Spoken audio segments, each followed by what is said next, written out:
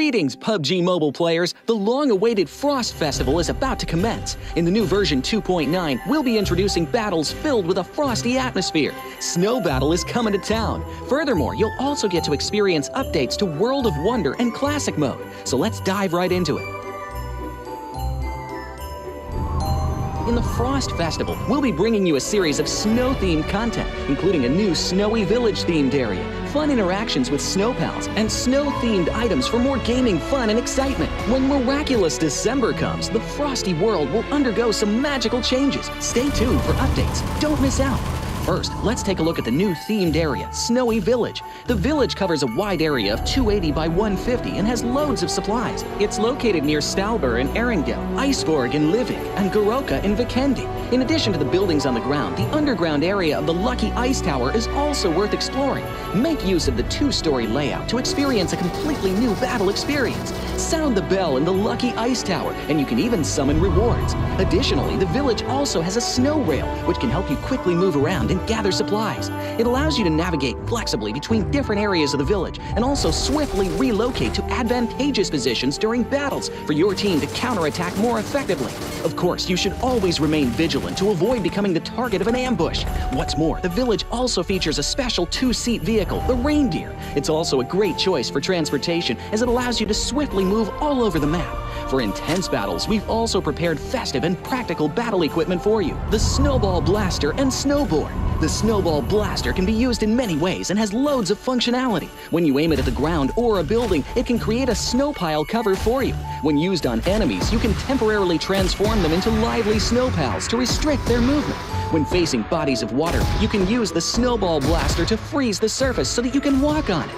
It's definitely a practical yet entertaining weapon.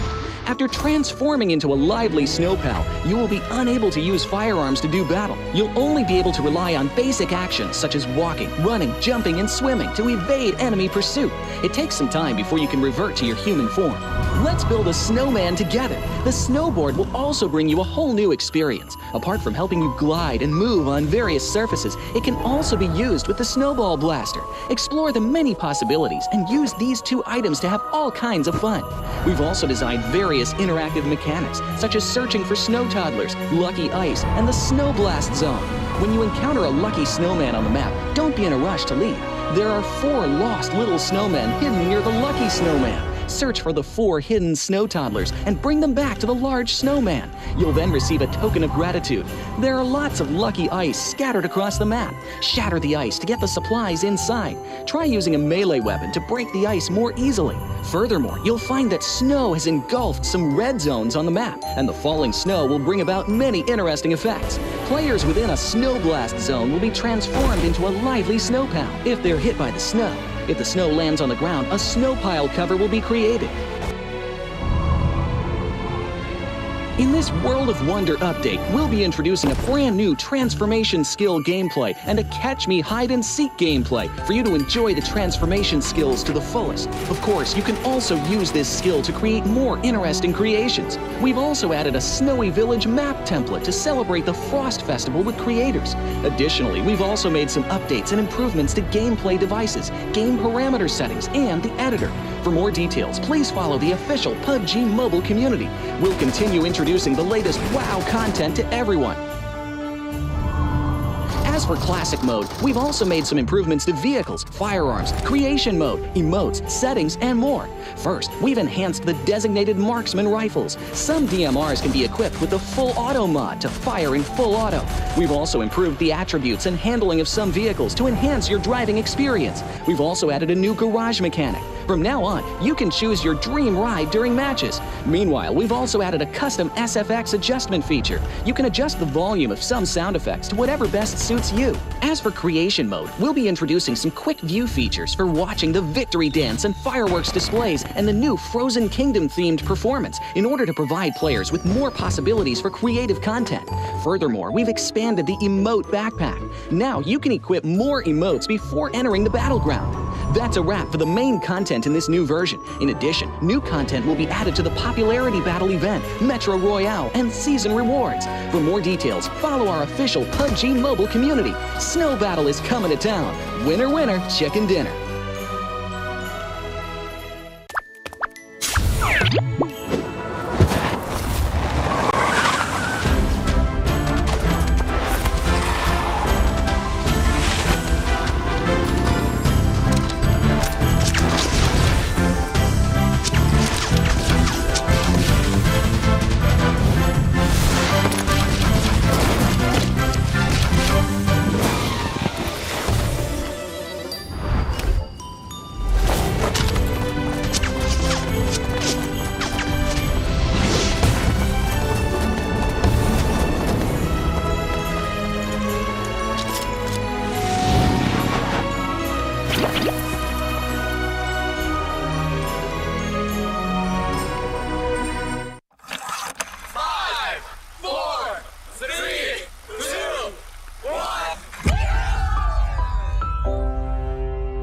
past 5 years, we have witnessed the birth of countless excellent teams and players in all 5 major regions.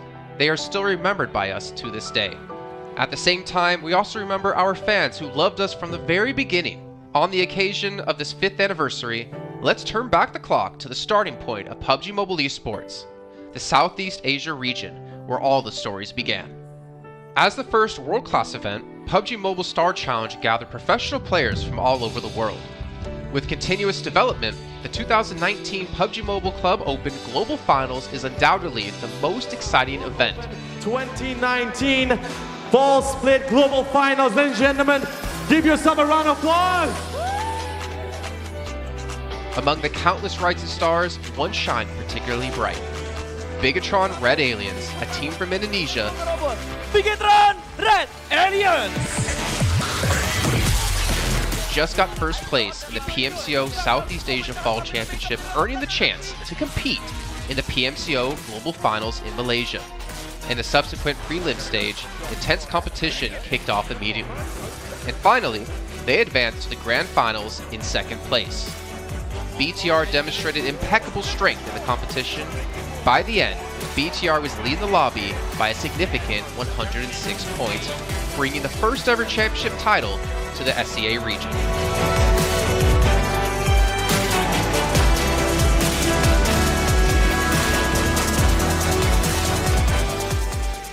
Di saat itu siapa yang gak kenal dengan nama Bigatron gitu? Tim yang punya segudang prestasi, mereka juara dunia di PMCO Global Finals tahun 2019. Mereka banyak banget melahirkan pemain-pemain berbakat, Zuxi, Luxi, Ryzen, Microboy. Terus habis itu Zuxi, Luxi juga saat mereka menjadi juara dunia, mereka berada di masa prime-nya mereka banget.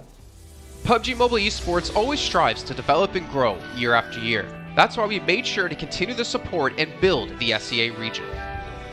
In 2020, the improvement of the competitive schedule introduced the World League, which later became the World Invitational.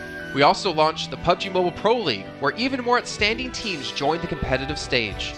In the 2020 PMWL, BTR once again clinched the championship in the East. This had given Southeast Asia the title of the strongest region in the world. They hoped to continue their legacy at the PUBG Mobile Global Championship, the pinnacle of PUBG Mobile esports.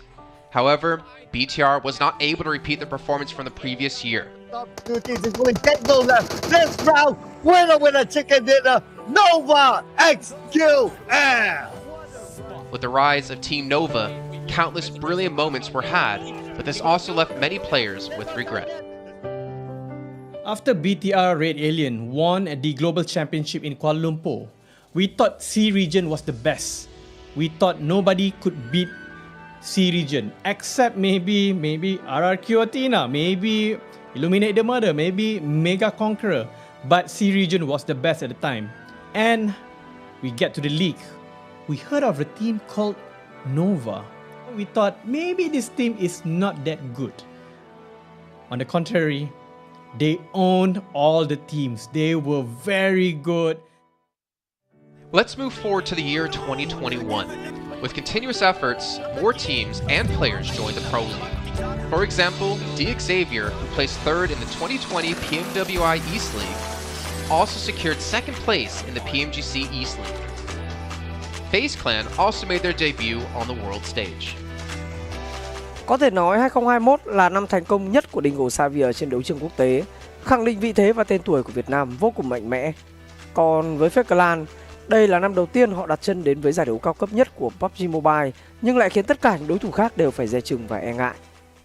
Undoubtedly, the year 2022 has brought the greatest changes to the SEA region. Vampire Esports emerged, dominating 2022 PMWI, winning both the main and after-party tournaments, while also setting records for most chicken dinners, most eliminations, and more.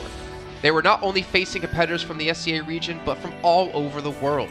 Everyone was talking about VPE and wondering if they can maintain their performance at the Global Championship or if it was just a stroke of good luck. On the last day of the 2022 PMGC Grand Finals, VPE won 3 chicken dinners alone, moving from the bottom of the table to 6th place, achieving the best result for the SEA region. They pulled off another miracle, but sadly, it was not enough to win it all. In 2023, BPE continued their impressive performance. They once again won everything at the 2023 PMWI. 2023 PUBG Mobile World Invitational Champions, Vampire Esports!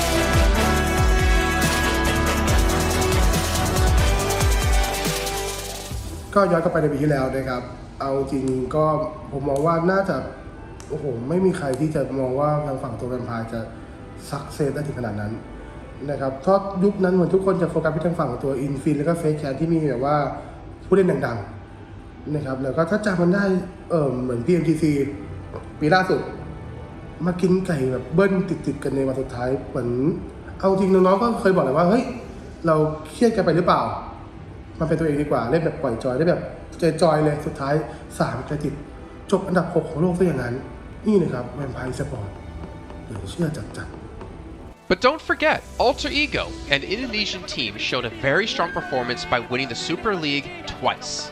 The SCA Super League was an upgrade to the previous championship, which by many is considered to be the most competitive league in PUBG Mobile. They could potentially become the next legend of the SCA region. Untuk dibilang legend, gua rasa belum sih untuk Alter Ego. Walaupun mereka sempat ngedapetin back-to-back champion untuk di PMSL 2023, itu menurut gua hanya sekedar untuk ngasih pembuktian gitu bahwa Indonesia tidak kehabisan pemain berbakat. Ya mungkin contohnya Rosemary gitu. Datangnya dia ke Alter Ego tuh bener-bener jadi ujung tombak untuk Alter Ego. Dan gak berhenti di Rosemary. Masih ada Alpha juga yang didatangkan oleh Alter Ego untuk mengisi kekosongan atau kekurangan dari Alter Ego. Dan gue rasa PMGC 2023 ini akan menjadi ajang global championship pertama gitu untuk Rosemary dan juga si Alpha. Jadi wajib banget kita nantikan performnya mereka di PMGC 2023. Dan please di notes pastikan tonton Alter Ego sampai akhir. Of course, there are many more teams we haven't mentioned, but these teams will all take part in the 2023 PUBG Mobile Global Championship. So what do you think? Who will be the ultimate winner in this year's PMGC? Will they be from SCA? Well, there's only one way to find out.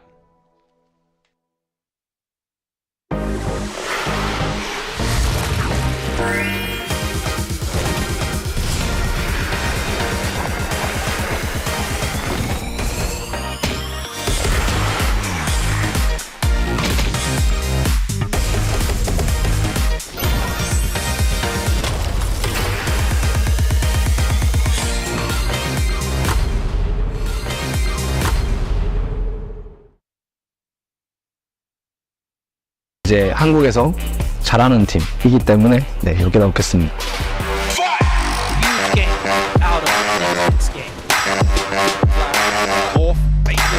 Oh, XZY absolutely on the swivel. It's time for them to shine now.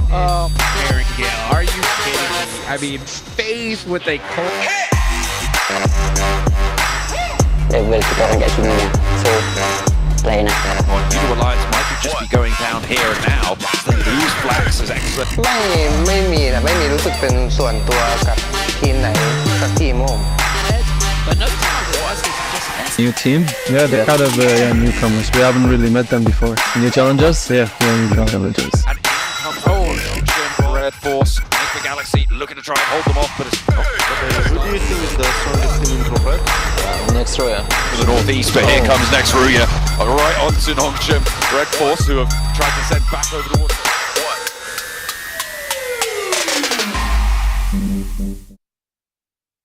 In 2020, while the eyes of most PUBG Mobile viewers were focused on Southeast Asia as well as other regions, there was one region in particular that went under the radar, the 2020 EMEA League. Numerous teams from different regions were fighting for a spot in the 2020 PMGC. Among them, the teams from the EU region were the most dazzling. Kanina Power, which had previously won 3rd place in the 2020 PMWL West League, managed to break through and eventually won 6th place in the 2020 PMGC. Class Dilge Athletics from Turkey also successfully took 8th place. For the entire EU region, this was a great start, and in the future, the EU region would grow into an even stronger region. The EU region seems to have endless potential. They always have a number of astonishingly talented newcomers. in the 2021 PMWI, in addition to the veteran team Kanina Power taking second place, the newly reorganized team in 2021, Next Ria, Xenox in the smokes, the solo by themselves, surprisingly won third place. The EU region seems to just have endless potential. There's always a number of astonishingly talented newcomers coming up through the ranks, developing their skills, and in 2021 at the PMWI, you had some of the veterans there for sure. Kanina Power taking second place, an incredible performance coming through from them to get that second place. But not only that, you had the reorganized team for Next Ruya in 2021 who won PMPL Turkey. They came first in their region and then were invited on the back of that to the PMWI West to take third place. So these new talents working as this new roster at the time, a phenomenal resurgence there, and there's so much more left in the pipeline, I'm sure, for this region. I'm really excited for what the future has, and I can't wait to see what they've got. In the 2021 PMGC, teams from around the world gathered once again. First of all, worth mentioning is that among all the participating countries in the Grand Finals, Turkey had the most with 3. Among them, teams like S2G and Next Ria finished 4th and 6th respectively. This was a massive achievement. The efforts of the EU region are constantly bearing fruit. Now they just needed an opportunity. 2021 yılında Dünya Şampiyonası istediğimiz gibi başlamıştı. Çünkü West aşamasında 3 takımımızı birden ilk 6'ya sokmayı başardık ve büyük finallere 3 takımımızı göndermiştik.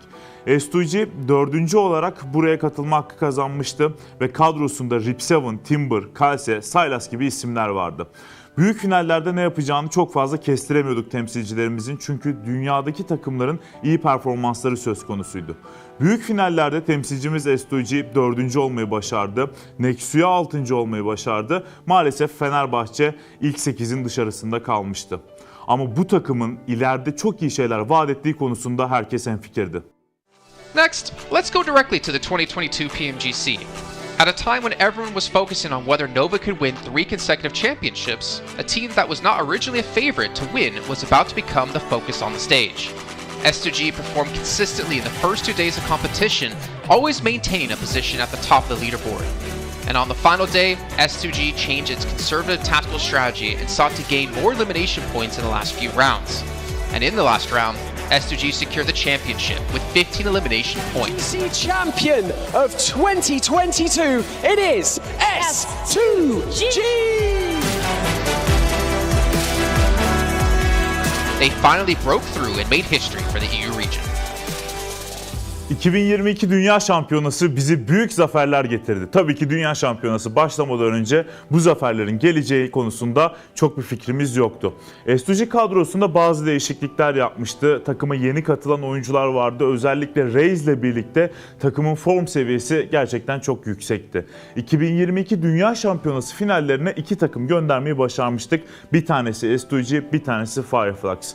Maalesef 2 takımımızın kaderleri birazcık farklı oldu. İlk günden itibaren S2G sürekli olarak zirveyi kovalarken Fireflux için işler iyi gitmemişti. 3. gün geldiğinde S2G güzel maçlar geçirdi ve şampiyonluğu Türkiye'ye getirmeyi başardı. Bu Türkiye e-spor tarihindeki en unutulmaz başarıydı. This year, the EU region has continuously produced even more strong teams. First of all, G Gladiators won first place at the 2023 PUBG Mobile Pro League Spring Regional Championships and third place in the 2023 PMWI. Veteran teams like Next Ria and Kanina Power have been performing better and better this year and successfully qualified for the 2023 PMGC. Subsequently, hot recent teams like Mad Bulls, BRA Esports, Major Pride, Elise Esports, Demorte, among others from EU, have also successfully gotten a spot in PMGC. They all look forward to continuing the success of the EU region in 2023. There are many questions surrounding PMGC. Will S2G successfully defend their championship? Will another EU team lift the trophy? Could it even be a team unexpected to win it all? Let's witness it together in Turkey.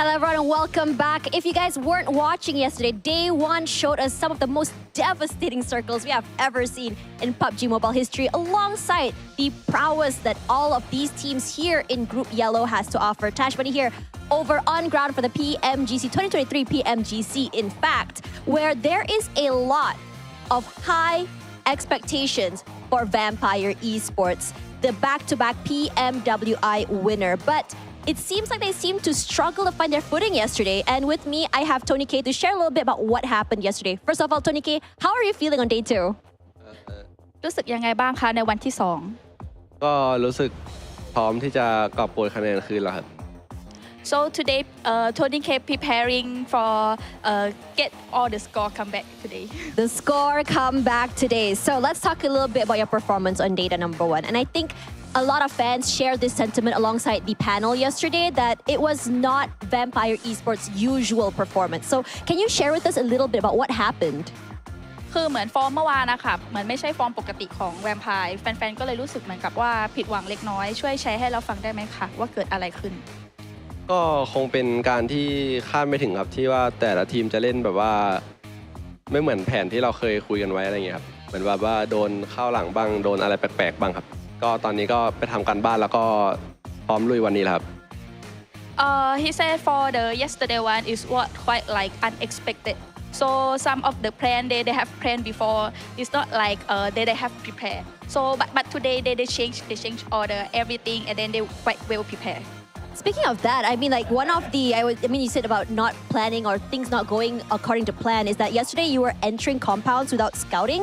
And as a result, you guys lost a lot of fights. So what adjustments are you guys going to be changing, and or at least how much can you share with us about that today? ค่ะก็เหมือนเมื่อวานที่ว่าแผนของเรามันไม่ได้เป็นตามที่เราคาดหวังเอาไว้มันมีอยู่ช่วงประมาณ 2-3 จังหวะค่ะที่เราเข้าไปในพื้นที่แล้วหน่วยสเกาต์มันไม่เพียงพอทำให้ท้ายที่สุดเราก็แพ้การต่อสู้ดังนั้นวันนี้เรามีการปรับเปลี่ยนแผนยังไงบ้างเพื่อที่จะไม่ให้เกิดเหตุการณ์แบบเมื่อวานขึ้นอีกค่ะก็คงเล่นด้วยกันให้มากขึ้นแล้วก็รอบคอบให้มากขึ้นครับแล้วก็จะเซฟคนให้ได้เยอะที่สุดครับ He will go through together for all his team, and then he will try to save fight with others. Saving fights with others, and a lot of changes have happened for the team, and this is going to be very exciting because usually, when we talk about this sort of stuff, if you look at trends from previous years, even this year, in fact, from PMSL, is that VPE tends to have very slow starts on day 1, all the way maybe day 2. So and then suddenly you guys would pop off and just catch up in terms of points. Is this intentional, and why does this happen? คือเหมือนกับเทรนด์ของ VPE อะค่ะในช่วงเริ่มแรกของลีกเนี่ยเรามีเทรนด์ที่การเริ่มที่ช้าแต่หลังจากนั้นเนี่ยเราสามารถที่จะไล่ตามคะแนนขึ้นมาได้ทันอันนี้ช่วยบอกเราได้ไหมคะว่าทำไมถึงเกิดอย่างนี้ขึ้นก็ทีมเราเป็นทีมที่ถ้าการแข่งขันยังไม่จบก็จะไม่ยอมแพ้ครับbecause of his team train that if it's not the end of the game they will not give up. If it's not the end of the game, they will not give up. Tony K, good luck for today. Looking forward to see your pop-off moment, hopefully today. And for now, thank you so much. And we're going to go to the action on day number 2 of Group Yellow, dubbed the Group of Death. Let's toss it over to our panelists to see what they have to say for today.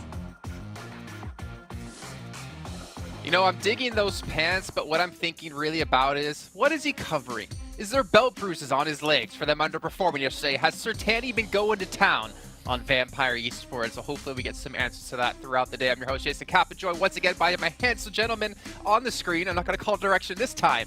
Seven Rule Gaming and Cameron Davis. And Cameron, I'll go straight to you, man. Yesterday, had some ups. It was nice to see some teams really performing, but it also had some downs for some others like Vampire. Yeah, but I do want to focus on the teams that performed very, very well. Obviously, BTR started off the day with amazing performances, right? 2 seconds and a first in a row. Sure, they slowed down a little bit on Miramar, but then that's also when we saw a couple of teams really sort of get themselves into the mix. And I know a lot of attention by us on the panel yesterday was onto BF and MP, especially with Major Pride's 2 4th places in a row on Miramar yesterday. And so those are some teams that I'm looking at to try and continue to push and really challenge BTR a little bit, because there is a bit of a gap there at the top, which we'll see when we do take a glance at the overall leaderboard. Yeah. Exactly. We'll get into those in a little bit of time here. But Seven, man, your boys, Vampire. The last time I'm going to say it, you said 2 Erangels. They had 3 Erangels and 2 Miramars and a Sandhawk. Do you think they're going to be are they going to bounce back today? I would be surprised if they don't. To be completely honest, I'll be surprised if they didn't watch the VOD and saw their mistakes. Easy mistakes to point out, too. I was pointing them out yesterday as we were going on, and I went back and watched the map stream again, and it's just blatantly. There were zero scouting, full sense, not really any control. They were full sitting into the middle of the map. They were either trying to play edge, but they were a little bit too scared to take on fights, too. So a completely different Vampire Esports than what we saw in PMWI. As you heard Tash Bunny mention, though, they are used to start slow. In international events, though, that's not the case. I'm used to them starting to dominate right away. I'm hoping that they're going to be able to adjust from yesterday, and I'll be surprised if at the end of today they're still in 16th place. I think Vampire might have forgotten the device they're using, because the Infinix GT10 Pro was born for professional esports players. You guys can pick one up, drop into lobby, and completely dominate as well. Not to mention, hopefully you guys were checking out TikTok with the tag PMGC 2023 for all the behind-the-scenes action with everything that's been going on at the event over in Malaysia while we're over in the other side of the world. Unfortunately, it's cold. It's early for 2 out of the 3 of us. Another one here was able to actually move countries into Europe, so he gets to wake up at a proper time. But also, while this is all happening, we still have the Frost Festival going on. We had Zombies Edge last time we were doing regionals, but now it's the Frost Festival, and you guys can step into the enchanting snowy village. We can revel in the exhilaration of guiding down these slopes. Not to mention my favorite part, turning people into snowmen. Seven, are you a fan of that? Yeah, except once you do that, you can't shoot, and then they just start teabagging me. I hate it. Wow, okay. Well, all right. Well, now I know how to piss you off. Cameron, next time we get into a game, we should make sure to bet him. But also, we have the Popularity Annual Gala happening, or Pubgm will introduce a brand new competition and exclusive honorable rewards. And for December 15th, if I can even remember dates correctly, players will have to go through 10 rounds of 1v1 matches to compete to become the first ever PUBG Mobile Popularity Annual Gala champion.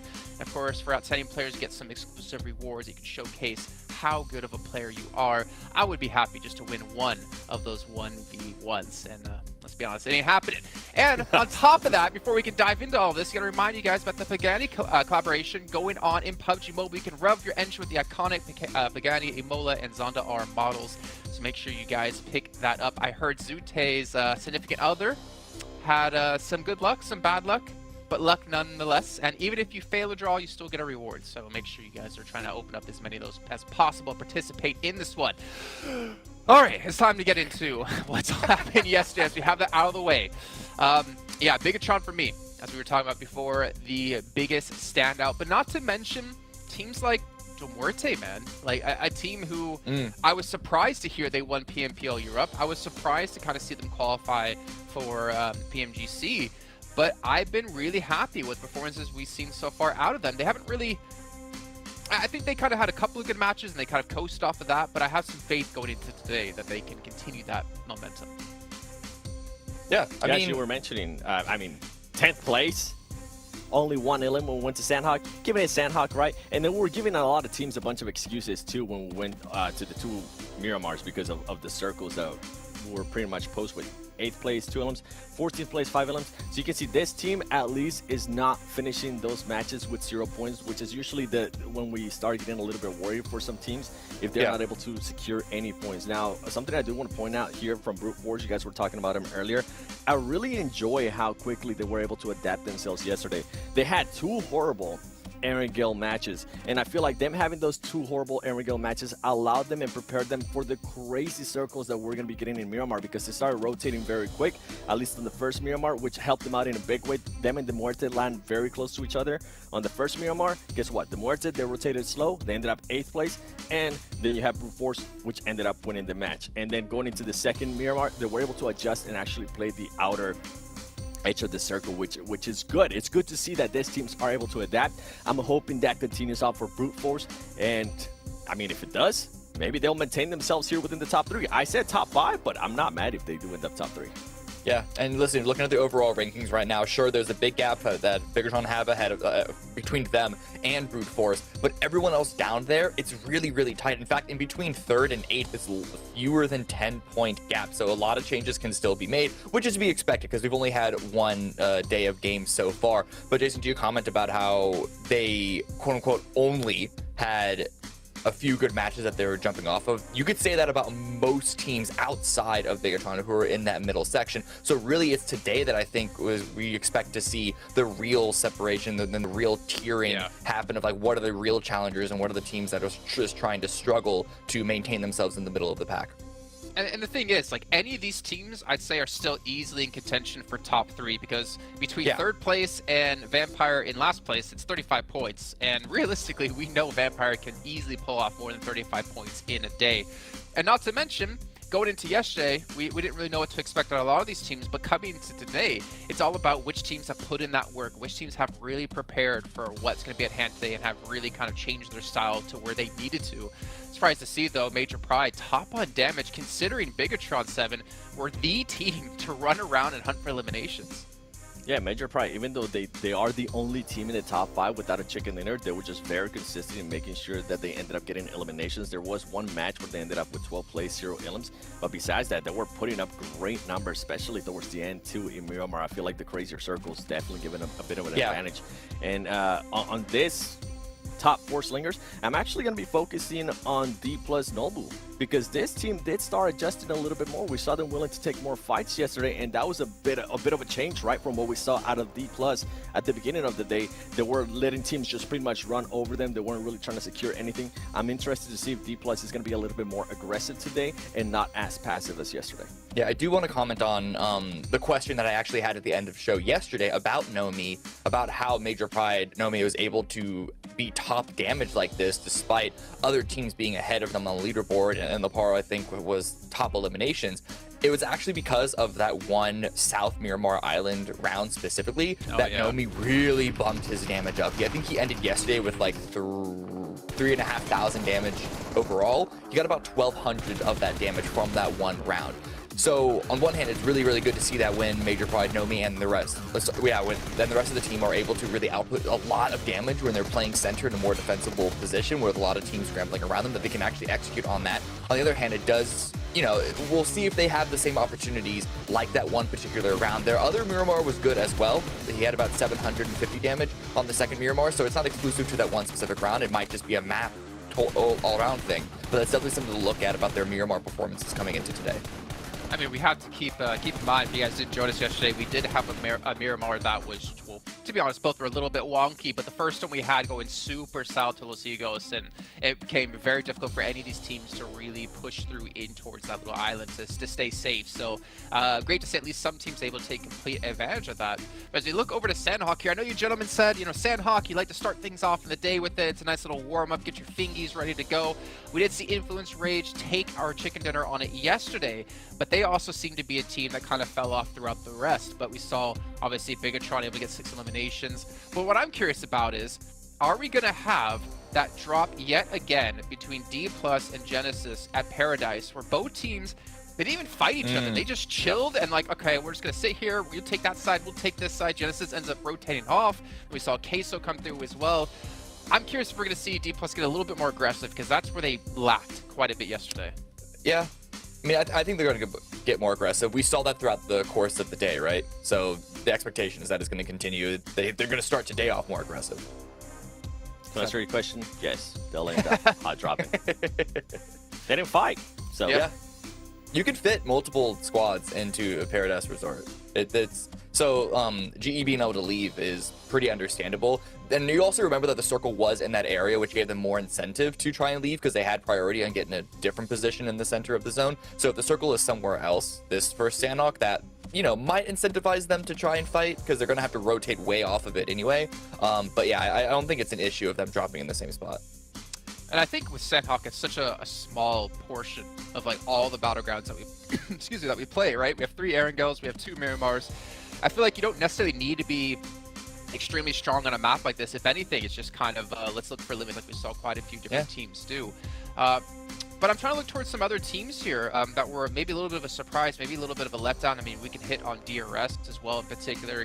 We got to hear the interview yesterday before the match started. Obviously, a special invite team when they did say for everyone in the lobby to watch out for them.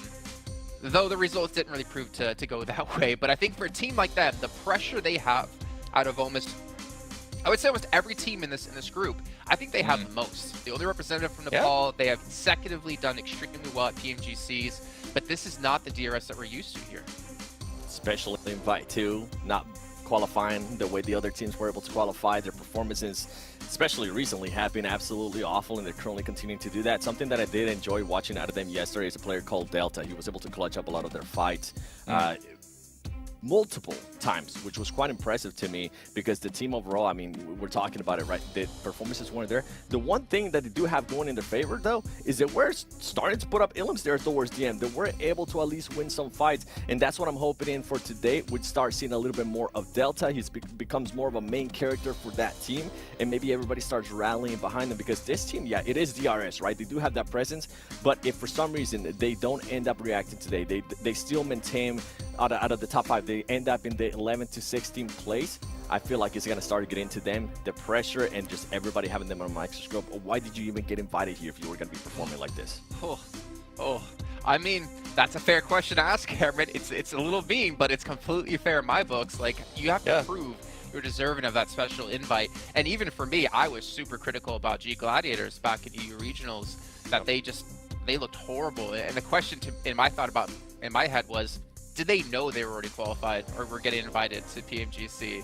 Well, you know what? That's a question that doesn't need to be answered right now. The question for me is, who's going to perform here in this first match today on Sandhawk? So we're going to send it on over to our commentators to kick off the day with John Allen and Zute. Of course, another day dawns here in Group Yellow. A real fast opening from Bigatron. Can they keep up the pace? Can Vampire step up to the plate as well? Because right now, they haven't been seen, and maybe it's their time to shine today. Yeah, Vampire, they got to shine extremely bright. Maybe step out onto the sun and really get that shine on. So, I mean, that's how far down they are. And Bigatron Red Aliens, I don't think they're, or Red Villains, sorry, I don't think they're stopping anytime soon. Yesterday we saw like the last 2 matches, Miramar, they didn't get too many points, but those Miramar circles were just disastrous for so many teams. I think coming back today is a little bit of a reset. BTR going to pick up right where they kind of started off yesterday. I mean, they seem to display really good fundamental control, off-angle positioning, establishing those crossfires, and they were playing as a unit, which is, it generally didn't seem like a fluke whenever they were in these strong positions. So we're happy to see that, hoping that those Vampire adjustments that were talked about by Tony K earlier have come through today, and we'll see more from them. But I would agree with what they were closing out on the desk with, which is with DRS, that second special invite spot. See, I mean, they both seem to have been cursed, right? Those special invites. Gladiators not doing as well as they would have liked, I think it's fair to say. DRS similarly underperforming so far. I think at this stage, you know, in the tournament, the PMGC, you get so many great teams with storied past, with, you know, really good performances, that some of them are bound to fail. Like, they're going to fail more than, you know, what people, or to put it in better terms, you know, people expect a lot out of so many different teams here, because there's just so many teams that have had great success that, you know, by the law of averages, some of them are going to fail terribly. And Vampire, yeah, we didn't expect that, though. Not on the first day, but still, you know, it happens. We'll see if they could bring it back. And at this point, I know it's early, right, John? It's only day number 2, but it's like, can they even make it into the survival stage? That's the big question for me right now. Absolutely, it's going to be pretty tricky. We just saw before there, Major Pride as well. They have managed to jump all the way up to that bubble after what was a bit of a lackluster start to the day. They did very much climb back on up onto that horse and get on a move. Obviously, they were propped up a little bit by the Miramar game that they had, where it all went all the way down to that south side, right down to the islands towards Los Eagles on the south edge, that bridge cover. They were able to get quite a lot of points. They could have probably gotten more, all things considered. We criticized their move out to the west when they made it, and they went down to it. but they were able to get up now into 4th place, a little bit ahead of Weibo as well, who were able to close out strong to boot. A lot of teams started to pick up the pace towards the end of yesterday, and that's manifested in a pretty tightly packed 3rd place down to probably about 8th. Yeah. We saw just now Weibo Gaming in very high spirits. Yesterday's very last game had to do a lot with that. Sook, just with his nades on top of that hill, got so many eliminations. That team's doing great. We had the vibe scene vibing out, headphones in. Looks like they are getting ready to drop into the first game very soon. And starting it off with Sandhawk, right, John? I think it's great that we start out with Sandhawk on the very first game. Jason mentioned it. It's a great map to just get your fingers warmed up right off the bat, and you really do need to get ready for the entire day because you got 5 matches ahead of you. Every match really counts, and you know, yeah, I think it's definitely something that you need to find. I don't know if I just lost you there, Zute. We'll have to figure that one out. But yeah, absolutely. You need to be getting nice and warmed up. Looks like the hoods are on as well for Team Queso. They're really trying to get into the zone. Team Queso's position yesterday, kind of lackluster, as similar to the Vampire team. They are down in 15th place right now. 14 points so far for Team Queso, so they are really looking to zone on into these Group Yellow matches. Group Yellow certainly starting to heat it up. Looks like a little bit of confidence for Rook, for Sandhawk as well, coming on through. They finished in 12th place yesterday, so they'll be looking to push up just a little bit higher to get towards those survival stages. Everybody looking to load on in now, getting those fingers nice and warm. Even if Jason did use a different word to describe them, which I would prefer never to hear again.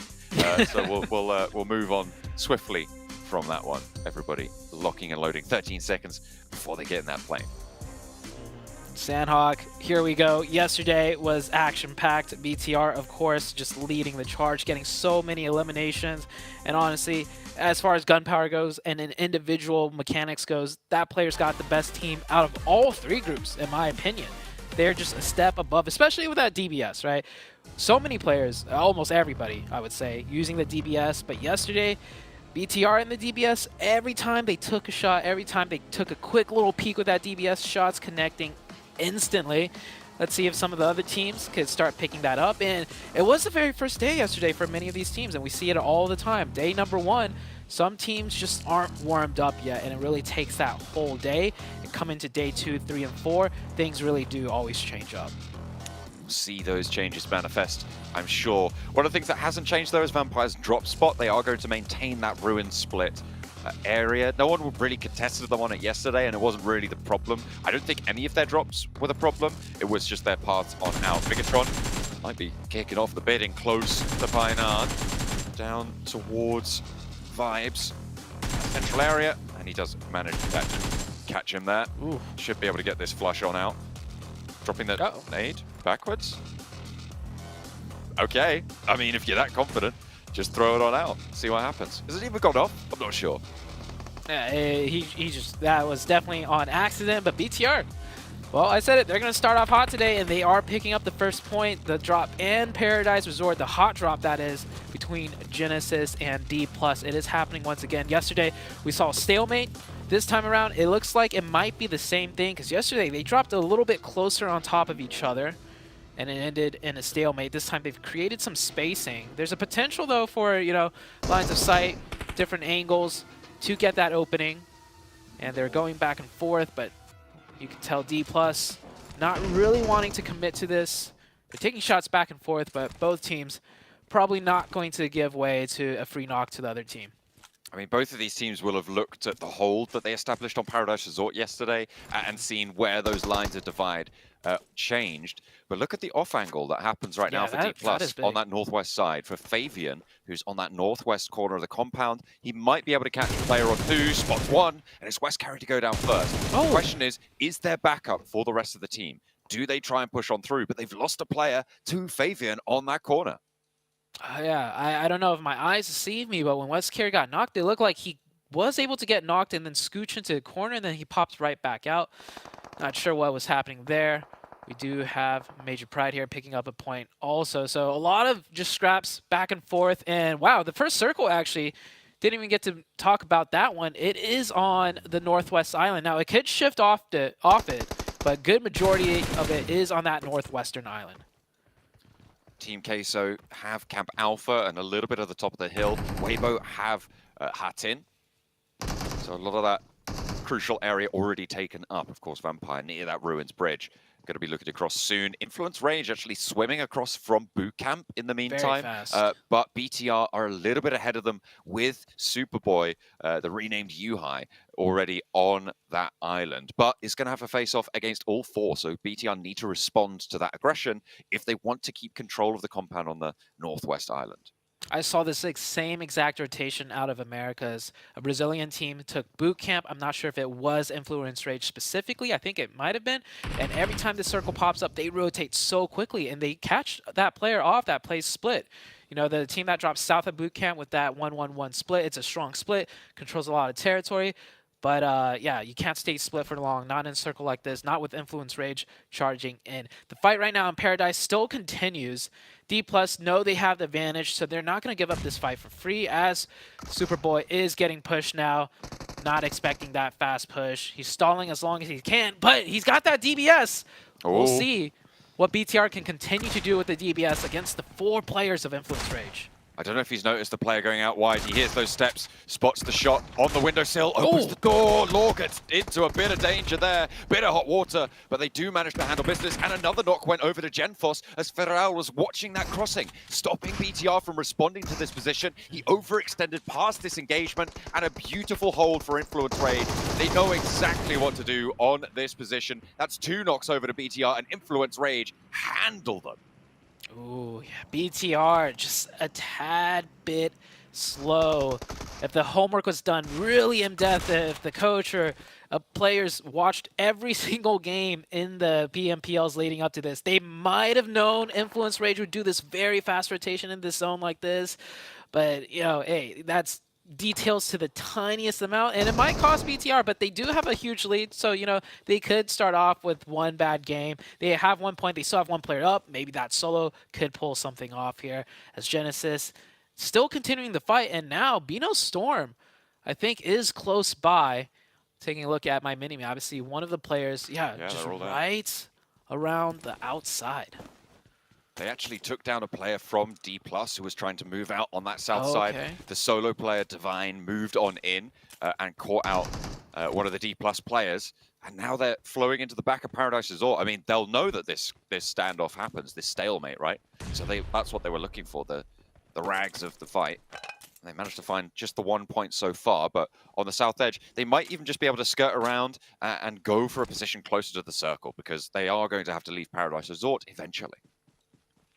Yeah, the stalemates in Paradise Resort, just too costly. That is why Sandhawk of all maps, if you start a fight, you do have to finish it quickly. And I think it was D+ that kind of dropped that ball. In a 4v3 situation at this level, you have to know how to play aggressive and close it out. And at worst, just lose 1 player. I know Sandhawk is tricky, especially in Paradise Resort, but you have the numbers advantage. And at this caliber, you should be able to execute that pretty cleanly, or else this happens, right? You get third party, you take too long. Bino Storm now picking up a 2nd player off of D+, and Bino Storm are, you know, getting the loot too, as Paradise Resort does have a lot of loot. Yeah, D+ losing too, not ideal. Not quite living up to the mark of Nongshim Red Force from Group Green in the last week's gameplay right now. The Korean brothers are not going to be quite as powerful this time around, unfortunately, so far. D+ sat in 9th, 30 points. It's very middle of the pack. It gives you opportunity to move up, but it doesn't put you in the best spot. And it's definitely not out of the danger zone right now. It's only 6 points above the bubble. Now, this might come into huge play later, but Brute Force actually took a rotation around the north side, swinging to the west. So they have made it onto that Northwest Island with that rotation. And I only mention it because Brute Force did really well yesterday, so I am paying way closer attention to them today. If they end up getting a big game out here, that rotation really worked out for them. And with that zone shift, that was a good rotation indeed. We are heading to that Northwestern Island. Team Queso, of course, the God compound, or not a compound, the mountaintop. No team could really push up there if they are playing that split correctly, but sometimes the circle just does not end up there, which happens more often than not, so we'll see if Team Queso gets favored here. Nice shot from Divine to find even more this match. They have been a little bit dangerous so far. They're bearing their fangs for Bino Storm. Divine able to pick up 3 eliminations already on his own for the roster, so they'll be pretty happy with him. That is not a good start for Vampire as they try and move up the west coast. They do find a trade, but 2 of them have been knocked and Tony K gets flushed out. Mind moving into position to find the final players. This is not what you want to happen at the start of a reorganized Vampire day. If it's just Newsy now left remaining, Schweppes and Ravenclaw both out, disaster strikes again. You know, I know Vampires had a terrible day yesterday. They looked so ill-prepared, and I know this looks even worse, you know, starting off day 2 like this, but I can't blame them. They know the drop spots. They know Weibo Gaming drops north, and in a zone like this, Weibo's probably going to lock down that north side, not cut in that deep. No one would expect Brute Force to do that rotation, and it catches Vampire by surprise. So great rotation out of Brute Force. It heavily rewards them. So we do have Major Pride here, down in the water, down to just that solo player. That is unfortunate. Although, to be fair, Team Queso drop around this area, so they should be wary in the very least. Vampire have still got one to play with. There's Newsy, though, still standing up for the team a little bit. Getting them 2 eliminations so far. And Brute Force are down to 2 on that western side. Weibo looking to pick up the pieces here. Ado is quite low there, but Sook kind of isolated with that high ground position from Team Queso. There's a very difficult maneuver to make to actually go for these peaks. Yeah. Laser sight trained right onto that magnet of bullets right there. And oh, well, Sook does get a good peek, gets the knock, and that player is not going to get revived. More shots coming in here. IHC in the outside of the blue. We saw Divine take out one of the IHC players earlier. Fight's continuing. This is way out to the east. I can't blame these teams. Getting to that northwestern island is going to be difficult. So if you could get those elim points, go for it. Bino Storm losing 2 players now. Divine and Nanokuni both out of the running. As rocking your way, got to readjust for that. Realign. Figure out how you're going to make your way to this zone, because it is not going to be easy. Ziol and Demo also caught out. This is over on the East Island still, so they still have to get past boot camp, still have to get over that crossing and get to that Northwest Island. The area around Camp Alpha is a lot more full than maybe you'd expect, so that north side completely open for Genesis. Yeah, and Genesis are taking their time. They're not sure exactly what's happening. But with what's happening in the elimination feed, you saw Weibo Gaming chime in, you saw Brute Force, you saw Vampire, you saw a lot of teams engaging in combat, and if they haven't heard gunshots yet, they should have a decent idea that this must be way further inland as to like where all the commotion is. Of course, we have the map feed, so it's easy to see that for ourselves, and we do head into the next circle. It does pull down south very hard. Very good for Demorte on the south, and the Vibes team and the southeast at the Trifecta compound. It's also pretty decent there for Influence Rage, who have managed to get a nice central spot along those hedges, those ridges, those ridges and hills on that west side of that main mountain in the middle of the island. So they will have a lot of control over the teams trying to push more central. But that scrap between Weibo, I imagine maybe towards DRS as well, could be pretty tricky. Newsy being rolled up on, though. 4 players alive for Weibo. Only 2 are close by, so Newsy has a chance, has that DBS, but all 4 of them manage to coalesce in time, and Newsy goes down without too much trouble. And Vampire eliminated 2 points on the board. Ooh, that's not going to take them out of last place either. Even with those 2 points, every team is still ahead of them. And Vampire, the downfall or the downward trend continues. Maybe they'll bring it back on Erangel. We'll see. Here on that south side, Bino Storm does finally push in to the edge, but Demorte playing very close to the blue zone on the backside. Smart idea on Sandhawk. You'll never know if there's a team trying to wrap around, and that is often the case on Sandhawk. So they keep their backs clear, pick up 2 quick points. Next circle, if it does shift north, though, they do have their work cut out for them. Demorte, they play from the south side on these circles, very frequently coming from Hudson. so they'll know how to navigate these bridge engagements. Corker trying to open up towards Sem9. Sem9 lost a player earlier, I believe. They are only on 3 with that 1 knock as well, so if they can get that res, they'll be a little bit more powerful, but a lovely nade over the top from Corker brings it just down to depth for Sem9. The rest of De Muerte establishing control over on the east side of this bridge. They'll look to cross afterwards with DRS in the way, but Sem9 should be going down here. Corker pushing forwards. They have managed to get that res on through, and they find the crossing. Depp looks for the flush as well, but he's cowed down. Milky Way emerges from the blue zone. Spotted, though, by Kenny, who did get res there, and not going to be able to be up in time for Furia to be handled. But there's a shot across the way, and they do lose Corker. Oh, that's Vibes from way down the roadside. Hearing all the gunfire, gets a nice sightline, gets a knock too, not just the thirst. And is Vibes gonna push this now? Well, they're going for it. If they get a second knock, I mean, they are for sure going in for the final blow. Vibes down to a 3-man, so they only have 2 players pushing. The last player in the way back to make sure they're not getting flanked themselves. They look for the angles. They might decide to call this off. We'll see where the zone goes. If Vibes had 4 players up, this would have been a definite finishing blow for the side of De Muerte. They aren't able to get that revive. The point gets confirmed, and that might just prompt the Vibes team to push even closer towards them. And with that circle, I think so. Vibes will take that fight with De Muerte. They know they have a 3v2 advantage. Getting onto that bridge could be really, really useful. DRS will have their work cut out for them now in their central compound to fend off everybody turning their attention their way. So it will be not the easiest thing to hold, although they do have that inside position. They do have that cover advantage, of course.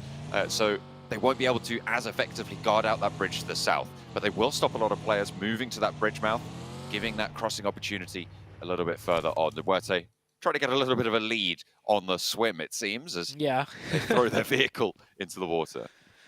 Take every little advantage you can, even if it's just a little bit of a boost from the car into the water. Weibo Gaming will probably be watching that way. Weibo Gaming, by the way, in a great position now. They're on that west side on the edge, but they have that giant hilltop in front of them to work with. And I can see Weibo Gaming have vehicles, so the circle shifts away from them. That deadly cross in the open across the road, that can be done with the vehicle very quickly. Not absolutely safely, but way better pushing cross road in the vehicle. So Weibo Gaming, this could be a big game for them. DRS in the center of the zone at a strong and Influence Rage still holding the wins. It's only Weibo Gaming, DRS, and Rook with 4 players alive. Rook slowly crossing over from that east island. They are still on this northwest island, but they'll be playing outside of the circle. DRS slap bang middle with 4 players. Probably one of the major features of this zone, although Law's been allowed to invade onto that walled compound. And Weibo controlling that western side, as you talked about, with those vehicles and that mobility. But Genesis are moving in. Looks like it's not going to be too much. You've still got Freepod, you've still got everybody else to get out to this north side, and immediately this just go down. Yeah, Genesis just got eviscerated right there. Weibo Gaming up to 4 nation points now. Circle soon to shift. BTR still have 2, by the way. I thought they would for sure only be down to solo, but they are on that southeast side, and with Sandhawk getting into the end game with this much chaos, 2 players could pick up quite a few points in the form of eliminations. IHC now meeting their demise deep in the blue. Team Queso doing a decent job. You know, they were up here for a while, but they converted some points. They didn't get that zone bless, but they keep 4 up, and they have a nice control on that northeastern side. De Muerte finally trying to finish out that fight with Vibes. It looks like Vibes lost a player here, so it is a 2v2 situation on that southern side of the bridge. I have no idea how that Molotov works underwater, but it does. And it will keep Malloy closer to the stanchions of the bridge. Looks like we've still got a little bit of life left in Bigatron at the moment, as they have found 2 knocks over towards Rook. Remember, one of the 2 teams with 4 players alive. Nade forwards, a lot of damage, and an answering nade as well. Forces a peek with the nade, and the Molotov over the back. This is pretty well played right now, but you still need to avoid the shots coming back through from Bigatron, and Vibes cross the river. Might be the team to open up here. Another nade towards the backlines, and it's going to find the knock this time around. Just Satala left standing out for Bigatron, and he's got a decent sightline out there. Might be able to pick up a point or 2. Doesn't go for the instant thirst. He knows there's only 1 player up and his teammate is pinging the location. So if he gets this one, that will be a team wiped out, and the points from all the knocks will get converted. If it doesn't get stolen, that is. He's watching it. He knows the player's there. Patience. Goes for the quick point. Sitar, last one up for BTR right now. And only one player from Rook to go down. It looks like that point went over to Vibes, though, that second flush that happened. Finally, Pre-Pod goes down, and that's Brute Force out. Team Queso, this is a Northwest Island finish. As the team that drops here, they should be racking up points, right? They should be getting value for matches like this. And they have already managed to get 6 eliminations, as you highlighted there. Will be seeing if they can move further in, because Influence Rage, their position got taken down by that. But with Law a little bit further ahead towards that DRS compound, they are still in it for now. But Weibo Gaming take a shot out that way towards Arturas. Oh, and a confirmation. That was a very long distance knock. I thought for sure it would just be a knock, but a confirmation. I think that Team Queso player that got knocked probably maybe tried pushing down the hill because they don't have the zone up there. So forced to run into open sight lines. No more safety on top of that high ground. BTR running in. Sitar, the last player, dodging and weaving. Oh, he's not going to make that cross. Yeah, he does get taken down. Vibes and Dormorte on the south side just calling a truce, it seems, as neither of them really trying to bother each other at this point. That's like an impromptu 4-man squad, and with that zone, well, I mean, I think they're both happy with it. Yeah, you just want to last this one out, right? Weibo, at the moment, though, I think they have got the best position for this one. For sure. With that duo position on the south side, they just regroup there after the blue zone start to push their northern point. They've got safe rotational paths around the back of that compound if they want them. It's looking pretty good right now for the Chinese team. Oh. Long range shots coming out here for Gap. That 6x closing the gap onto Team Queso, getting that knock. Won't be able to get the confirmation, but puts a lot of pressure. Doesn't give Queso as much time as they would like to prep to make it in to that zone. But honestly, with a zone like this, I don't think Queso's making it in regardless. From that northeast side, will be pretty tricky to navigate for Team Queso, but they're still going. Default goes down. That was the last player from Rook, and 3 players still active. Big Milo, though, spotted by DRS, who've been holding the center of this compound for quite a while. And they will look to try and hold them out fully. Indeed, they do. And it is Team Queso to fall 7 eliminations, and they will have that central compound that was theirs for so long, but a lot safer now on that eastern side. Clearing out Law as well. That's going to be a little bit more mobility. But Vibes and Demuerte both finding angles to stay alive on the south. Yanti with a really nice burst fire right there. And oh, DRS with another one, getting a knock.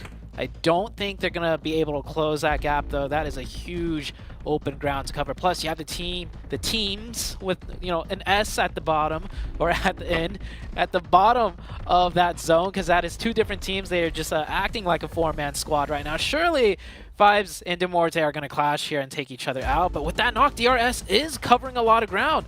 Just off of one knock, the player has managed to run across into the open. I don't know how, but he made a lot of ground, and he's on the ridgeline side to nade and suppress the entirety of Weibo Gaming.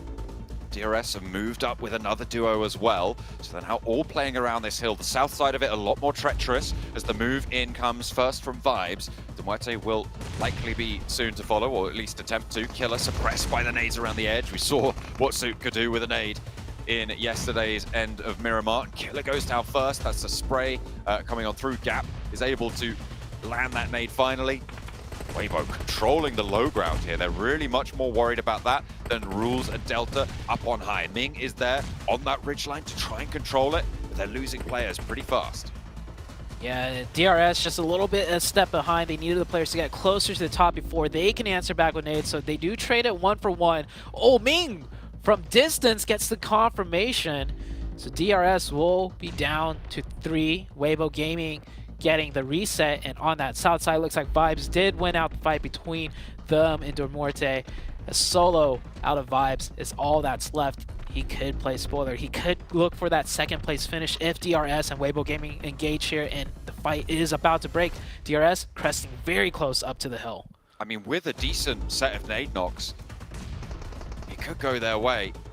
I mean, there is a chance, right, for Doc, but as much as a slim possibility as it is, I think Ming is on the hunt right now. Over the top they go, and Delta quick on the trigger. Seven was highlighting his clutch potential for this roster.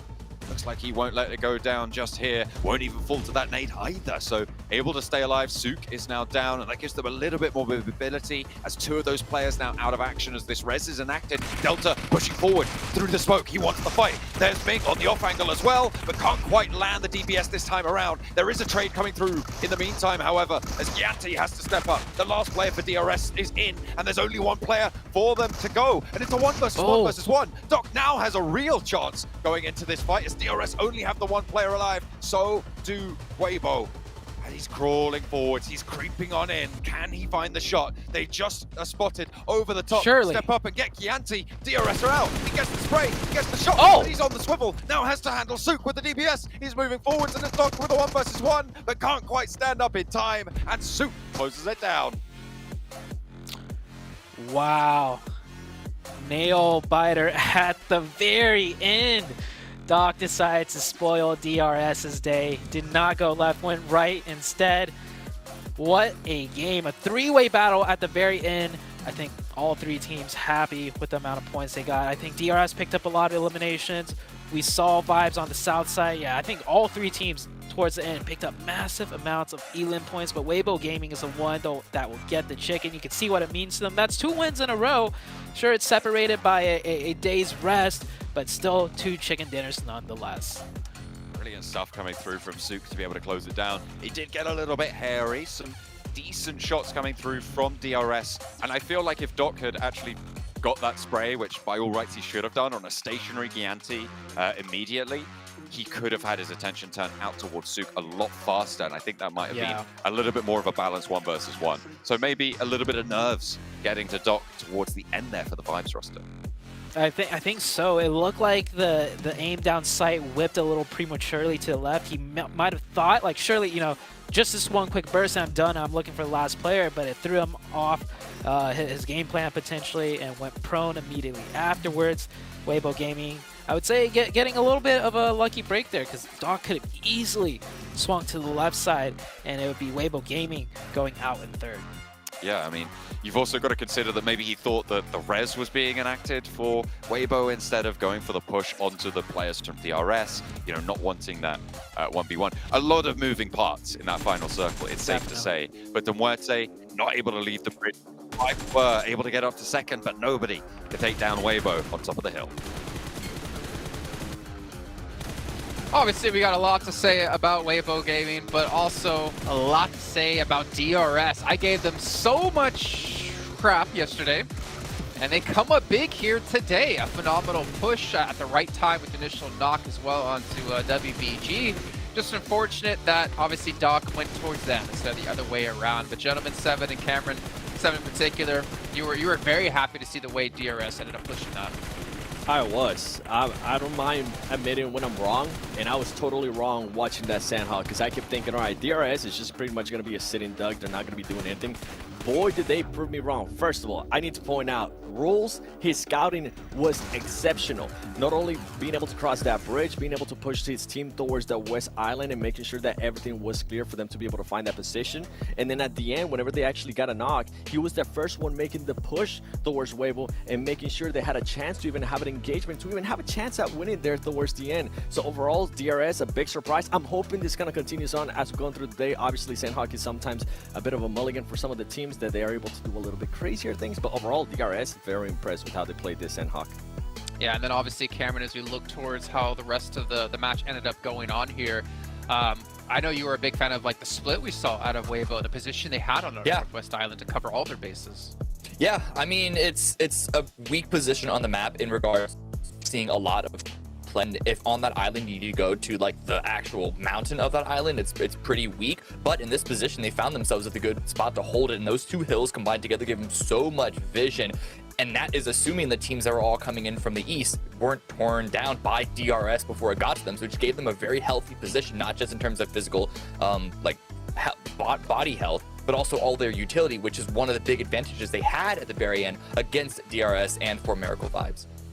Well, speaking of ups and downs slightly here, we got to talk about Vampire a bit yet again. Yep. I mean, Seven, they pushed into that northwest side, or the northwest island towards the southwest side, and then they made a rotation into Brute Force without a scout again.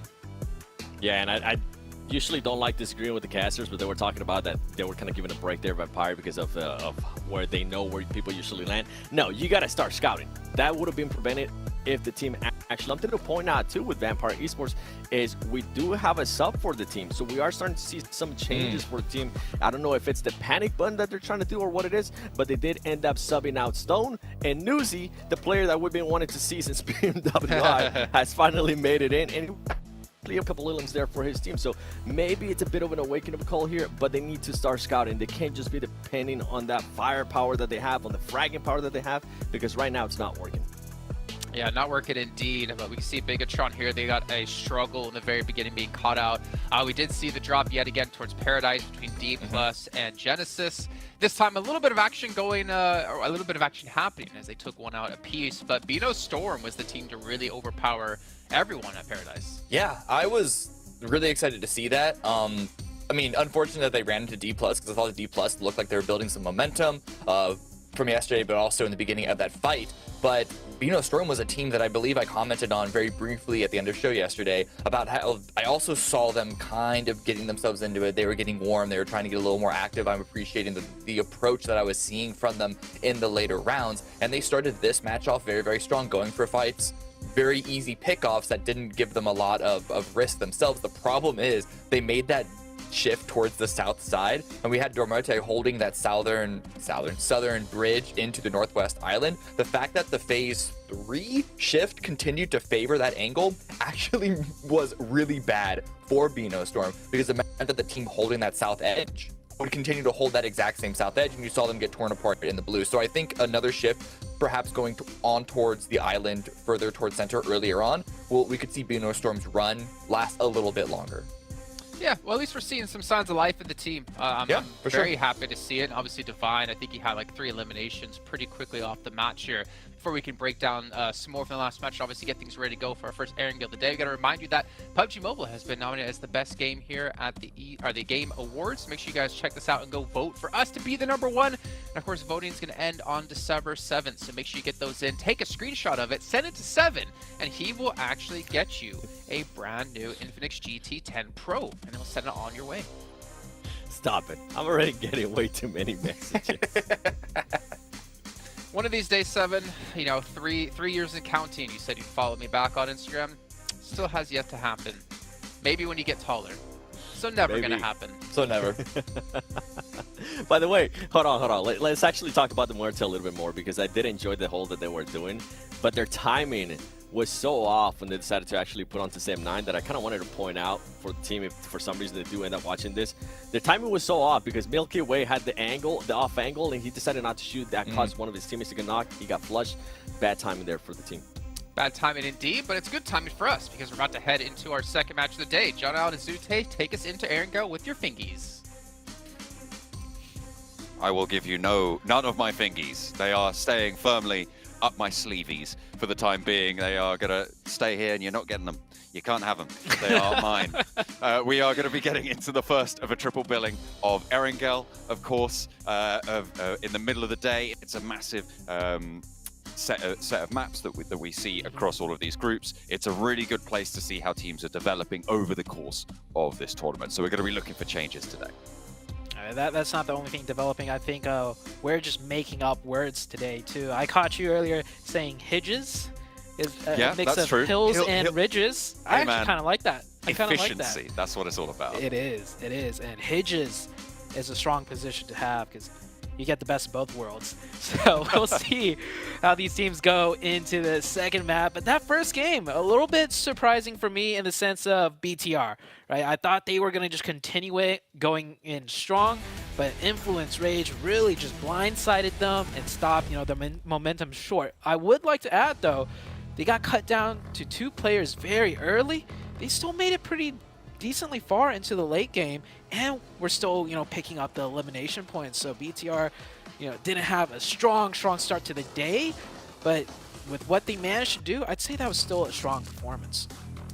Absolutely. They have had the gap closed onto them a little bit. They got 4 points in that last match from those eliminations, but still with a 12-point lead over Weibo, who were able to rack up quite the count on that last match, the 20-point match that they were able to find, puts them up in and amongst that second place position. A hard south plane path here though, so we could see some vehicle scraps coming on through around those vehicle drops, so we'll be keeping an eye out for that.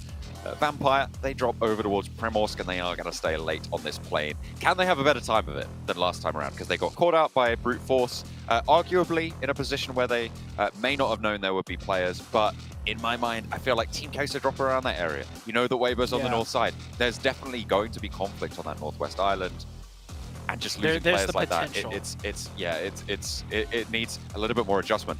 Hang on a minute. Okay, are they all going on the west coast, or is that a Vampire hot drop for everybody? I think Rook is splitting off a little bit to northwest, probably going for vehicles. And yeah, you're right. Seven also mentioned it. You know, I was giving them kind of a pass, but Seven said, you know, you should just scout. And with the fact that there could be players, you know, ideally, you know, Team Queso does shift up to the mountainside because they had priority, which is what they did, but you never know, so you should always send that scout, and that disaster could have been avoided if you just do your due diligence. And I think that's one thing Vampire's just completely lacking. Not really, you know, following the correct steps, the basics pretty much, which is why we see them at that 13th place spot right now. This isn't a hot drop, but it is a nice 1v1. DBS versus Grenade. Demo already has the grenade primed, and throwing it through the window does take a lot of damage. Dino has the energy drink, no bandages. We'll boost up a little bit of HP there.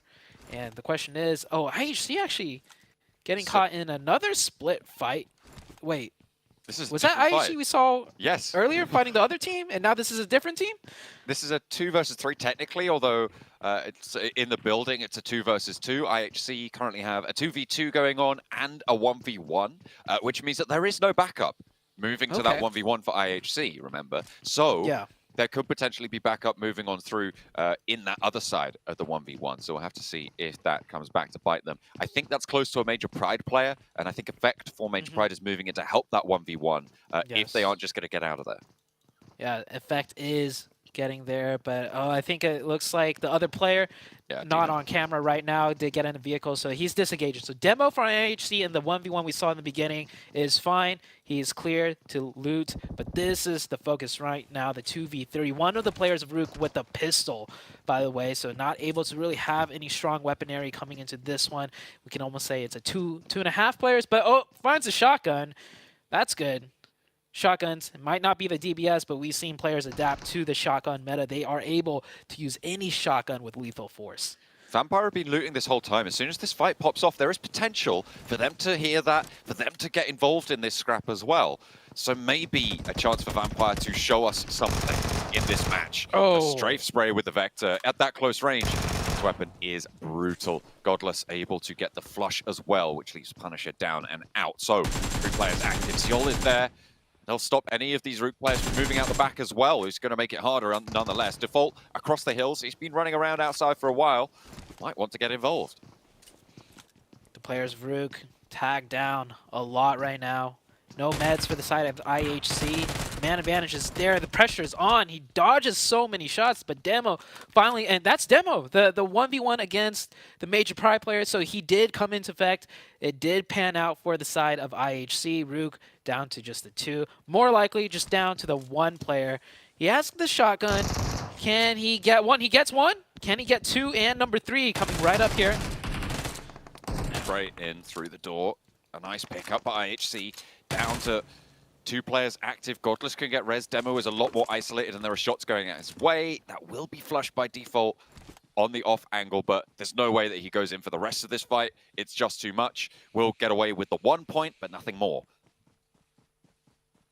That is it. The fight is over. Rook with 1, IHC with 3. IHC, of course, coming out on top with elimination points. 3 points for 1 player. Could be worse. But I think with a zone like this, IHC definitely would have liked to just had 4 and play more towards the late game because the circle is on the western side. Could have got a really nice position. Vampire, meanwhile, have not moved at all throughout the entirety of that fight. Maybe it's due to the plane path that they're not exactly sure where these teams are fighting. But if they knew, they should have gone for somewhat of a third party, at least send one player to scout safely to see if something can be done. But Vampire instead is just continuing their loot cycle. BTR over towards Melter. Trying to move in from this eastern side. They lost a couple of players early to a really fast rotation from Influence Rage. But this time around, they're nowhere near, and it's unlikely that they're going to get clobbered onto either way. So we'll see if they can resurge as the dominant force over on Erangel that they are. I think they had a 17.7 point average over on Erangel alone, which is disgusting, quite frankly. So they are going to be looking to try and keep up that total, keep up that tally. I think yesterday they managed to get a second and a chicken dinner on Erangel, and then finished out in 8th place, which was a little bit lackluster, but they still got 9 eliminations on that match.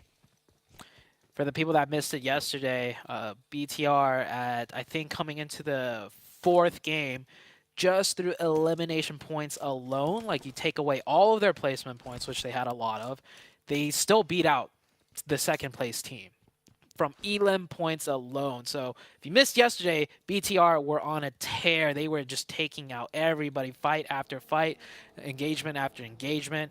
So that is why even after 2 wins in a row, Weibo Gaming is still behind BTR, and BTR kind of finished off yesterday on the last 2 matches with barely any points.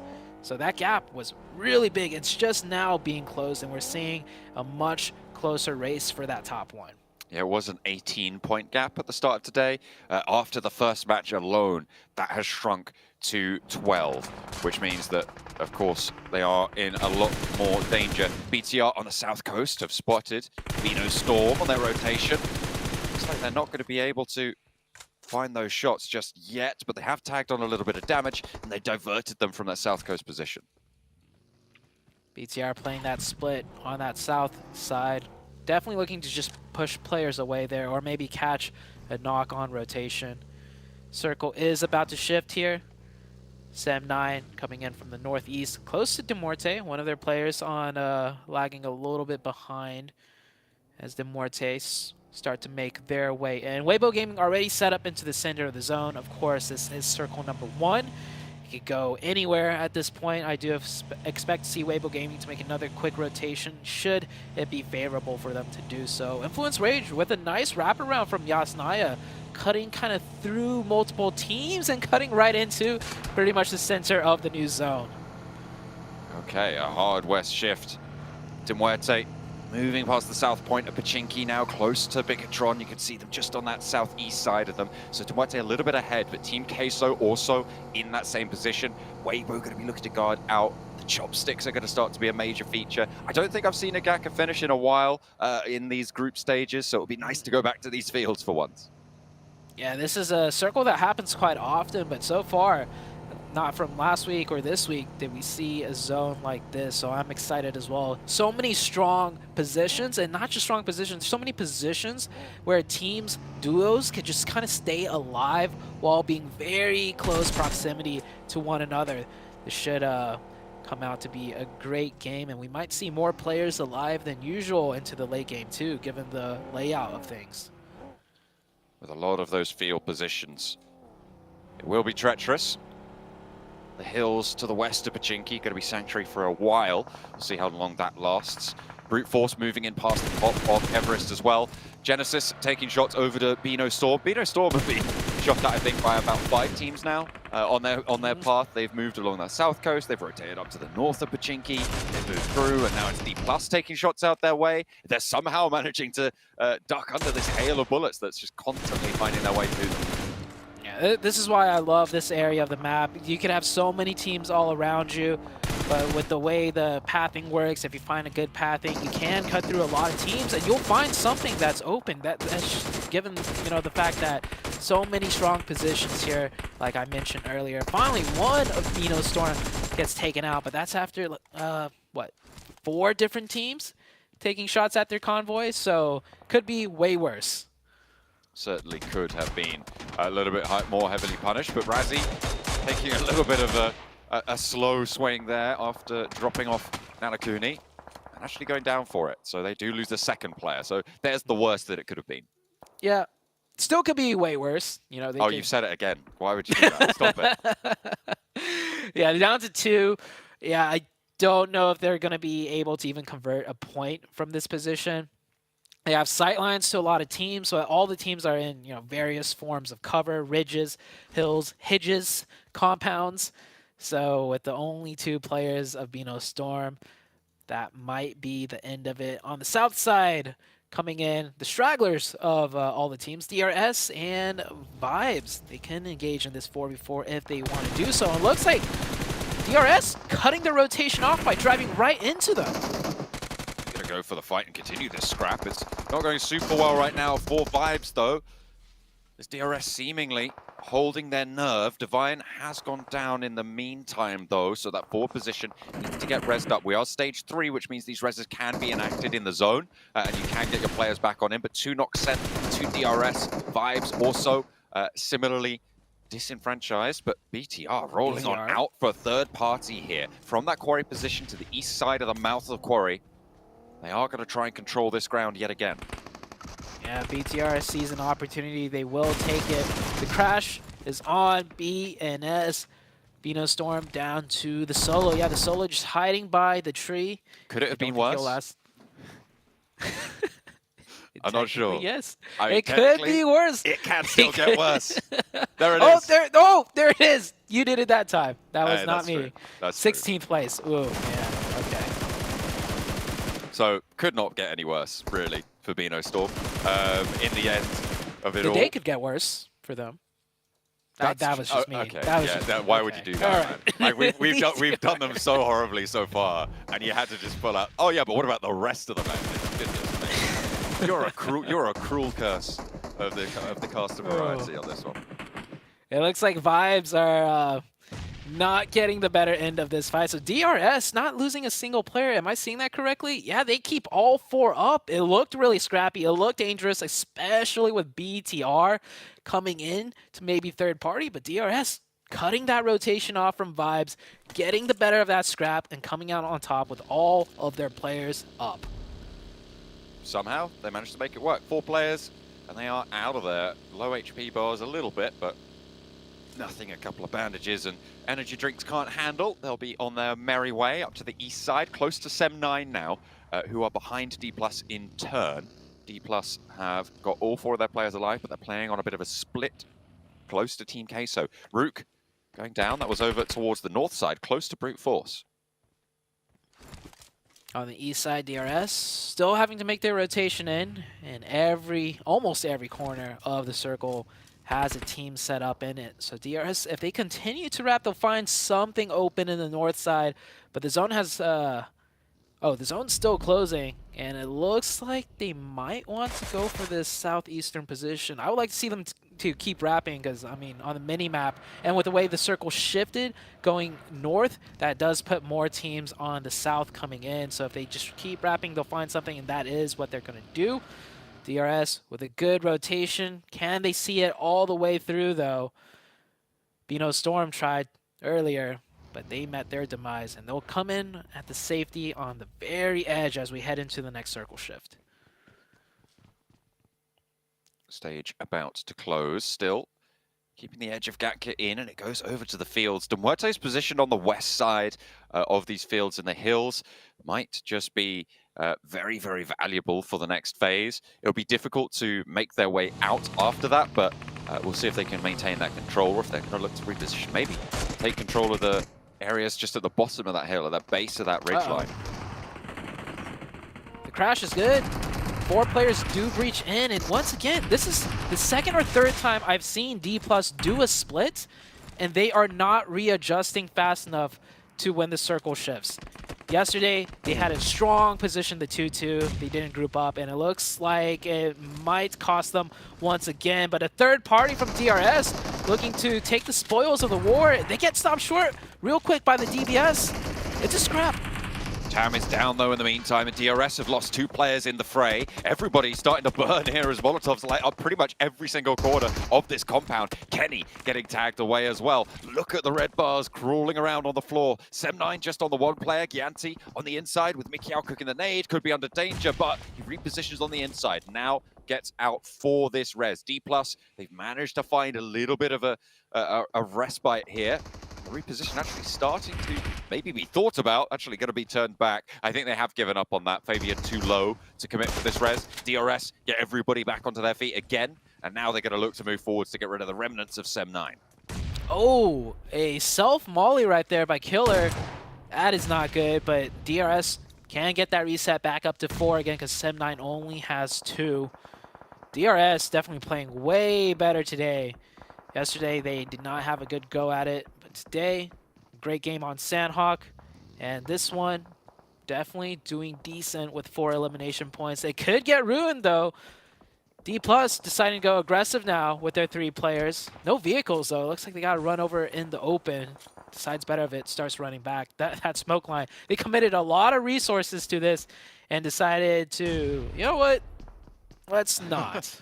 I think a lot of that resource was actually to get Fabian back up. Remember, he was crawling from this compound, and I think he got all the way back over. So I think a lot of those smokes were for the res, which I think is a lot more worth. You are correct. And they were trying to figure that one out. Genfos just went down to the blue zone, got knocked out there. I think it might have been Vampire taking shots out down south because BTR did knock Tony K on that angle, but Tony K did get res. So BTR down to 3 players, so losing Genfos. Far from ideal. I think it might have been a re-knock onto Genfos, actually. No, it was the full flush. He is gone. Yeah. Getting gate kept out of the zone. Vampire not even playing in the next circle yet, but the circle's right next to them, so they're going to hold that strong compound instead on that far southwest. This battle still continuing. DRS maybe not have the full info that it's only a 2-man team of Sem9 that they're dealing with. Brute Force and Influence Rage on the northwest. This is a strong position. Sure, it's on the edge of zone, but it will give them control of some of the hills. Around the baseline of that console.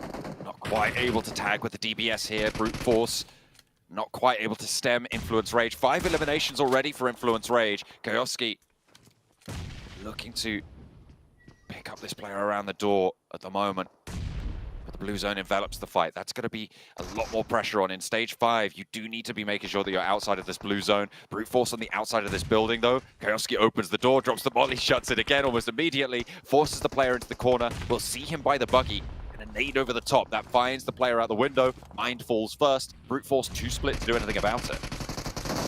Good nade by little boy there. And you see Koyoski still playing this very careful because he knows the rest of the team must be holding the angles for them to exit this compound. The smokes are good, blocks a lot of sight lines, and Brute Force looking like they're gonna have to back off here. Yeah, the players deciding better of it. That buggy missing a wheel, so gotta put it in reverse mode right now as Influence Rage make it out of the satellite tower with all 4 players up. And a hard shift out their way as well. This circle has shifted west, I think, 3 times in a row to keep the hillside in, to keep this top of the hill that Influence Rage have in this match. So a really good turn up for them. They're up to 6 eliminations now. De Muerte sequestered themselves down to the bottom of that ridgeline into the areas there, to the dips that they hold. And you can see now they're getting rolled up on by BTR, who think this is a good spot, but unfortunately, it's not going to be that good for them, as they are now out. And De Muerte going to play on with 3. Team Queso are going to have a go now. And 2 of them go down almost immediately. That's a 3rd as well. Malloy holding face brilliantly. But everybody else on his team going to go down on 1 versus 1. And it will be just a little bit too much. However, Team Queso losing almost everyone. Big Milo, the only one to survive the explosion. Big Milo getting revived here. And there's so many teams every which way on that southwest side. No team really able to third party. Both teams almost went out with that car explosion. That would have been some ending. D+ now rotating in. They're coming in from the far east side into the fields. Almost no cover. They will meet that opposition. Weibo Gaming with 4, but 2 are knocked. Vampire Esports, is this their time to shine now? 4v2 scenario. They should be able to clean this out quite nicely. And with this southern position, Vampire could finally get their big game. One sending down the hill, trying to get an off angle, trying to burn them out here, trying to flush them out of these hidey holes now. Just one player left standing, 2 eliminations found, and the Molotov into the side, out through the smoke, spots the player dropping down, and Ravenclaw picks it up. Finally, Vampire win a fight, Zute. That's 4 eliminations, and they take down Weibo in the process. How much more can they get? Because right now they're on the south side of the circle. Everybody will have seen this. There are off angles to deal with. How much more can they survive? I think they're good for at least one more zone shift. These players with the off angles can't get too much done because that tower does have decent hard cover for the side of Vampire. Vampire will recover themselves right there, get all their players healed up. New zone is about to shift. Right now, we're down to 8 teams, right? And the 2 teams with 4 players alive is Influence, Rage, and Vampire. DRS driving straight in, taking the 1v2. Does not. Shots. Yeah, does not convert that. Not quite able to get into this ridgeline. Demuerte went into this position very, very early on. We saw Demuerte go down there. We saw the remaining players of BTR go down there. We saw a lot of Team Queso go down there, and now more players have fallen. There is a lot of utility on that position right now. If you take it down, if you use that as a stepping stone, Vampire could resupply really, really effectively and get so much on board to keep them nice and alive. The nades over the top, and Tony K is starting to open up the bidding. 5 eliminations now flowing into the pockets of Vampire. This is what I like to see. Tony K taking initiative for the team. This is the Tony K that has been talked about so much, picking up those 2 quick points, and now they got to turn their sidelines onto IHC. IHC with only 2, so they've been playing very quiet. Gives away his position. Godless will try to readjust quickly.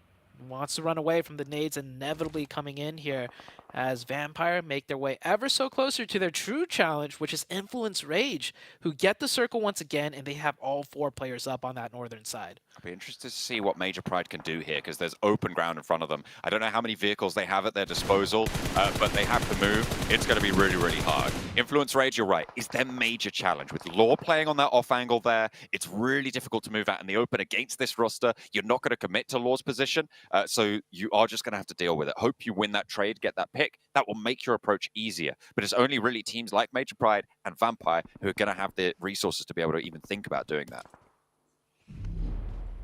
I'm waiting for Major Pride to make their big move.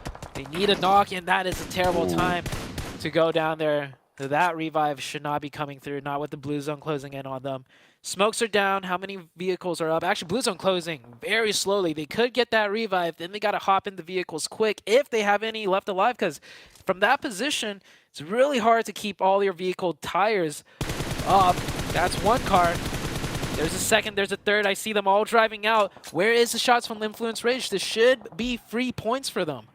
They aren't going to be looking for those shots, seemingly. I mean, Major Pride have managed to get forward, but now the rest of the teams in the center are going to start to open up the cannons. There it is. There's the spray over towards Nomi, who goes down first. Major Pride, I mean, they've lasted a little bit longer than I thought they might have done, but they have managed to get one player into position, but that's not going to last very long. 10 eliminations now for Influence Rage, and Vampire up to 9, but I think they've had a knock sent out back their way on the south edge. Just Newsy is there down, but they can get that res. Ravenclaw looking for the heal first. Godless backed off, and Ziol not in the position to go for these nades. Of course, being down already, can't really do anything about it. So Vampire should be able to play on us for that 10th elimination added to their tally.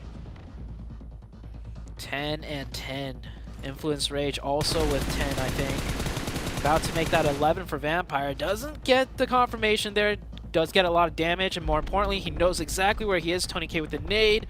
A little bit to the left, but it could finish them. And yeah, Tony K gets it right before Influence Rage could take it. So 10 for Influence Rage, 11 for the side of Vampire. Tony K stepping up huge. The whole team stepping up big in this match. This is a really interesting ridgeline for Influence Rage. They can either move across the top of it or go around the side. The side's a little bit more treacherous. If you allow Vampire to crest that ridge that sits in front of them, they will have those down shots and angles onto you, and they will be covered off from you. So holding that high ground, I think, is more important here for Influence Rage, and they seem to have isolated that. Federal also playing on that off angle. This is a 3-1 split that they've been holding. They've changed which players have been on the 1, but I really like how much control the 3-1 has given them.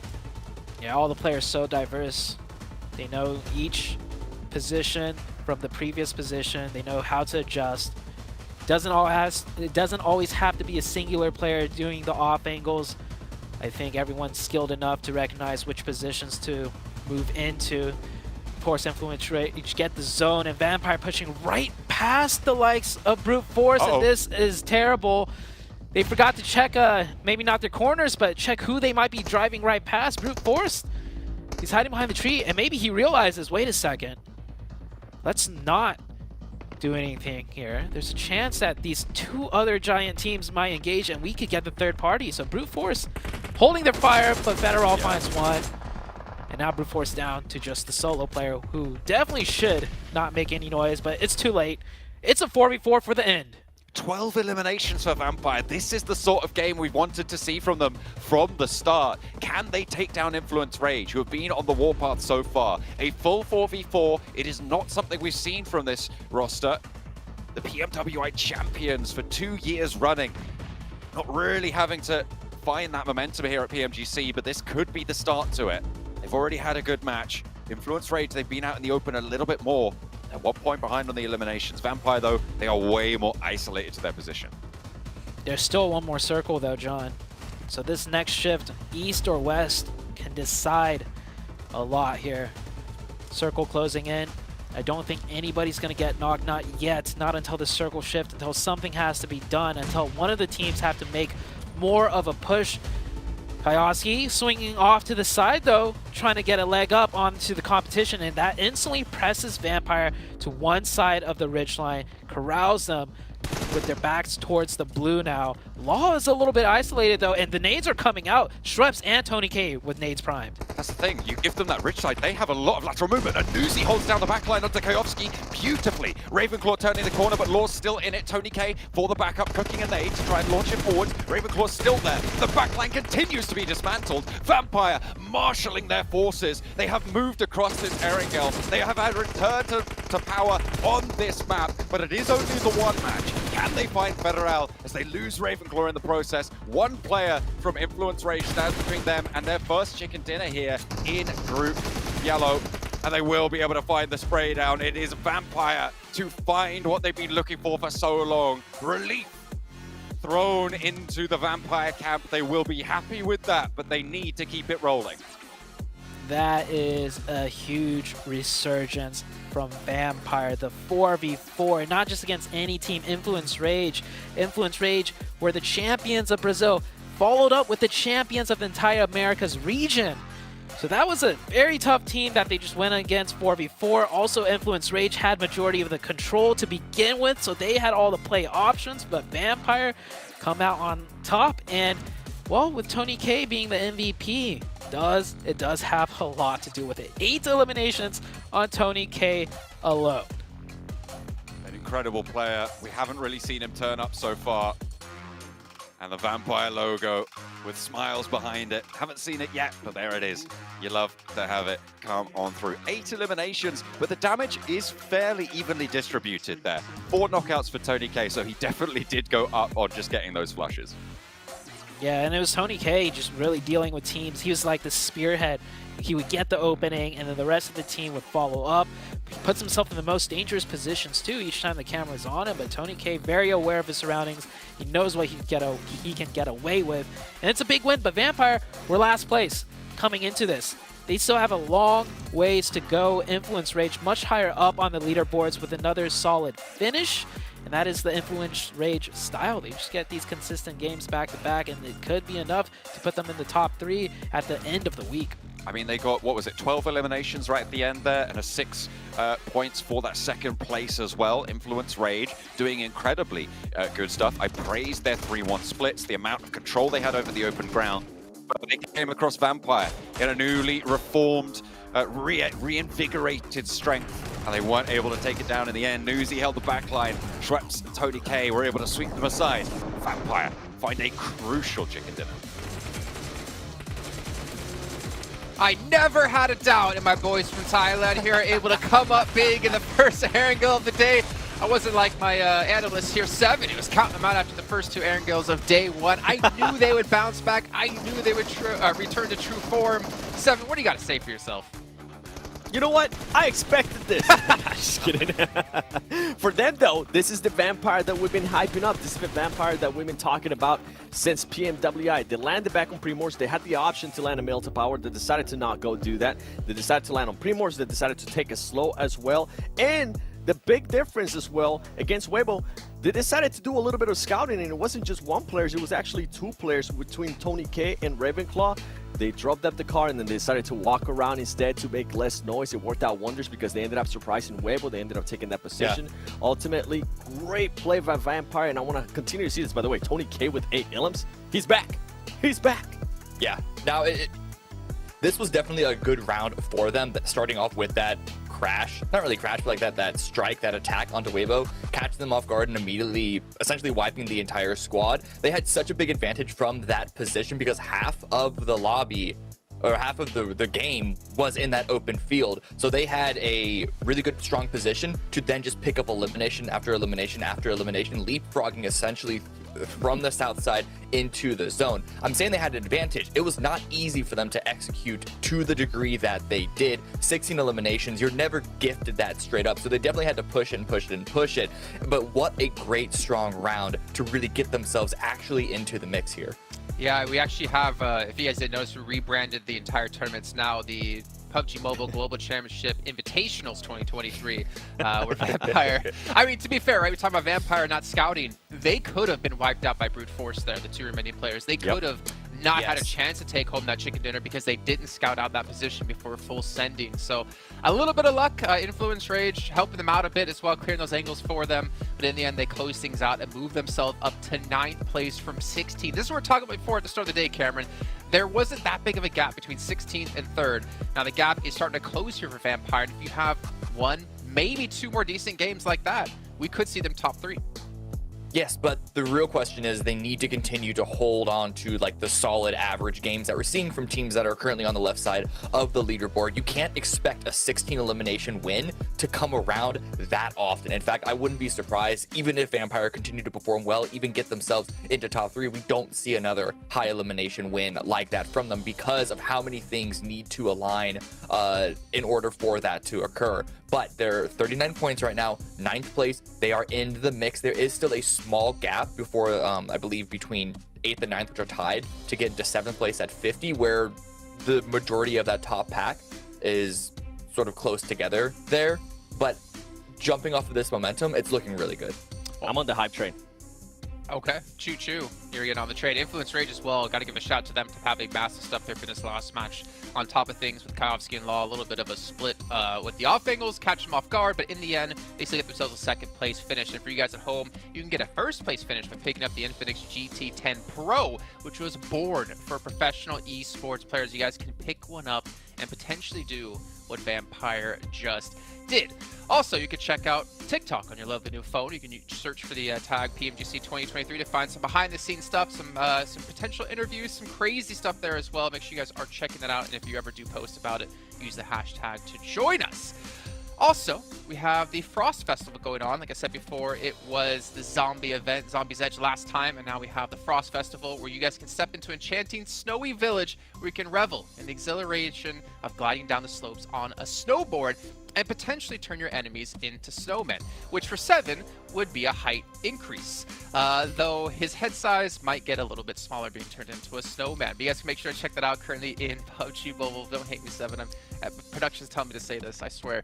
And also, we do have the Popularity Annual Gala going on as well, where you're going to have 10 1v1 matches, and our top players who perform the best get some exclusive rewards which they can show off as well. So make sure you guys get involved in that as soon as possible.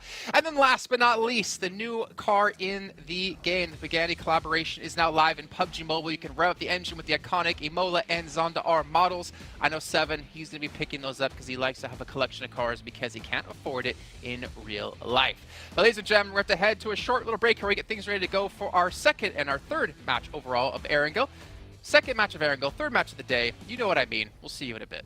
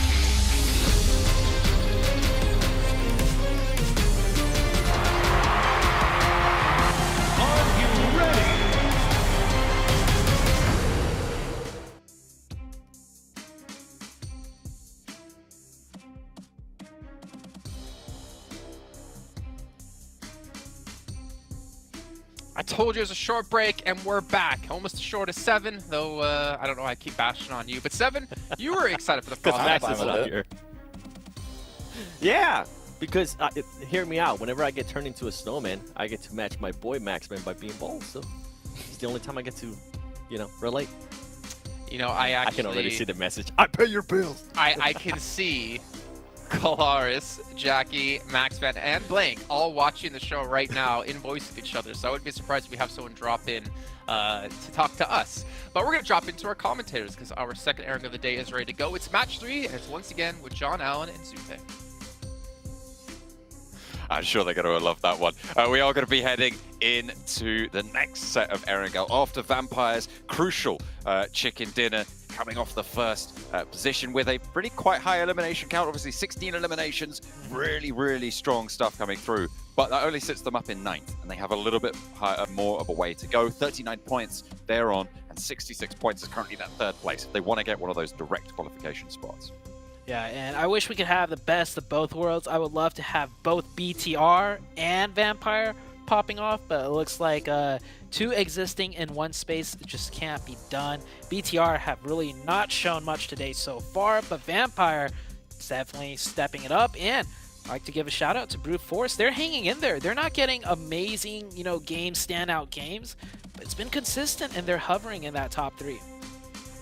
Just trying to keep themselves in and amongst it. That's the name of the game at this stage. You do want those breakout performances where you can find them, but outside of that, you just want that consistency to be stashed on up in the back pocket. Let's head into Erangel number 2, match number 3 of today. Playing path towards the southern side. Players will have to stretch a little bit if they want to head north, and so far, every time the playing path is even if it's a little bit skewed, we see altercations coming out. Teams not willing to lean way for other teams right now, even for vehicles. They will contest it if they have to, and I do like seeing that. I wouldn't be surprised if we lose 1 or 2 players early on once again.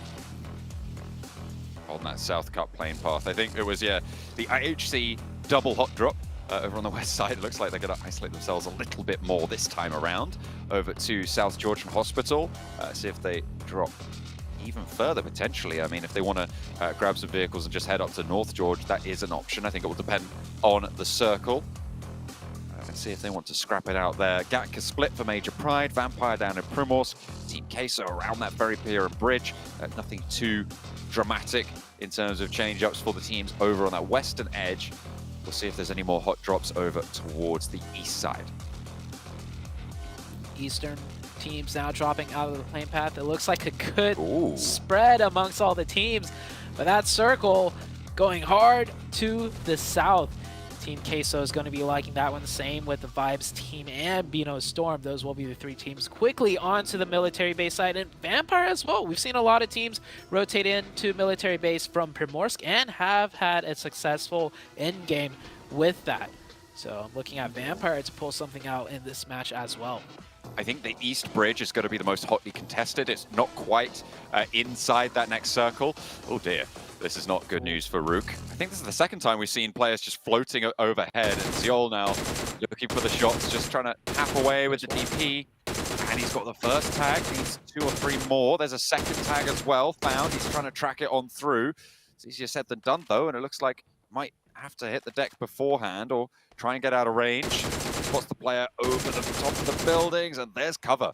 So Rook do manage to keep themselves secure. But that Eastern Bridge, I think, is going to be the most hotly contested. It's right on the edge of this first circle, so teams are going to be a lot more worried about getting across that fast than over on this West Bridge. Team Queso will cross that West Bridge first. We'll see if they hold up for a push in the meantime, if they set up for a bridge camp.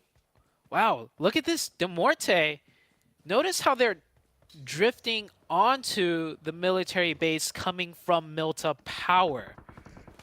So they jumped out so late on the plane because it was at the end of the plane path that the circle popped up in time for them to decide to float into... Am I reading that correctly? Or did Bino Storm just drop out earlier, get vehicles, and drive in here first? Maybe that's the case. Maybe they were trying to get to Novo to begin with, and they were going to float across regardless. But they end up floating into Beano Storm. But with Novo being so big, they will get the crates and they will be able to get a decent amount of loot to put up a fight. And Beano Storm, very split, might decide to give this up because with a circle like this, if you're already on military base, getting that center zone, which is towards the western bridge, can prove to be very favorable. Beano Storm actually did just drop straight onto Novo. They dropped out sort of over farm. And they floated all the way down to Novo. Demuerte, you're right, we're out very late over towards the east side of the plane path, and looks like they sort of made quite a last-minute call. So I think you read that pretty well in terms of getting to Novo based on the circle. Yeah, I thought that was the case, but it's not every day you see a play like that being made. So it threw me in for a loop. But for now, nobody going out early. I predicted maybe 1 or 2 players. That is not the case. BTR rotated from Milta across. So BTR have made it onto military base with all 4 players. DRS swimming across, and they swam across very quickly and found vehicles even on the roads of the military base island. So that is 1, 2, 3, 4, 5, 6 teams already on to military base. Already making that crossing. I mean, you see these military circles, and it seems to just be the way you need to go, right? You just need to get across as fast as possible. I'm surprised Vampire haven't made that move just yet, but they do have one of the few botations available in their repertoire, in their wheelhouse. So we'll be looking to maybe wrap around to the south side of the island. Okay, so probably going to look to spot that. In the meantime, Demuerte are still holding on to Novo. The top of the crates will be their playground, and Divine goes down, gets flushed away as well. D+ trying to move in behind Sem9 on this eastern bridge that I said was going to be really quite interesting, but nobody's even stopped to think about holding it out at this point. They are all just getting out of dodge and immediately getting across as far south as they seemingly can. BTR already south side of military, playing neighbors with Team Queso right now. Yeah, a bridge camp is just too risky in the sense that a team that you're probably looking to bridge camp, you'll get maybe 1 point off them, and then they're just going to turn around and find another way across the bridge, and then you end up wasting your time. We see it quite often here, and it ends up being both teams, eating a lot of blue damage. The botation for Vampire did come out, but Queso already set up. They know a team will definitely look for that botation here, and Queso punishes it. Vampire now caught in a very terrible position out in the water. They're going to have to just swim and make their way on land. Just trying to get on through. So that is that lookout that Team Queso were going to have on that south side. I like the position from Team Queso. I mean, they've spread out quite a lot, but it's still very early doors. They haven't had much pressure on the south, on their exact positions, but I think it could be a little bit treacherous for them if they are going to overcommit to staying wide split at this point. I think catching just the one team should be good enough for them at this point. And they can look to regroup a little bit more inland, try and get some more power into the later circles. Also, with 4 players in the water, you at most just need 1 to 2 players to look for the points. The rest of the team should be looking for their back positions, make sure they're not getting pushed from another side. So we'll see if Queso will be able to hold that split that they're doing right now. Beano Storm. This is on the far south of military base, and there's so many teams on military base island. Not a single player, or 1 player has gone down from Beano Storm. We saw that, but that's it. Just 1 player out, and majority of the lobby on military base. For the time being, certainly. Oh, no. Ooh, a little bit of a drop down, nearly almost getting knocked there for Team Queso. That he will be able to swim around and get back up. Team Queso does have that position to hold, so it's not like they're under threat. So a little bit easier. He can just, you see over there, just get up onto the beach and get back through, but they lose their sightline. Yeah, Reyes, no meds either. Definitely held his breath as he fell down.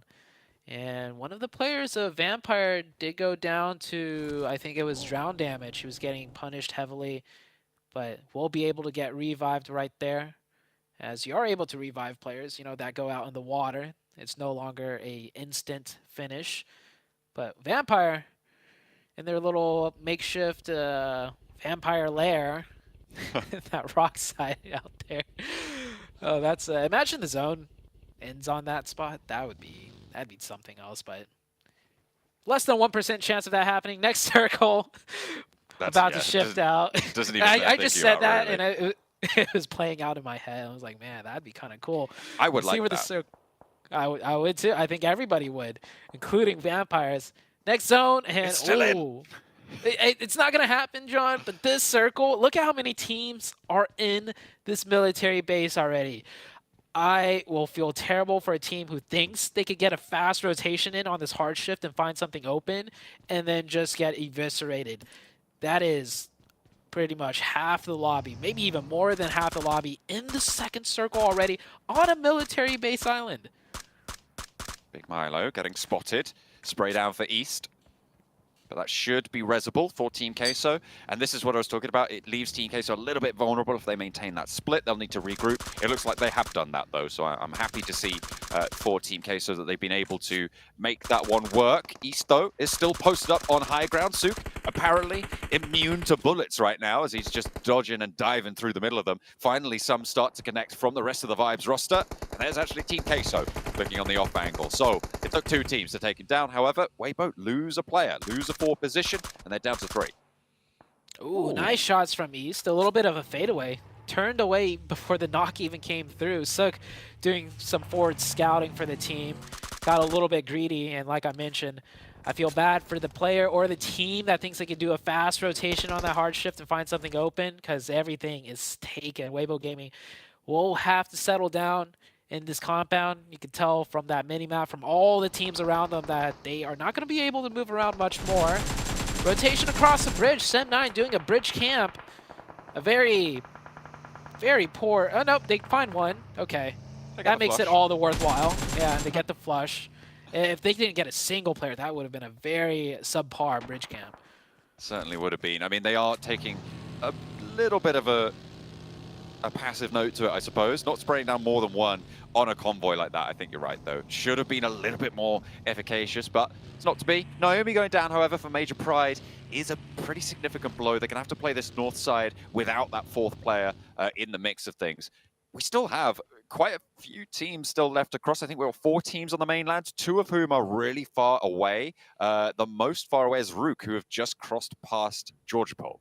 So they are way away up to the north. They are so far away. Brute Force over on the east just getting past towards Milta right now. They're probably going to look to cross on that east bridge, coming through on that east side. We'll have to wait and see.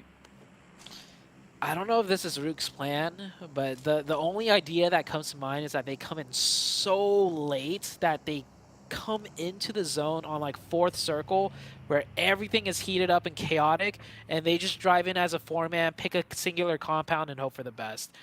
That might be the play when you're coming in that late in the zone. Here on the bridge side, Genesis catches one player from Sem9. Sem9 dropping their guard, thinking that was it. One player goes down. That is Genesis opening to push across the bridge, and push across they will. I think in the meantime, Vampire are also taking a fight with Weibo on the west coast, and it's seemingly going well for the time being. But that west bridge, really, really treacherous stuff there.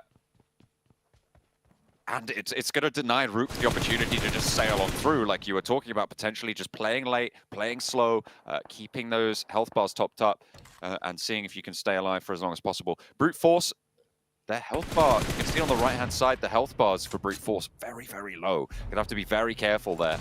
Get those bandages on board as nades start to be traded. No one going down fully just yet. Sem9 trying to hold the bridge still. One player gets confirmed. Tam down to 1 HP. Yeah, that barrel's not big enough. And Sem9 trying to do that bridge camp. All it takes is just one player to go down, one player to stop watching the bridge.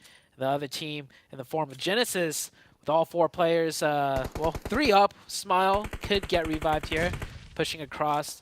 That nade doesn't connect, but the push should be good here, unless he gets a double with that nade. Oh, huge nade for Depp, able to find one knock and take the other player super, super low. Now has the chance to get this first aid off and get these flushes as well. Pick up the points for Sem9. I think that is probably the most important spot. Murnat tries to move on forwards now, the last player active for the roster of Genesis. He's moving on in, but he's spotted across the way. SEM9 still have that high ground position, that off angle, and it might come through here, but Mikiel's very, very low. I don't know if he has any meds. Doesn't seem like it. Murnat launching the nade over. That should be spotted. Still has his teammate crawling forwards in the meantime. And Depp launches another nade forwards. Pressure onto Mernat now. Nade in hand, but swaps to the Bison. Knows the push is coming. Baits him out for the spray. Depp dancing back and forth, and Mernat descends back down the stairs. Spotted on the walkway. Can he leverage his teammate's high ground position? Mikiel needs to be there. Needs to be in with the angle, as the Bison is going to spray down a lot of bullets in that magazine, but it's just not happening. They're just not landing the damage. Mernat steps up, and there's the knock. There's the flush as well. Depp trying so hard to play for his teammate. And sometimes, you know, team synergy is good. Playing to your teammates, you know, sightlines is good. But sometimes you just need that killer instinct, that moment where you just will take the 1v1, even if you know if you wait a little bit longer, a teammate might be able to help. In that case, waiting was not the play. Maybe Mikel dropped the ball a little bit, not being able to find the angle, even though he had so much time. Sem9 learned a valuable lesson, though, in bridge camping, and that's to always expect at least one more team to cross that bridge before you turn your backs as we head into stage 4. Many teams on the island taking a look at their positions now. BTR looking like they could thread the needle and get a nice spot in that circle. Circle condenses right into the middle. That hill that Vibes currently hold, a lot of high ground advantage there for them. May be difficult to hold from the west side. You've still got like 3 or 4 teams there. Actually, you still have IHC crossing the bridge now, but Rook are still beyond them. I don't know if they've gone for a flank around to the east bridge or if they are behind IHC on that west bridge, but there is still 2 teams looking across. Yeah, there they are. They've just poked into the top of the minimap there. And you can see Rook will be behind. IHC looking to push on past. So the bridge camp alleviated. In the meantime, Influence Rage have been spotted. A lot of their players starting to fall. Looks like most of that goes over to Brute Force. Little Boy on the south side, towards the airstrip, close to DRS, the last player to stand for them. Brute Force coming in so late onto military base from the east side, completely catching Influence Rage by surprise. Influence Rage's setup looked like they just assumed that their backside was clear, but Brute Force at the last second pops out on the blue and takes out 3 of their players, I believe. 3 players of Influence Rage are out. I don't know if all 3 are confirmed to the side of Brute Force. The match will continue with Influence Rage solo out of Lil Boy. IHC, they've made it across, coming into the zone late. Same with Rook. Rook will be able to do so as well. And there is still 47 players alive on stage 4 in a military zone. That is quite an effective crossing, with 15 teams still involved. Normally you see a few more get taken down on that bridge, but a lot of players have been taken out is the main thing. A lot of teams bumped off that 4-player total. I think we're on, what is that, 8 teams or so with 4 players alive out of the 15 still in the scrap. De Muerte, Cork is very low as they try and rotate 2 and 2 and try and regroup. You can see they're trying to diverge from one another. I think that might have been 1, 2, and 1, actually. So De Muerte very much in a convoy, which is nice to see. Corker might just be able to get away with it, but it looks like DRS have other ideas. Is under pressure, but there's a backup coming on through. De Muerte might be able to get away with this one. They're going to be in sightlines the whole time, though, as it doesn't look like they could go much further. So DRS have the advantage. They have the angle options. Blue zone is closing in. Rook, a self-molly there, or a team molly. Didn't catch that quite clearly, but Rook on the northern side will get the opening and we'll get the spot in the zone. And DRS with the advantage here, yeah. They have the angles to work with. Blue zone is on their backside, but it is closing slow. Allows them to find another knock. Doesn't look like De Muerte should be able to get out of this one. Pretty tricky stuff for De Muerte, but Malloy most likely going to be flushed here. Milky Way may be a little bit more resible in the area, and Delta actually goes down on the top of this hillside. So attack onto the back line of the rotation for DRS. Milky Way, you can see if Fury can get across there with the smoke cover that exists, potentially looking for this res. Beano Storm, in the meantime, want to try and third party. I'm also keeping my eye on the west side of this circle right now, because Vibes have the hilltop, but Vampire are right behind them on that western edge. Playing 2 and 2 right now, not really having the impetus to push, but I'm sure the next circle might change that. Next circle, shifting here, as Beano Storm trying to make something happen with that third party, and that might be the opening that they need. De Muerte catch a nice knock, and one of their players goes down. DRS down to a solo. Actually, it looked like they were in good control, but De Muerte hold They hold the line. Rules, last one up. Circle has shifted, I think, more towards that northern side. Yeah. As these teams will have to start moving again. And Weibo Gaming, with that shift, forced to push in the open, a 2v4 through the open, the fields, through the smokes. It shouldn't work here, and I don't think they're going to get much further. Gap is low, but isn't down just yet. Ming also shredded as he tries to step in through the door. That's just not going to work. Reyes for the final blow, so their Weibo will fall. Team Queso playing as 4. They held that southwest coast for a while, and now they'll look to try and establish a little bit more control to this hillside. A really difficult ascent for this team, but if they time it right, there could be a third party on the cards, because IHC have just tried to move up towards Vibes. Vampire most likely going to try and do the same. Vampire, I don't know how many vehicles they're working with because they swam across. So not many vehicle spawns on that beach side. They might just be forced, like you mentioned, to push up this hill. Vampire with 4 players, so in a big chicken dinner win in the last match, that might give them the confidence to go ahead and do this push uphill. IHC helping them out a little bit, you know, pushing in from the north side. And Team Queso could come in from the south. So this hilltop will be heavily contested. How will Vibes be able to handle this situation? On the rooftop, they've got that one player, but the more angles that get assaulted onto, the less viable that rooftop position is for Baron. You can see him up on the high ground. The more angles he has to hide from, the less valuable it can be. So you might want to drop down in a bit if Team Queso make that move. You can see them in the vehicles on that south side, just on the corner of the minimap there, in the top right-hand side of your screen. So they're figuring out how to make this move. They haven't really gone for it just yet. They might be waiting for this to get a little bit more dicey because they shouldn't have seen any knocks in the feed. Nade from Baron towards IHC. Falls too far. That sloping hillside not making it easy to land. Here comes Queso coming in on the south. Now, Queso can play on that south side uncontested. They'll be close to Vibes, but if they don't want to take the fight, they don't have to.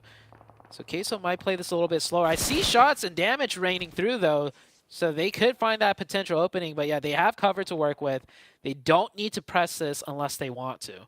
And this is where Baron's position gets a little bit more treacherous, a little bit more dangerous. Vampire, instead of going straight up the hill, maybe looking to put more pressure over onto IHC or just reposition for this ridgeline, which has a little bit more cover for them to make the approach. But the nades have already been expended, I imagine, for a lot of it from Vibes over towards IHC's location. We saw a lot of bombardment out that way. They were able to get a flush through earlier as well.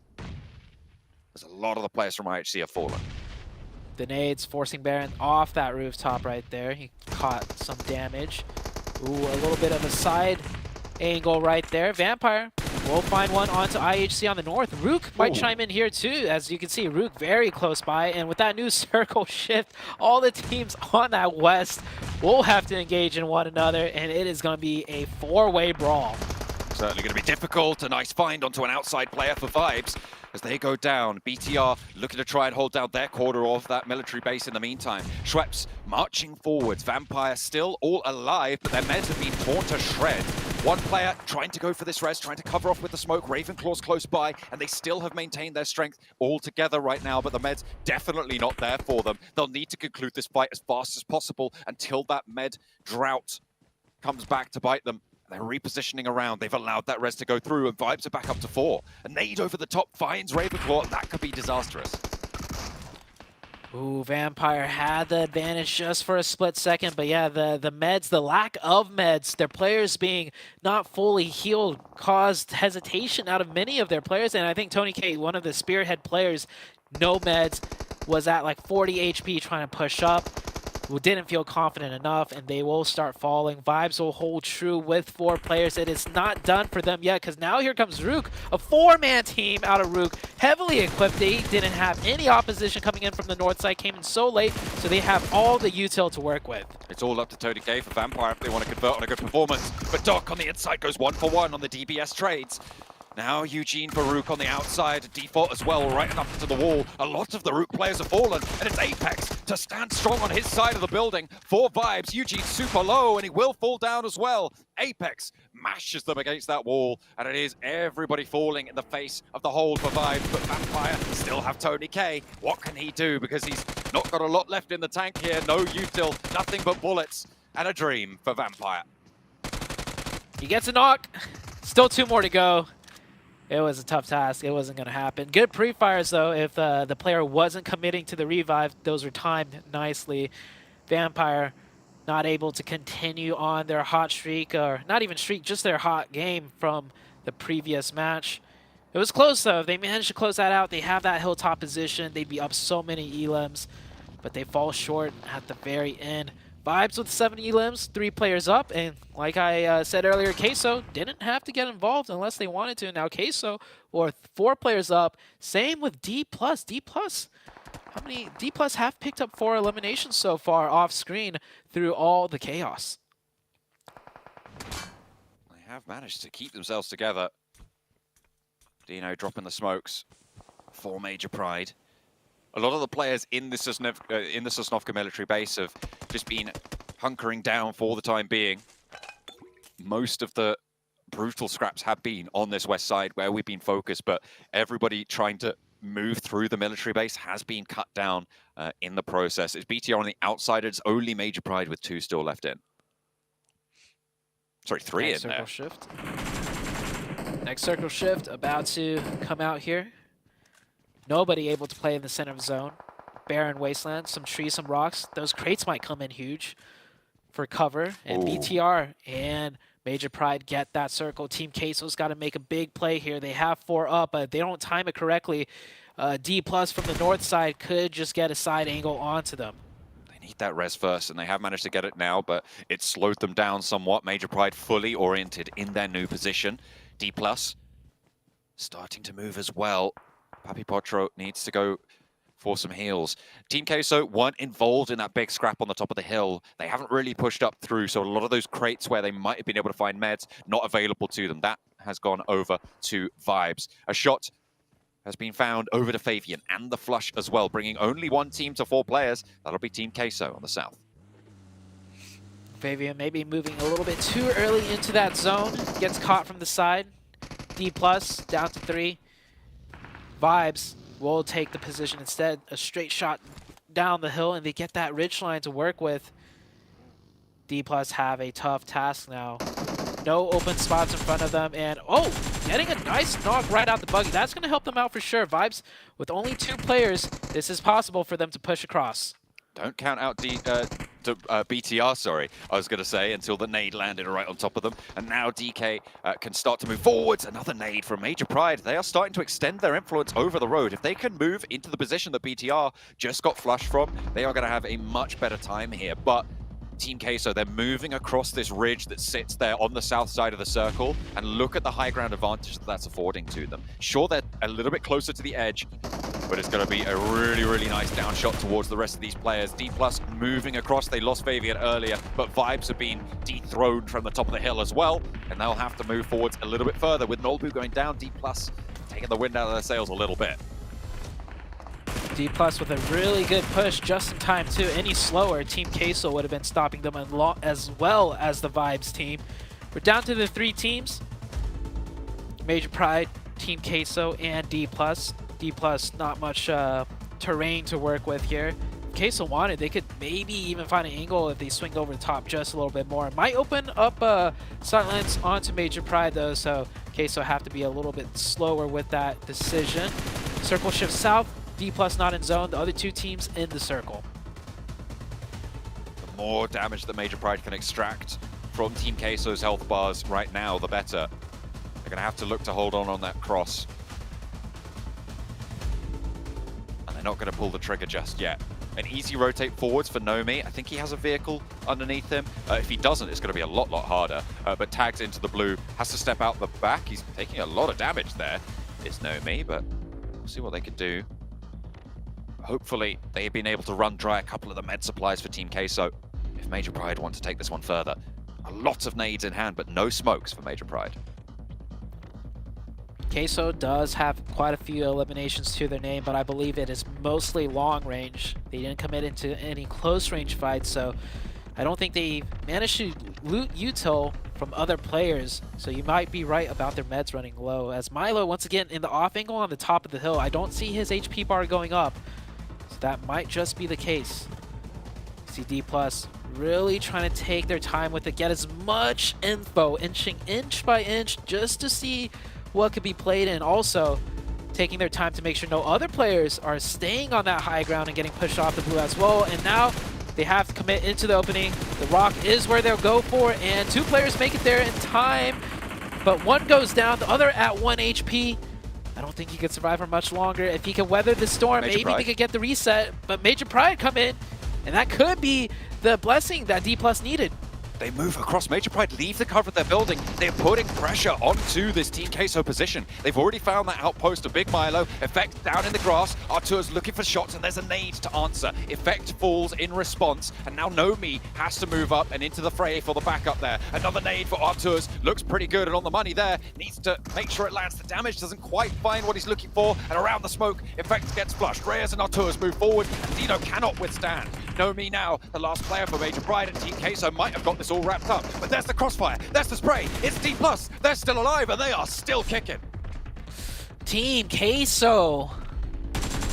I knew what they were trying to do there, but you can't forget about the other team. Now things get kind of reset in a way with Queso with far less players to work with. Maybe they could get the revive onto the 3rd. Blue zone closing in. D+ will have to push over in the open. D+ did lose a player, so D+ not able to work with 2. Queso resets back up to 3. There's no meds. There's only 1 for the side of Major Pride. There's no meds on board. Another knock sent back over to Papi Potro, and that is excellent nade usage now. Every single of those 4 nades from Nomi is going to be so valuable. 2 knocks very, very close by, and that is going to be another flush. Osal has a real chance here, a little bit closer to the center. If Nomi can handle business over to Big Milo, then Osal certainly has an opportunity. I think Nomi's a little bit further away from the blue zone, and Osal's going to have to cross the open ground first. I wonder if they read into this. You could just see the meds are dry for Team Queso. Osal forced out. The nade from Nomi lands out in the open. The spray to the window. It's going to go for it. Big Milo might not even stand up. And now it's all Nomi versus Big Milo. Major Pride want to close it down. A nade out front to stop the push. Looking for that smoke. Looking to bobble it through. But Big Milo's close up. And Personal with the spray with the UMP. And he's able to find it. Big Milo descends for Team Queso. And right the close. Nomi falls. And what a way to close it down. Team Queso made the mistake of crossing without dealing with D+ on the northern flank, and they T-pose for dominance. I like that T-pose at the end. Queso definitely have not had a great day 1. Day number 2, they are coming out looking much stronger. Even before this match, they were looking better than yesterday. So an upward trajectory for them. Could have ended terribly. It got dicey. It got very close. That no meds really put a hamper on their potential to close the game, but they still get it done. At the very end, 1 HP, and I think, yeah, he's holding his finger up. He's like, oh man, I was 1 HP, 1 HP, and he clutched that out against the almost full HP player of Major Pride. I have to say, I think Nomi dropped the ball pretty hard right at the end Yes. there. But I still think Major Pride played well. It was just that mechanical diff right at the end where Big Milo was able to stand up. And to be fair, I feel like we've given a lot of grief to Big Milo over the last few days. We've seen him get caught quite a few times, and I think it was reasonable criticism, but he definitely turned up for Team Queso just then. Yeah, Big Milo pretty much makes up for at least 2 times we saw him playing very split from the team, playing that off-angle position and not playing it, correctly. This time around, no off angles to be had, just a straight 3-way 1v1, and that composure out of him, by the way, he could have taken shots onto D+. He was 1 HP, and he had the smoke on the side. He decided better of it, and that let him cover the ground, that let him win the final 1v1 at the very end for the chicken dinner. I mean, it could have also failed, but it works out this time, and a win is a win for Team Queso. I feel like it was potential that Nomi just didn't expect Big Milo to push up and get right in his grill like that, but you've got to expect the unexpected, especially when you're dealing with Team Queso from Chile. They haven't had the best of performances so far, but today seems to be the day where the bottom of the table strike back. We'll see if we'll have more on the cards. We'll head back over to the desk. Seems like that cheese has been aged enough here as Team Queso finally strike one for themselves where they looked utterly disgusting like blue cheese over in America's regional championships. Just got joined by several gaming and Cameron Davis, and honestly, Big Milo probably shouldn't have won that 1v1, right, Simon? Yeah, he shouldn't have, but he got lucky. You know why? Because the other player didn't have a DPS. If he would have had a DPS, it would have been a completely different story. He also helped out that he missed a bunch of shots too. For Team Queso though, a big surprise. I didn't even think that we're going to be getting close. I think that we're going to end up being in the third place. Good to see out of them. And something that the casters were mentioning, and I'm glad we're going to mention it now, is that Team Queso has had a much better start for day 2. Not just this match, obviously with the chicken dinner, but the first match, 6th place, 7 Ilims. Second match, 7th place, 4 Ilims. So a good performance out of Team Queso. And Cameron, if we think back to like earlier in that match, they were gatekeeping out Vampire Esports on the west-hand side of military, and I believe it was Reyes almost knocked himself by falling off the cliff. Like that could have went a completely different direction for them if he got knocked, or you know, Vampire potentially could have caught him and gotten the advantage themselves.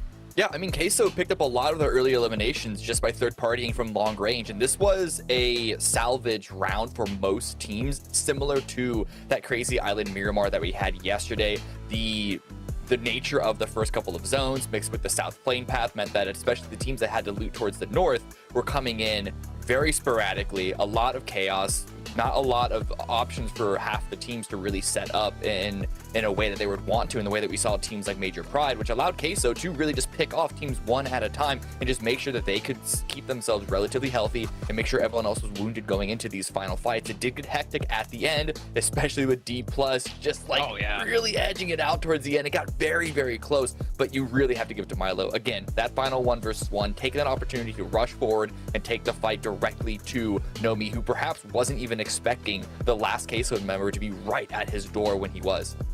Well, look at this, Queso up to 8th place. I'm not gonna lie, coming to this event, coming to this group in particular, I did not expect Queso to be this high up in the rankings, with just performances we've seen recently out of them, but a big step up and a big climb for them so far today. But Major Pride as well, able to get themselves up to 4th place here at 7, and obviously with the way Major Pride have been playing, they've been very content with sitting inside of a compound and just kind of waiting for a lot of fights to go.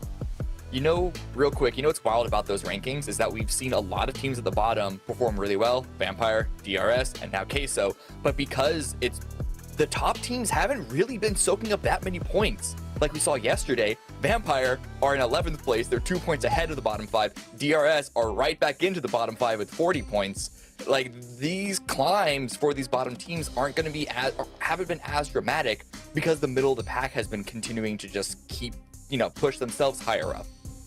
Yeah, and for Major Pride, I mean, that was a big save of the day, like, at the halfway point too, because today they haven't had the greatest start too. So good for them to be able to perform well. And you were talking about some of the top teams not being able to perform the way that we saw yesterday. I mean, BTR, that's a big question mark. Yesterday, after 3 matches, they have 55 points. Today, after 3 matches, they've only been able to get 10 points. So a big drop out there for BTR. Yeah. And I guess my question to then you off the back of that, Cameron, is like, did we expect Bigatron to fall off? Was yesterday an overperformance? Is today more of the kind of performance we should expect? What's your thoughts?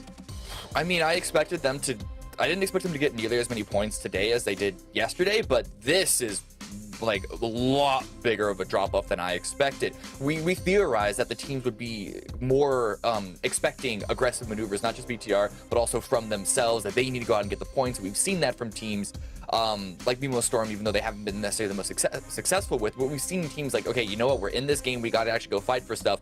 But I at least expected Bigatron to stay in the mix. It feels like they're losing players from the very first fight, the very first interaction they have with another team, and it's putting them on the back foot, and they just haven't really been able to salvage too much out of those rounds. We saw this time they had a pair sitting in the center of the zone, and you know, they got a couple of placement points out of that, but not too much else.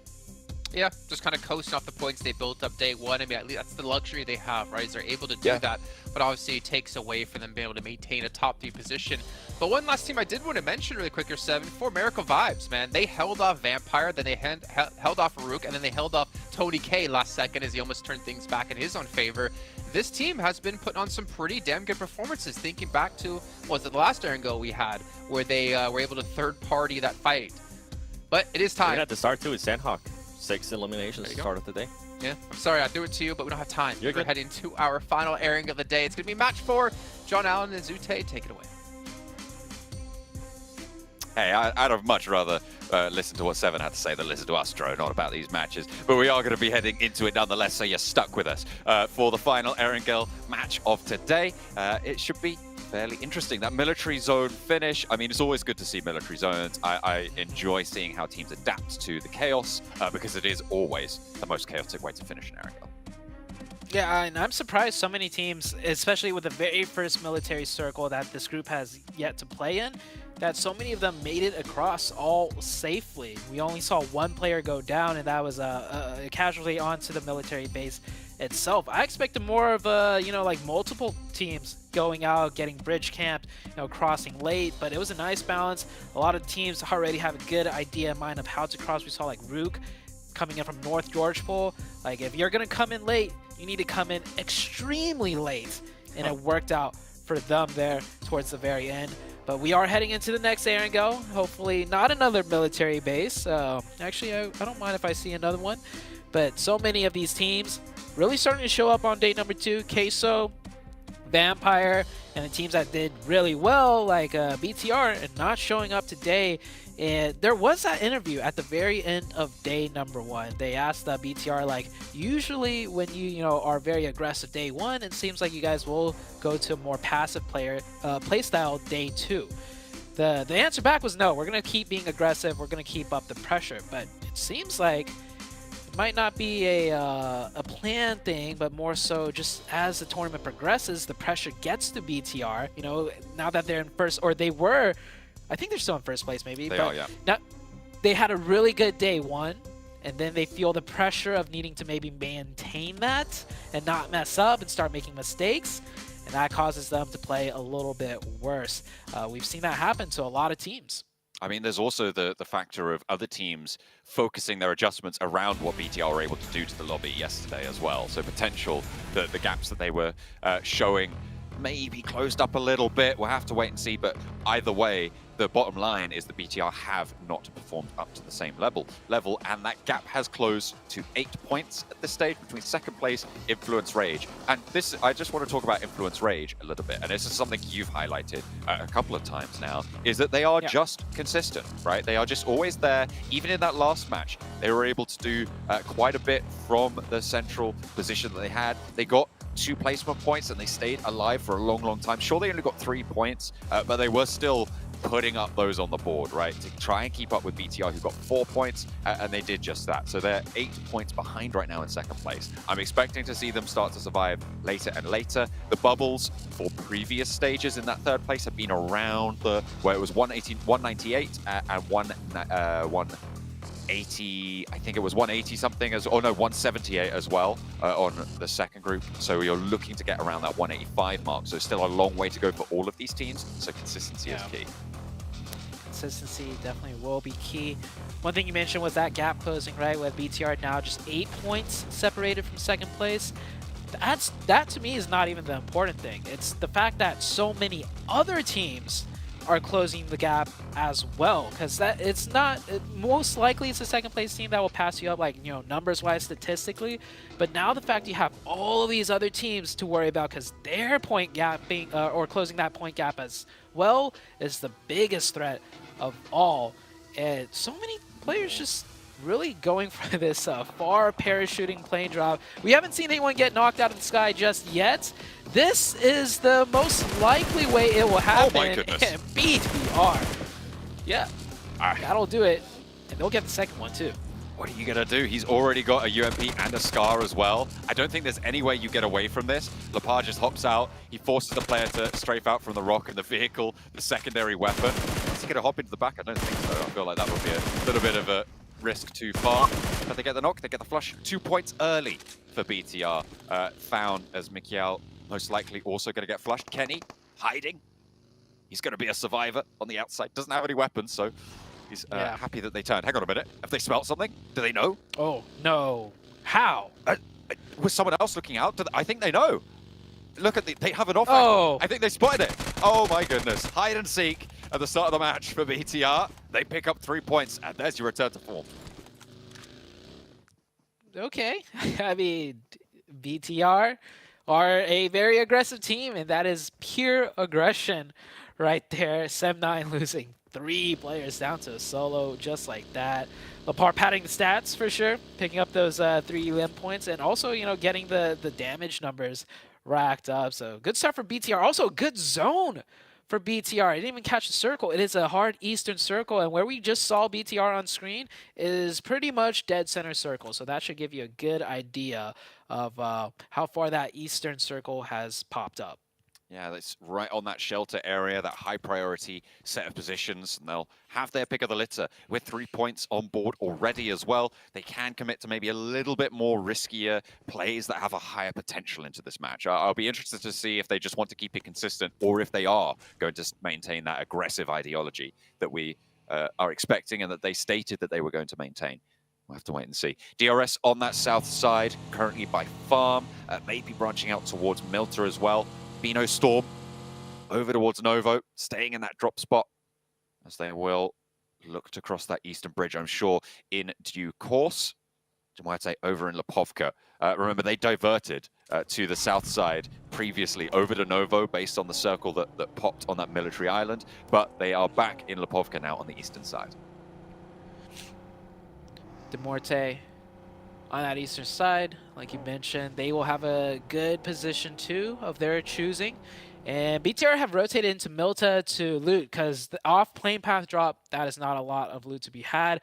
Getting those quick eliminations early might slow them down just enough to cause a timing issue with them thinking they could get a nice center spot still and another team might already be there. So we'll keep that in mind. As many of the teams still looting, no one even has committed to a rotation yet. Taking a look around the map, everyone's still on their drop spot. Demuerte with that split on the east is the team that looks like they're about to rotate out of everyone else. Of course, given the fact that they have a nice position, they should look to get a stronger one. And Weibo Gaming, done looting Pachinki, just now starting to get in their vehicles and make their ways towards the east. Trying to find their way on out of there. I'm sure they'll post up, leapfrog through Potato Hill, try and find their position out to the east. Influence Rage started to break south from Yasnaya as well, breaking towards the mansion area, towards that god compound as well. But I think we saw, if I'm not mistaken, was it Demuerte? I think it was Demuerte yesterday in that god compound who were able to fight off against Vampire, who tried to crash on in, and Demuerte just took them down. It was either Demuerte or it might have been Major Pride. I'm not entirely sure. I have to go back and double check. But either way, a really, really strong position if they want to take it. It's a little bit towards the edge right now, so maybe not as high a priority for them at the time being. Definitely more off-center. D+ on screen, rotating their way in now, as Weibo Gaming has got a little bit more ahead of them. We might see a altercation if D+ still continues towards center. That rotation trajectory should just put them right into Weibo Gaming's path. Sem9, wow, playing that position as a solo? Maybe just looking for a knock and a finish and then getting wiped, but he's picked a strong compound to hold solo. I wouldn't be surprised if another team rolls up on that spot just as a jumping off area to go to further rotations. To be fair, at the moment, with Influence Rage already far south, Genesis might look to go to this position, but they've already got a position in circle, so maybe not right now. It's only really Brute Force that I'm looking at could potentially go on into this position, but if they go over to the east side of Yasnaya, it's more likely that they're going to run down the coastline and into Demuerte and Influence Rage as well. Yeah, he might be able to get this first spot all to himself in the first zone. It's a risky pick though, as Genesis, yep, stretching out a little bit, wanting to get more center. And the issue with this spot is that if the circle shifts, even if it's a little bit north, that position all of a sudden becomes a key power position. So even if you're like, have a spot a little bit, to the west, this spot is insurmountably better, and I think Genesis knows this, and he thinks it's clear. He thinks no one's here, and he's telling his team, yeah, this compound's free if we do want to take it next zone. So Dep will have to look for that quick knock and point conversion. Is there a vehicle in there that he spotted or something? Because he is still taking shots. Nah, it's just to make noise, so other players or other teams, rotating close by will be like, oh, I hear shots there, that position's already taken.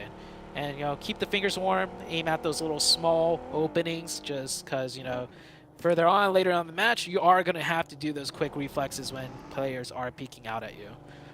He's still going to hold on to it. Brute Force actually moving to the east side of Yasnaya right now. Influence Rage have broken out even further to the north of Kayovsky, scouting out that direction. Quite a wide split, and I don't think you want to hold that against Brute Force right now. With Duarte moving in on that mansion side as well. Could be pretty tricky. Goodness me. Depp is really holding his nerve down here. But it looks like Genesis might not even go for it. Kayovsky might be the next to scout this location. Yeah, circles shift to the west. That will put all the east teams closer, or moves them closer to the western side of the map. And Kayovsky, looking like Influence Rage, will take that compound. So Depp, good luck. Maybe he could catch one real quick and convert it.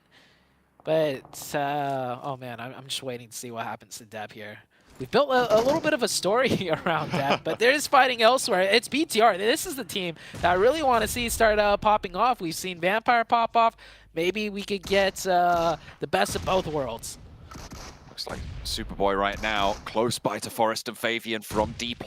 On the outside, the backup is coming through, but it's not here just yet. If BTR can open with a knock, that's great news. Fabian now next under pressure, and I don't think D+ are going to want to go in if he gets knocked. They are so close, though, and they might have to commit. Fabian still just hiding. UMP doesn't have a DBS in hand, and the nade from Satalis to try and find the backlines gets value, but can they find a spray? Can they answer? Team Queso are here to play for a third party. Genfos trying to keep his teammate alive, but won't have any luck on that front. Satalis falls. Team Queso get dispatched. I think that's a fourth party getting involved. That's Weibo across the way, taking out that high ground position for Team Queso. Fabian falls next, and all four teams disengage from the fight. Ooh. Name a better duo than D+ and playing really bad splits. Yeah. Not even, yeah, like the 2-2 they had were like the two power positions, one of the two power positions on this map, and they were trying to get both of them in this zone. Like, I don't know what D+, I don't know what they're thinking. Well, evidently, maybe not much at the moment, because it is not working out for them, and the results... More is not better. Kind More of, power positions is not better. Not if when we you're have holding more a split. locations on the map, there's a greater chance we get the final circle, right? That's how it works. It must be. That's how it. That's how it goes. And they haven't readjusted that viewpoint for the time being. I'm sure there is a lot more machination going on behind the scenes. Yes. Behind that, we are being a little bit trivialized on that viewpoint, but it isn't working. You're right. You're absolutely right to point that out. And something will need to change if they want to keep up the pace. They're in 9th place right now. But they've only got 45 points on the board. And you look down to 12th place to 13th place, it is so easy to drop like a rock in the ocean through these tables, because it is still so tightly packed. Definitely. BTR up to, I think it was like 7 eliminations now, so a very strong start for the team. Circle condenses once again, pulls a little bit further to the west. I think this is pretty much the zone all the teams were getting prepped for from the previous circle. So I'd like to see some nice execution plays here if a team does want to take a fight somewhere or push their way in, as many teams now getting into sight lines of one another. Major Pride with a bit of a split towards the middle, regrouping there, maybe a wise decision. Team Queso under pressure as Weibo roll on up, take down 2 more of their players. They were able to take down 1 earlier. They knew the location that was being held. Look at that drop as well, right in front of them. 2 crates. Maybe a little bit too far down the headland and further towards Major Pride, though, for them to think about picking those up, getting those level 3s on board. Team Queso left down a 1, just Reyes. Yeah, I literally mentioned seconds ago, this is a circle shift every team was kind of expecting, so everyone had a plan for this circle shift. And what, shouts out, this is our game plan, more than what Weibo Gaming just did. Just 4-man full send right into this pocket spot. It looks like it's like wide open, no cover, but the elevation does give it a lot of advantages. And just like that, the zone pops up. It doesn't matter how many people are there. We're committing to this. We have 4 players. We'll take the 4v4 at worst. Works out for Weibo Gaming. Team Queso, not prepped for it. Not ready enough. I mean, obviously, they lost that player earlier, and so Weibo knew that there was a diminished power team up there as well. So really good conversion on that opening knock to the high ground that Team Queso held. You love to see it. Major Pride a little bit further to the compound towards that roadside and should be fairly healthy to hold on to that, at least for the time being.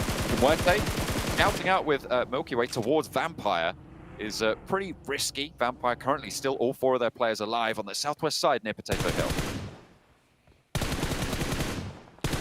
Circle about to shift once again already. We didn't see too many casualties on that shift. But then again, this was a circle everyone was kind of expecting, so players either already had the position in mind or just edging in. Everyone pretty much in the zone besides Rook on the north side and DRS on the northeast. But they should be able to just scooch into the very edge. And we didn't get to see it, but yeah, Depp from Sem9 is out. And 0 points, so didn't get able to convert anything. Rook pushing in here. Decides to get more territory. And wow, a nice knock out of Rook. The opening's there. The trade is right back with that nade. 2v3 situation here as the fourth player really far away, and that's not good. Rook now just down to the 1 player in the compound. Rami trying to hold face now against the rest of them. Has got the DBS, but it won't matter. The pump action seemingly superior in that engagement. Mind able to handle business. They should be able to get these reses. There was a nice clip on the heel, but hang on a minute, what's this? There's other teams descending. It's DRS, it's Genesis, both of whom looking to try and third-party this engagement, but Genesis stay closer to the outside, and they have cut off supply lines here for Rook, for DRS. Everything's starting to go awry for them, and Genesis seem to be up top on this one. The off angle for Smile is looking pretty solid. Will have to move for the next zone, but look at the surrounds that they have as Rook are eliminated. Now it's brute force on the inside, looking to try and pick up the pieces. They might be able to stay up as 4, and I think DRS turned away. What a reset for Brute. That third party at the nick of time. Vibes on the south side, taking a fight with Bino Storm. Bino Storm loses 1 player early on, and Vibes with that new circle shift. Looks like they're just restructuring here. They know this is a fight that they might have to take later on, and well, they'll keep a good numbers advantage with that shift there. So they'll take the fight later when necessary. Instead, I think what they're mainly looking to do is watch for any teams potentially wrapping on their backside before pressing this further issue. Vibes trying to sweep past Bino Storm, but they've already been pressured out towards that position. On the south side of things, Major Pride lining up a couple of shots, and Weibo now trying to challenge Genesis on the roll-up, but it's going well so far. Now opening up for West Carry, getting that flush. Another player falls as well, and Weibo staying alive, nice and healthy as well. Soup not even going down there. Will just be able to throw those meds on board. They took out Team Queso. They were able to resupply, but didn't come to Major Pride. Now with a chance to take up this hillside, take up this front. Teams at the back, Influence Rage, might be able to move into a position of third-party Major Pride's assault here, but for the time being, they are going to survive. A nade over onto Sook opens up the sidelines, corrals Weibo into a position, and Ming is down as well. This is a great start, and it's only 2 players here from Major Pride. Yeah, Major Pride with a really good timing, but they need to decide to press in further with their advantage because the players pushing are in open sightlines. And yeah, with the third nade knock, it should be done. It should be the go-ahead. They send the third player up for the push. Weibo Gaming. This pocket is great if they can't get assaulted by nades, but they will. Major Pride doing a nice execution play right there. They'll circle right back just in time to hold out the team on the edge. Maybe having a chance over towards Influence Rage. Vampire also striking from the southwest side. They've been on Potato Hill for a while now. They're on a relatively decent split there, 2-2 at the moment. West and east side of Potato Hill, taking shots down towards Bino Storm, and making Vibes' lives a little bit easier as well by taking out a player that was contesting them, that was holding them into this ditch that they sit in currently. Just the 2 for Bino Storm, and I don't think he meant to do that. He shot a bullet, gave away his position. Maybe it's the nerves, maybe a little bit, a slip of the finger, but Vibes will zero in on that location even more now. Divine. 1 HP, nade coming in. Ooh. Falls a little short, doesn't matter though. Yep, Divine, I don't think he meant to shoot. That is unfortunate, but sometimes it happens. Razzie now, last player for Bino Storm on the south side. Over on the north, Killer remaining for DRS, IHC, swirling around that location. I think they know he's there. So he has got the auto shotty on the inside, maybe good for 1, but not even that will be dispatched and DRS fall. IHC playing as 4, but they're going to have to move south as the circle shifts. This could be another big game for Vampire or BTR. Vampire with 4. They get a nice spot in the zone 2. Need to worry about the side of Vibes on the south, but BTR have been getting that Circle Blast on that east side, so picking a great location for them. Influence Rage should be looking to assault that compound, though. I don't see another place for Influence Rage to go, especially with 4 players. They have the power to take over a key position. They'll be looking to try and mount up fairly soon. BTR on the east side trying to hold out with 3. Might be tricky. Demuerte moving forward, slowed down a little bit. They're right on the edge now. A mount up for Influence Rage. They're going straight up central here. Okay. Maybe going underneath Major Pride, close to Reyes, who's still alive for Team Queso over in the buildings. I think he's moved away from that now to try and just stay alive. But a lot of teams on this northwestern edge. You've got IHC now crashing into the back of Demuerte, trying to get through with that flush, with that knock. And they are going to continue their pressure. Another sent over to Milky Way down the hill. That's on the off angle. Far less likely to get rezzed here. A nade being cooked by Alex. A Molotov as well sent into that rock. Going long towards the tree. And there's a re-knock there. The burn is good. Alex steps into the fire though. Right up into the rock. I'm not too sure about that one. But he will fall down. Godless as well is eliminated on the sidelines as the damage comes through. Major Pride looking to third party. The reposition out towards that north side to look for the angles to slow down both of these engagements. And Corker is crunched. Man, Major Pride have been playing so well, picking their third-party timings, really understanding the lay of the land, picking their fights very nicely. It looks like they're all in the open with no cover, but they know just how the battlefield dynamics work. Third-partying everyone, not getting third-party themselves, picking up elims left and right. Now able to hold out a majority of the IHC team. IHC still have to press further, and it looks like Major Pride have set their sights on to IHC.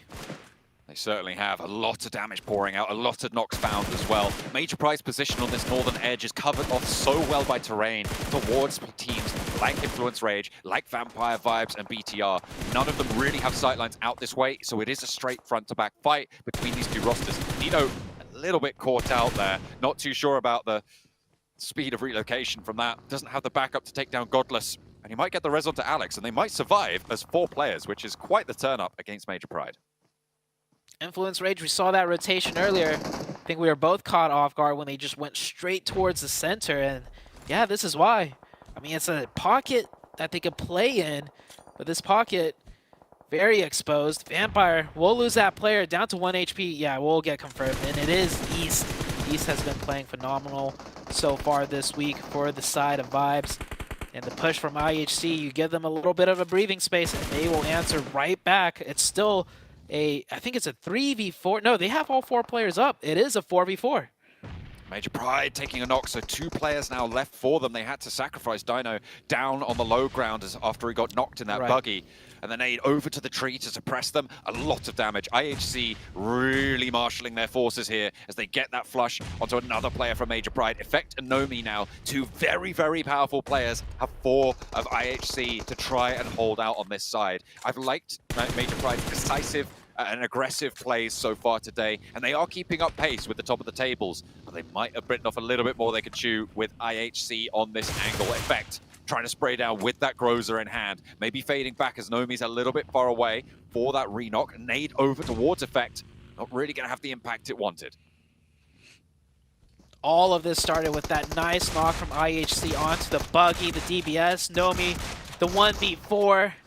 Yeah, not gonna happen. IHC up to 10 eliminations. IHC finally starting to show signs of life. You can see right there on the bottom right, they are currently in that 13th place spot. And so every team, even if you're in last place, yeah, you gotta be careful because there's a reason why they're at this stage in the tournament. Give them the right cards, give them enough breathing room, and they will come out strong. Vampire still slowly working their way in. It looks like Influence Rage have survived the brunt of the force, and they will stay alive with 4. That crazy cross that they went for has definitely worked out. Team Queso finally eliminated. Rez going down after a long run as a lone survivor. We'll add a couple of placement points to their tally. Influence Rage in this central, well, more central than any other team right now, to be frank, position that they were able to claim so early on. Very, very valuable. And this is the consistency that we've talked about. They're able to get these decent spots. Even if they don't win here, they should get a lot of points added to their tally and extend their lead over brute force. In the meantime, though, Bigatron, 8 eliminations on the cards as Vampire are getting shredded. They try and make their way forwards. It's not going to work out. But Bigatron, 8 eliminations. 3 of those were early into the game, sure. Hang on a minute. I'll take that back. Vampire, they were getting shredded, but they've just taken down a couple of players or 2 over towards that central area. Influence Rage are 2 players strong now after that crash. Make that just 1, because another player just got knocked. It is all down to Federal to stay alive. And I guess this is their style, right? Even with 4, they're not going to sweep around and make a huge game, make a name, make a huge chicken dinner. Instead, they'll just kind of play that consistent style, just, you know, making their way in there, getting a few elims towards the late game, getting a top 5, top 4 finish. And, well, it worked for them in Brazil, it worked for them in Americas. I don't know about PMGC because it is a different stage. You kind of have to do something to set yourself apart, but we'll see by the end of the week as battle rages on. A lot of scrap fights, long range, no real damage being done just yet. Federal finally taken down, Influence Rager out. Vibes playing as 4, trying to play off against IHC on the northern side, who are 4 themselves. They've been fighting through a lot so far. I think they're up to 11 eliminations, make that 12, as they have been through the wars, certainly. IHC, a lot of nades, but few smokes in hand. BTR, a lot of supplies, but there are only 3 players. U-Circle favors the side of Vibes on the south side. BTR also get the circle too. So it's on IHC to make a play here. IHC with 4 players up. I think Vibes also have 4. Actually, it looks like Vibes have just the... No, yeah, Vibes has 4 players as well. Let's see what BTR here can do with 3. I mean, with 8 elims. I think they'll surely get at least 1 more, if not 2. Hoping to go double digits on this match. But IHC have other ideas. They'll have to make their move sooner rather than later. Vibes are just encroaching, making their way forwards and gaining control of the south side to give themselves that powerful position, to give themselves that overlook. Demo up into the tree. This is the first break. The rest of them trying to line up that train. They do not have a lot of smokes available to them, so they can't go for that big smoke train rollout that you'll see from teams who have got that utility at their disposal. Vibes are breaking out in the meantime. IHC has almost made their way fully into the circle. And if there's no knocks yet, they might be okay. Sightlines are definitely there for all these teams to take shots at each other. Just have to peek around the corners of the trees, the smokes, the rocks. Damage can be done. But with so much distance covering, you know, all of these teams, even with 1 knock, I don't think anyone's going to make a full committal push. Not until maybe going into circle number 8. IHC still slowly creeping forwards. BTR looking to scout out as well, getting a little bit more information.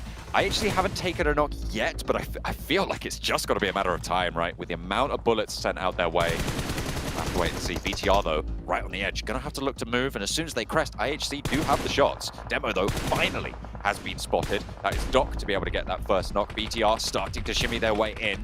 Look at Lapar. He's managed to get forwards, but he's taken a lot of damage. Godless gets the next to go down for IHC in the meantime, and he steps up. Ziol on the off angle hasn't been dealt with just yet, but I think they know that he's there.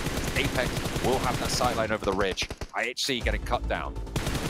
And the circle continuing to punish them. Next zone just shifts once again a little bit away from the spot that they worked so hard to crawl into, and losing 2 players too. But I mean, with 12 eliminations, you can't have everything. Ziol needs to move into the zone now, but maybe with this circle, BTR can start fighting Vibes a little more, as they do get that knock. BTR with a big knock, and IHC will confirm that. So now, Vibes with only 3, this could be a win for BTR. Potentially from that eastern side playing as 3. Alex has been re-knocked there. Unfortunate, but Ziol now left as a lone player. East is seen though, and he will go for the shots, will go for the spray, and Unfortunately, Apex is there, but there's two players now up the top of the hill for Vibes, and BTR have the numbers advantage. Genfos, the chance over to Apex, but is denied the sight line again. The dip back on in, and they play around the ridgeline. They are more central. They do not have to push. Can they close out this match and return to their former glory? We've waited a little bit, but BTR, they've been disappointing so far today. This is a little bit of a change, a turnaround for them. Influence Rage were out a little bit earlier, although they did manage to get up to 4th place still. This should be BTR's. They have the angle advantage, the positional advantage. Circle is going to push Vibes out first. But we saw this situation on day 1 with them against, I think it was Major Pride. They had all of the sightlines locked in on them. It was a 4v4. It should have been an easy win for BTR, but they dropped it. So it could happen again here. I think it might be De Muerte. It was one of the two. You're right. Yeah, one of the two. It was a really good final stand for them. I think it was Genfos as the last player alive, getting 2 out of the 3, but wasn't quite able to get there. But with this sort of a position, I mean, it's even more powerful than the one they had before against this specific setup for Vibes. Genfos just continues to hold this ridge line. They've learned their lesson. Baron crawling across, but what can you do? There are still nades on both sides though, so potential for a little argy-bargy over the ridge. 5 smokes on Baron. I'm surprised he's not using it, and yeah, that is why. Now it's a 3v1. Surely BTR will close this one out. Apex last up. Might even look to deny the points. He's got that nade. He's going to need to lob 2 nades in a row with perfect impact, but BTR is going to do it instead. Oh, falls a little far. Apex tosses one out. That might have given away his position. Gets some nice damage. 3 more nades. The shot should connect soon.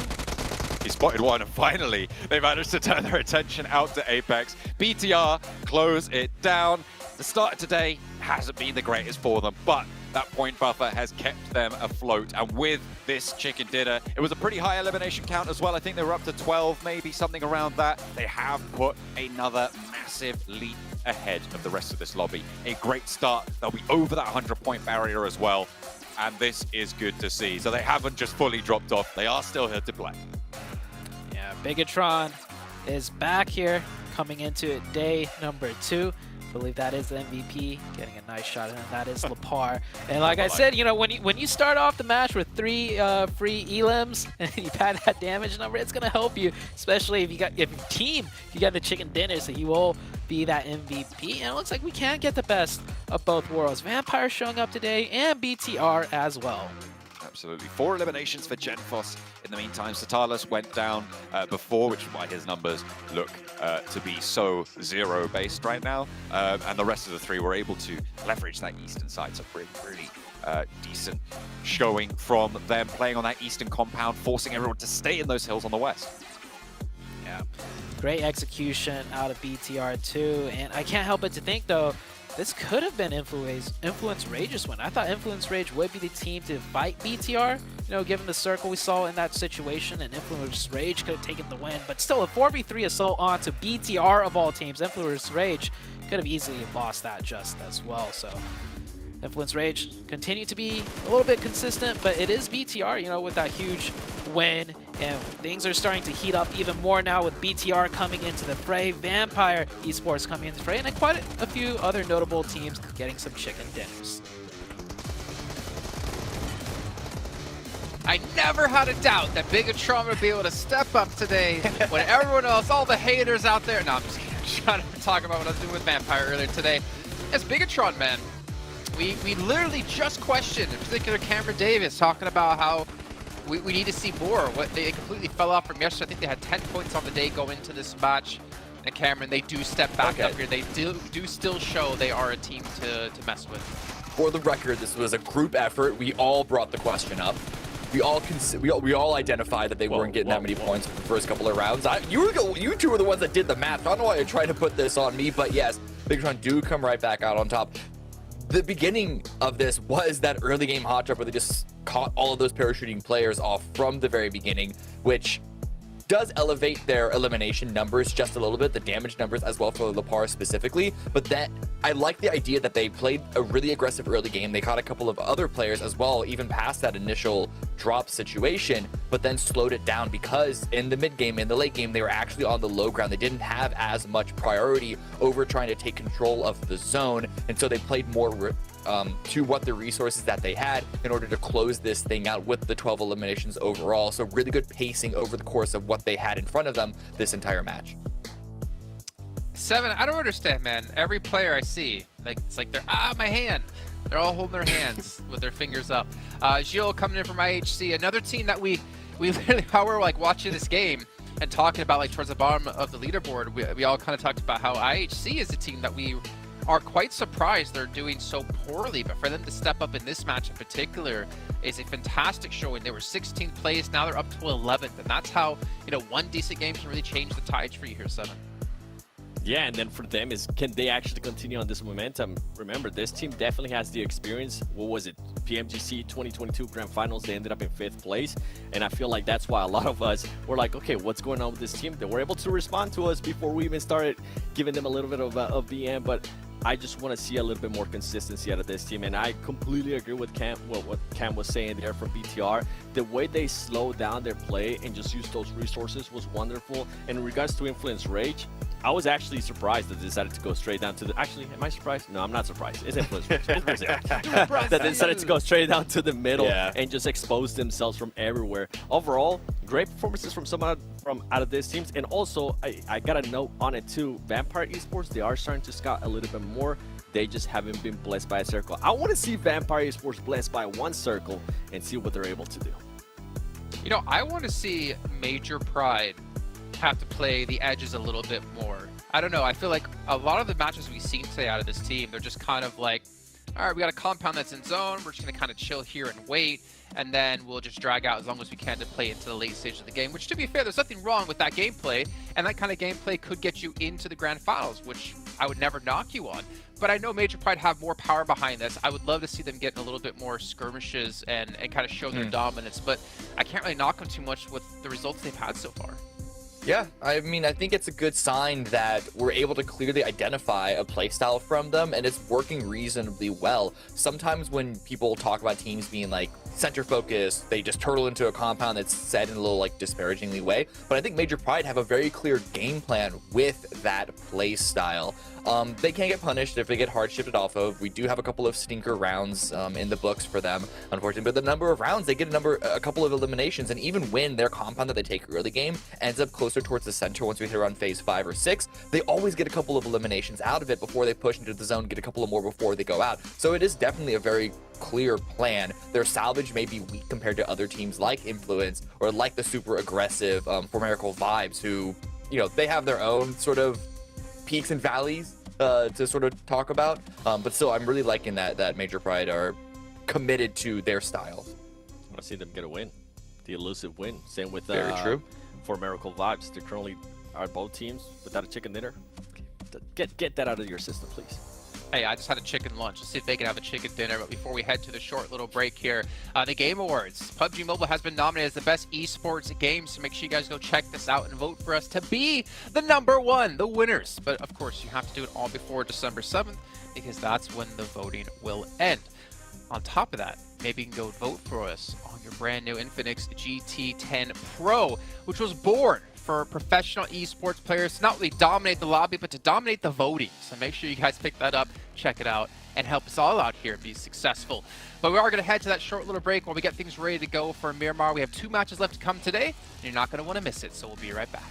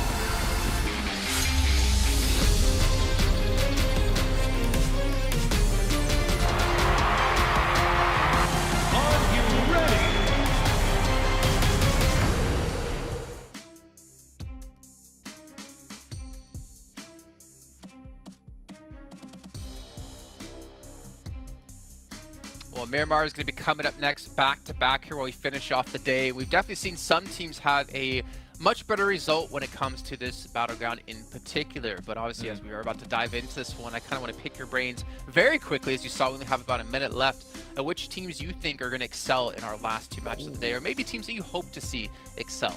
Seven, who do you got? I want to see Vampire Esports, honestly. I'm still riding that train. I want to see them continue to do well. They do bad in 2 matches. I'm calling it. They're out. They do well in 1 match, and you're like, I'm back in, boys. I didn't say that we're gonna be out. I was saying that I was gonna start to worry. That was the main thing after the first 3 matches yesterday. When are we gonna start worrying about the team? But I'm enjoying the adjustments that they're doing. I mean, with the sub, they're playing with Nusi. They're doing a lot better. Cameron, real quick, 1 team. Major Pride. They did good at Miramar yesterday. Okay. Well, let's find out. We're gonna head into our first Miramar update. John Allen and Zute, take it away. I've managed to convert Zute as well to the Major Pride hype train. We're really enjoying watching this team, right? So I'm glad that Cameron highlighted them there as well. So they are such a powerful decision team. They're making aggressive, fast decisions. And Zute, you were saying that you feel like more often than not, it's the right one.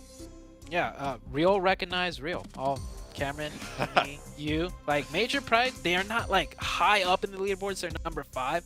But every time we see them make a decisive choice, it's a good one. Sometimes the execution isn't fully there, but it's like this team is definitely worth keeping an eye on. I like how they're playing. Sometimes, you know, the cards are stacked against them, and they don't have the to continue further into a match.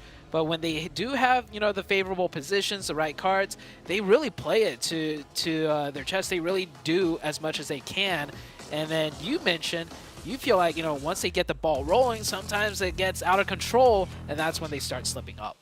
Yeah, there are a couple of times where they make good decisions for that current engagement, but once or twice they put themselves in a position after that engagement where it isn't as favorable to them. So for instance, their Dino getting knocked on that low ground position, sure, it might be valuable before, but they were punished for it. So thinking maybe a little bit further ahead in these multi-team engagements might be in their wheelhouse, but they are still performing very, very well off the back of that. I really liked, for instance, last match, their roll up towards the Weibo position, right? Oh, they went up that ridge line. They just utilized the smoke cover, threw those nades in. Weibo didn't stand a chance on that, and then immediately regrouped afterwards to try and hold that influence range. I think that set of plays, in my mind, is a really, really strong, solid decision, and I wouldn't have asked them to play it any differently.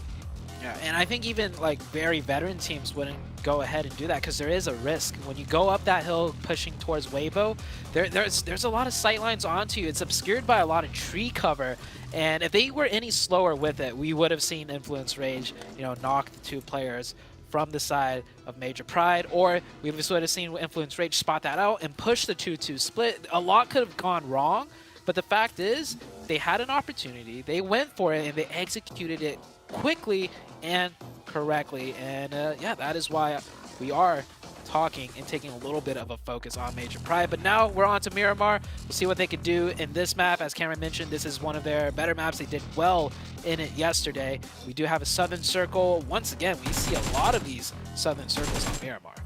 Yeah, they are seemingly leading to that coast side. Not as dramatically south as we saw yesterday, obviously going all the way down to the South Islands near Los Higos.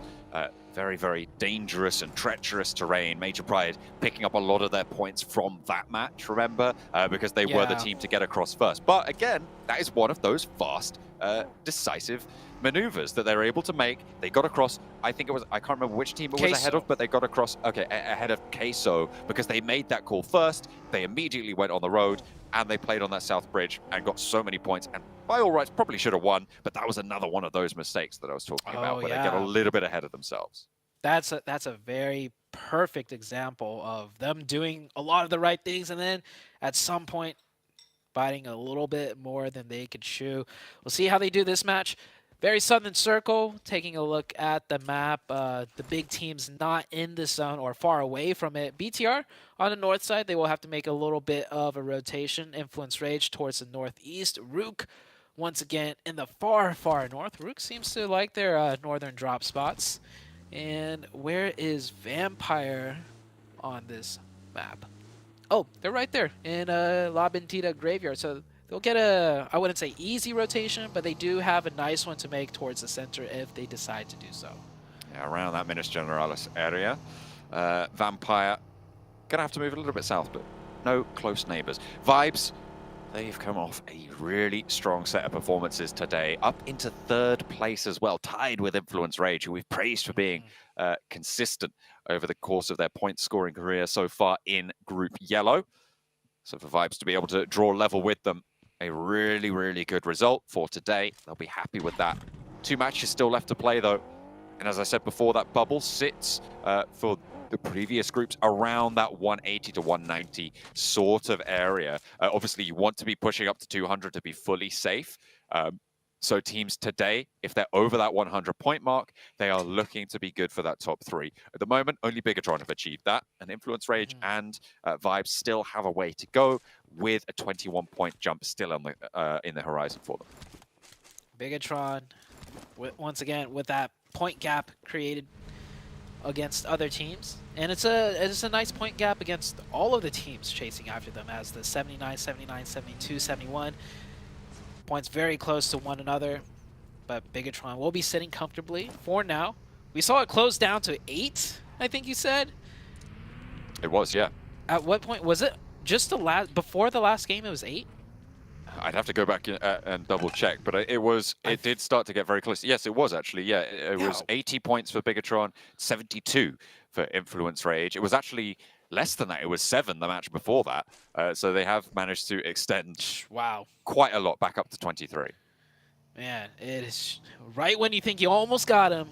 You know, they're just like, nope, we're still better than you guys.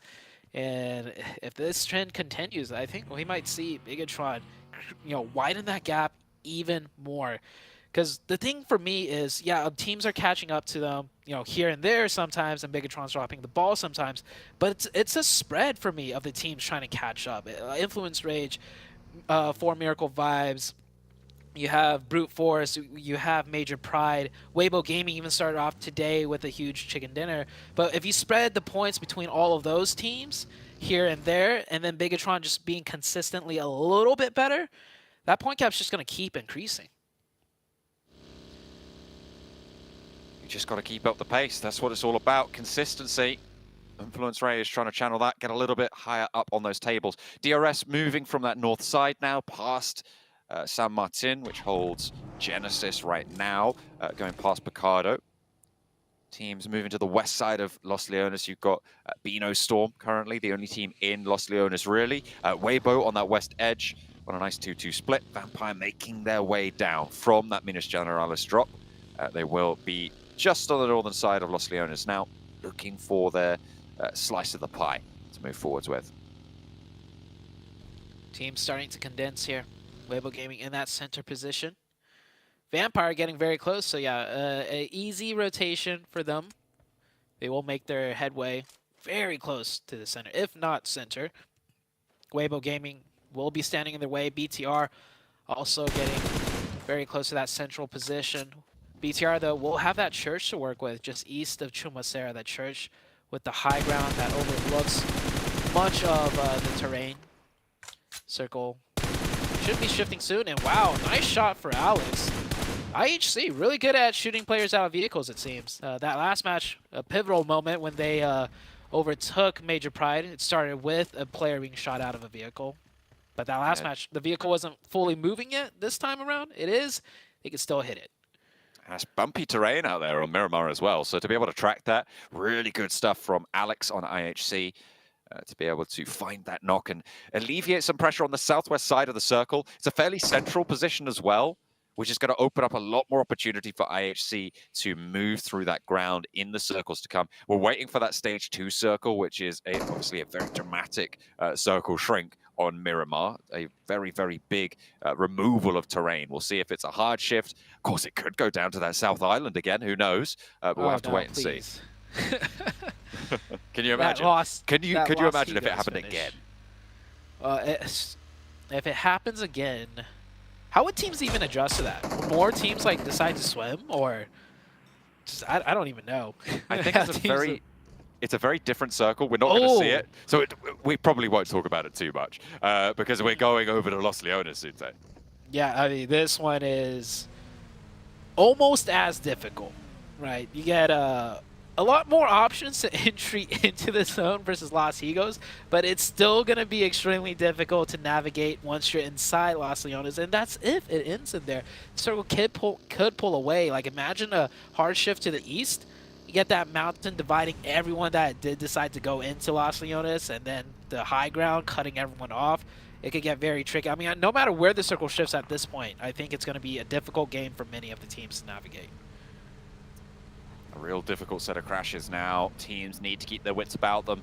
The buildings, the crates, the containers, the concretes, everything will be bristling with barrels soon enough. And the bullets will fly if you give them the opportunity. Northwest side, Weibo, they were set outside of Los Leones for quite a while on a 2-2 split. They now obviously regrouped into the west end. Influence, Rage have made their way in on the north side, as have DRS, maintaining that high ground instead of going into the settlement fully. A cache of vehicles around the side will be their stockpile. They'll be able to have a little bit of maneuverability. BTR similarly trying to swing on into that west end that Weibo got in a little bit earlier. Yeah, many teams centraled up. The west side's going to get very compact if we don't see more of the western teams loop around, but I don't think there's room to loop around much more. And for good reason, because we still have 63 players alive. No wonder the map looks so compact with barely any space. You see teams neck and neck right next to each other here. How many teams have committed into Los Leones? I'm counting maybe 5, maybe 6 even. A lot of commitment at this stage. Could all be for naught though. We still have a bit of terrain outside of Los Leones where it definitely could finish, but would need a couple of hard shifts. Vibes a little bit late to the Los Leones party, so they'll be languishing on the outskirts for the time being. Trying to take that high ground, find some picks, find some openings, scout out which buildings are available. In an urban environment, that is the most important thing. If you know that a building is free, it's a lot more likely that you can get there, even with teams around you, than if you spot an open location on an open set of terrain. So making sure you have as much information on the buildings on your side of the settlement, really, really important. Nice headshot out of Lionel there. Put some damage in. And that helmet going to be a little bit worse for wear. But he'll continue the rotation and make it out alive. Circle now finally about to shift. This is the big one we want to see. And I like what BTR did here. Earlier we saw BTR further into the zone, actually. They were around one of the warehouses, but they filled back out to get more control to make sure no teams backfill them. So now with this circle shift, it also favors them. Vampire find themselves in the dead center of the new circle. They are right on that correct side of Los Leones now. But that high ground position that DRS has also a lot of value to be found there. If they can hold off Genesis and Rook further over to La Bendita. Rook have been playing slow into these circles today. They've been staying out in the blue, trying to play that edge style. Trying to keep themselves nice and tucked away, but they'll have a fight on their hands soon. The Genesis in the vicinity. Alleyways being populated by vehicles now as Sem9 try and make their way through Los Leones again. Major Pride sat right next to them. Oh, almost catches that player. If he went for the gunshots earlier, he might have even gotten the knock. Demorte, oh man, wrapping in from the south, and nice knock by Miracle, or yeah, Vibes. Getting a 1 for 2. Casualties on 2 different teams. Converts the 1 point. IHC taking a lot of damage. Demo can get revived here as he is saved. Zio going for that revive. Demorte losing that 1 player on rotation. None of these teams on the south that we just saw fighting are in the new circle either. They're all going to have to shift up north and towards Weibo's position as well. The losing players for a crash could be disastrous. The back of the buggy, certainly not safe, but diversion. Good driving skills there coming through from Milky Way to be able to keep this back passenger alive. Influence Rage not so lucky in the time being because Rook have careened themselves straight on through that DRS hold. They're not playing edge anymore, but Punisher will go down. The buggy explosion will take him out of it as well. Lil Boy with some vengeance in the blood will be able to find what he was looking for and take a 1-for-1 trade on the aggression. Influence Rage Definitely didn't want to lose that player. Trading a 1-for-1. Not good. The player just... Oh. Oh, that was the passenger. Oh, that's so unlucky. Imagine you're the passenger. Your driver flips the car. You're both stuck in it, and you get shot out. And the driver's just still chilling. They will get the revive, though.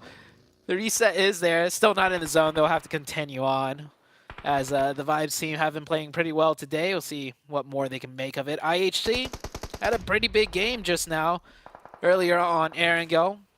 This time being the opposition of Brute Force. Major Pride holding down a central area of Los Leones fairly effectively, taking shots out multiple different directions. IHC across this ridgeline for Brute Force. They're looking for that res. Looks like they might be able to find it, but there's a light cut from Ziol, who's opened the cannons, but not going to get that flush just yet. Finally gets that point on board to their tally, but can they get away from this one? Because there is still more damage pouring through. A lot of bullets sent back his way. I think there's an off angle from BTR. You can see he's turned his attention out there. Brute Force down to 3. Circle shifts east back into Los Leones onto the high ground of DRS. So DRS have a big opportunity here. Same with Genesis as they get that favorable shift. And there's some compounds towards the center of Los Leones that is open on the east side for Genesis to navigate in, should that be necessary. IHC has pressed very close now to Brute Force. Brute Force losing 2. It is a 2v3 situation as IHC getting a revive on the outside. Demo, I don't think he has a first aid, and even if he doesn't want to pop that audio cue. He does not have any meds, just boost. Demo keeping the pressure up, though, from the footsteps alone, allows the team to get the full reset. Now IHC is looking much stronger. Demo has a death crate in front of him as well by that buggy, so potential to pick up a first aid or 2 there. Drops the smoke to keep him safe on the loot near that, so maybe, if he's lucky, able to find those supplies that he so desperately needs. On the off angle, with his teammates taking care of Ado as well, it's going to leave just Neos left standing for the side of Brute Force. No eliminations either. All 16 teams still alive. They are the worst position for it. They're outside of this zone. Demo does, in fact, get, I think, a couple of bandages there, but that's about it. Neos looking for a spray onto the party bus. 1 and 2 and a third as well. Neos tears them to pieces. There's only one player left in the backline. Ziol keeps them together, but can he go for the reses because the blue zone's pushing in? He doesn't have a lot of time. What is this decision going to be? They're all down, and that is all going to be picked up by Weibo. Christmas came early for Weibo. That's for sure. Might even get the 4th onto Ziol here. And the lay down, Ziol, I think that vehicle was missing a wheel. Runs over. He's running behind the ridge line. Ziol will not get converted towards Weibo's side, but I don't think Ziol is going to make it much further into the late game. He has some open space he can play in, and I don't think anyone should be looking his way besides Weibo Gaming. So if he traverses far enough north, he'll be out of line of sight.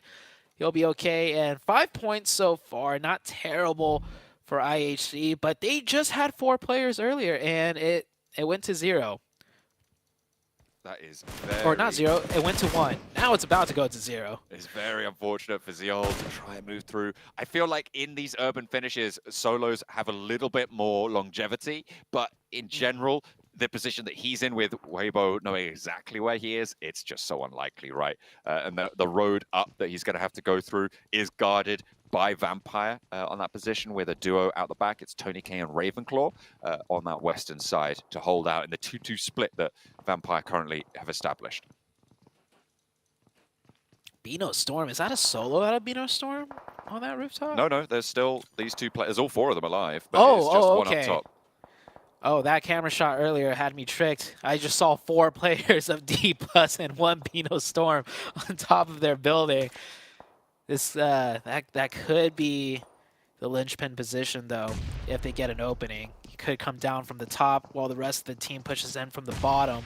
You see Beano Storm realizing more than likely they'll have to make a move at some point, seeing if they could get any openings now rather than later with the nades. New circle pops up. They're sitting comfortably. Many of the teams are, as BTR just controlling the outskirts with a firm split. They're not going to be rewarded for it, though, as the circle doesn't go their way.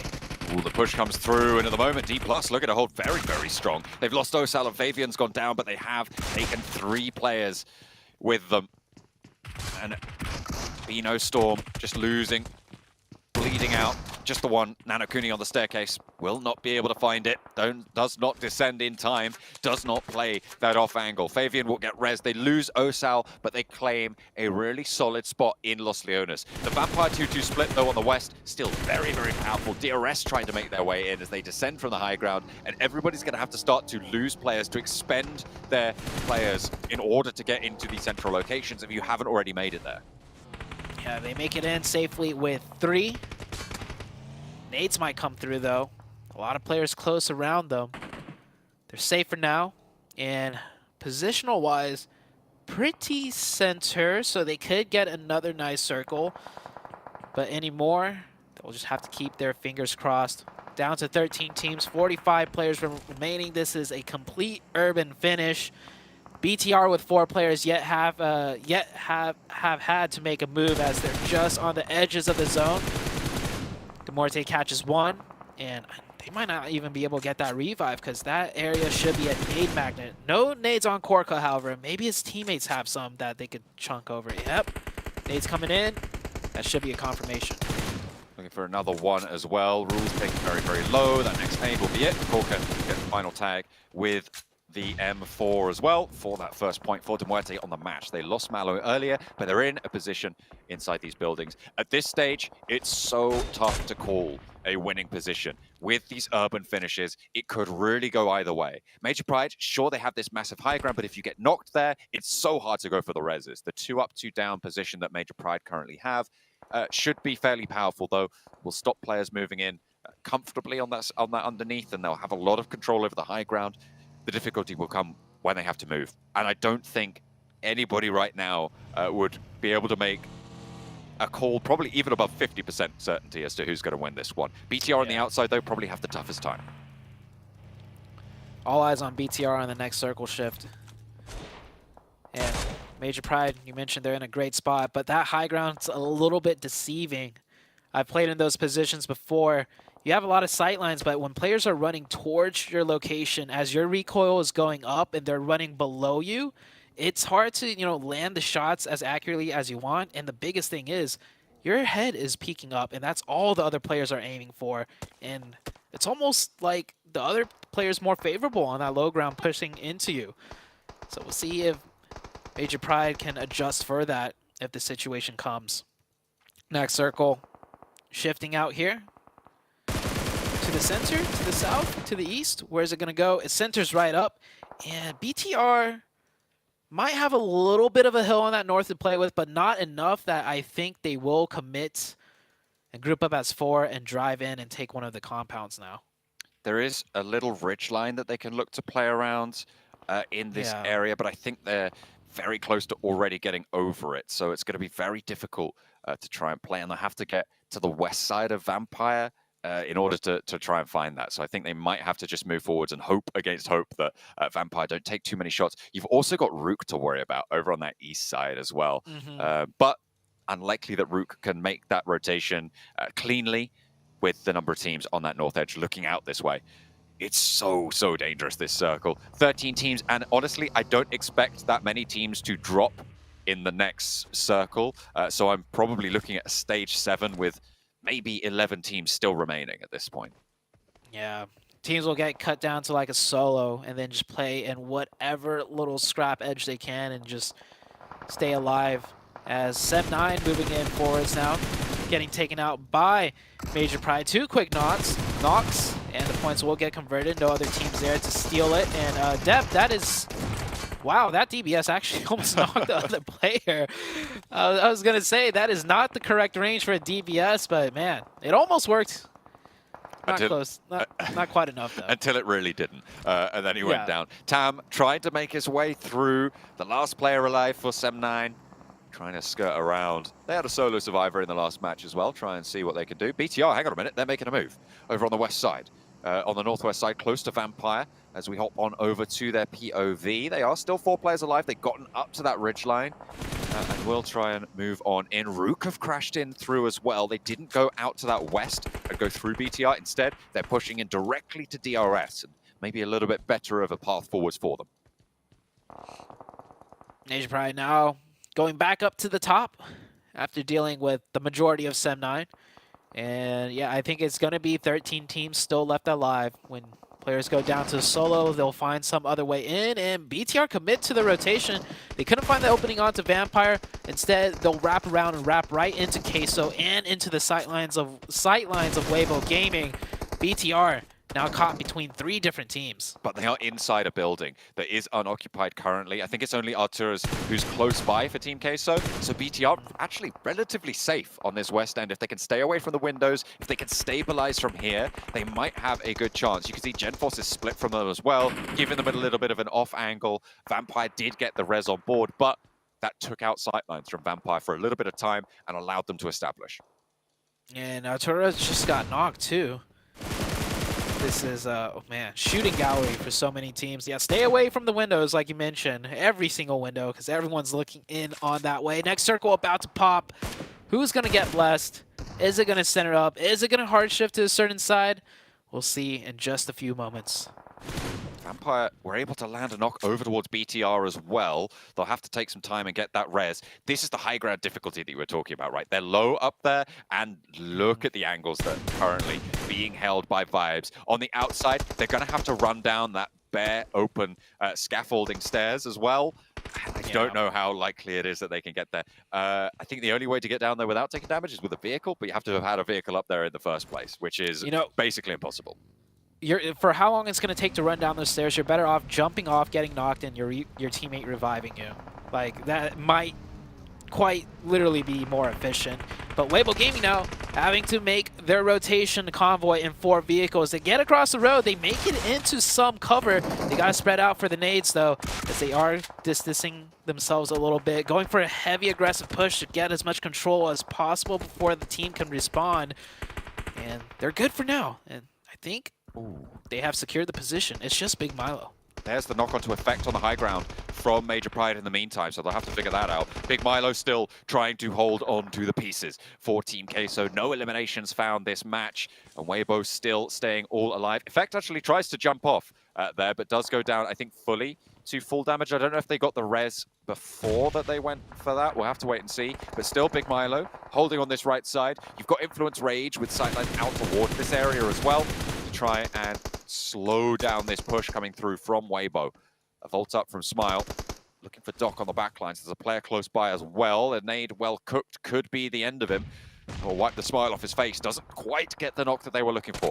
They can't quite find it. This time around, they'll just back off. East, though, pursuing. I don't know how that spray with the UMP didn't land, but finally gets that knock. The M4 swapped onto for the flush. And now turning his attention forwards to Smile again. East spearheading the team right now, getting those 2 eliminations. And this is D+. D+ coming in with 2 players on that eastern side. Is this the same side that we're seeing the fight? It might be. They're all so close next to each other. Smile keeps his smile as he gets that point, but should go down here to Doc. Doc's got that DBS, but D+ very close by too. The DBS is good. Now he's got to face 3 more players in the form of D+. D+ with the DBS, the M4s, the UMPs will get the finish. The res is possible underneath the staircase as well for D+, so they can play on as 3 after losing Osal earlier. In their scraps they've been through. Major Pride, they lost their players on the higher ground, and this is exactly what we were talking about, right? Did they extract enough value from this match? I mean, they got 5 eliminations so far this game, and they aren't going to be able to get any more with that final nade for the Muerte sealing the deal. So, yeah, Major Pride, they stayed too long for my liking on that high ground. I mean, to be fair, they got in it quite early when it wasn't confirmed to be a Los Leones finish, and they would have liked. Yeah, like I said, it's a little bit deceiving, that high ground, and how perceived strong it is, because it's really not that powerful. Weibo Gaming still with 4.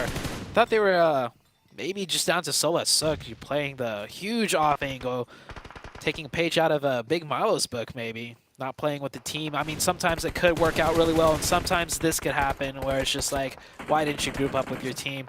Sook, maybe the smokes will help out. BTR, are they in zone? I think BTR are close enough into the circle where they'll just keep watching him. Rook still continuing on their warpath. They're down to 2 members, but they're picking up the Elim points. That's pretty dangerous. I don't think they knew there was a player on the inside there from DRS. Fortunately, they were able to take him down, but only 2 players alive. That could have been a little bit more disastrous than they would have liked. 3 players alive for Influence Rage. In the meantime, they're just going to try and keep on chugging away from the middle side of this circle. BTR with 4.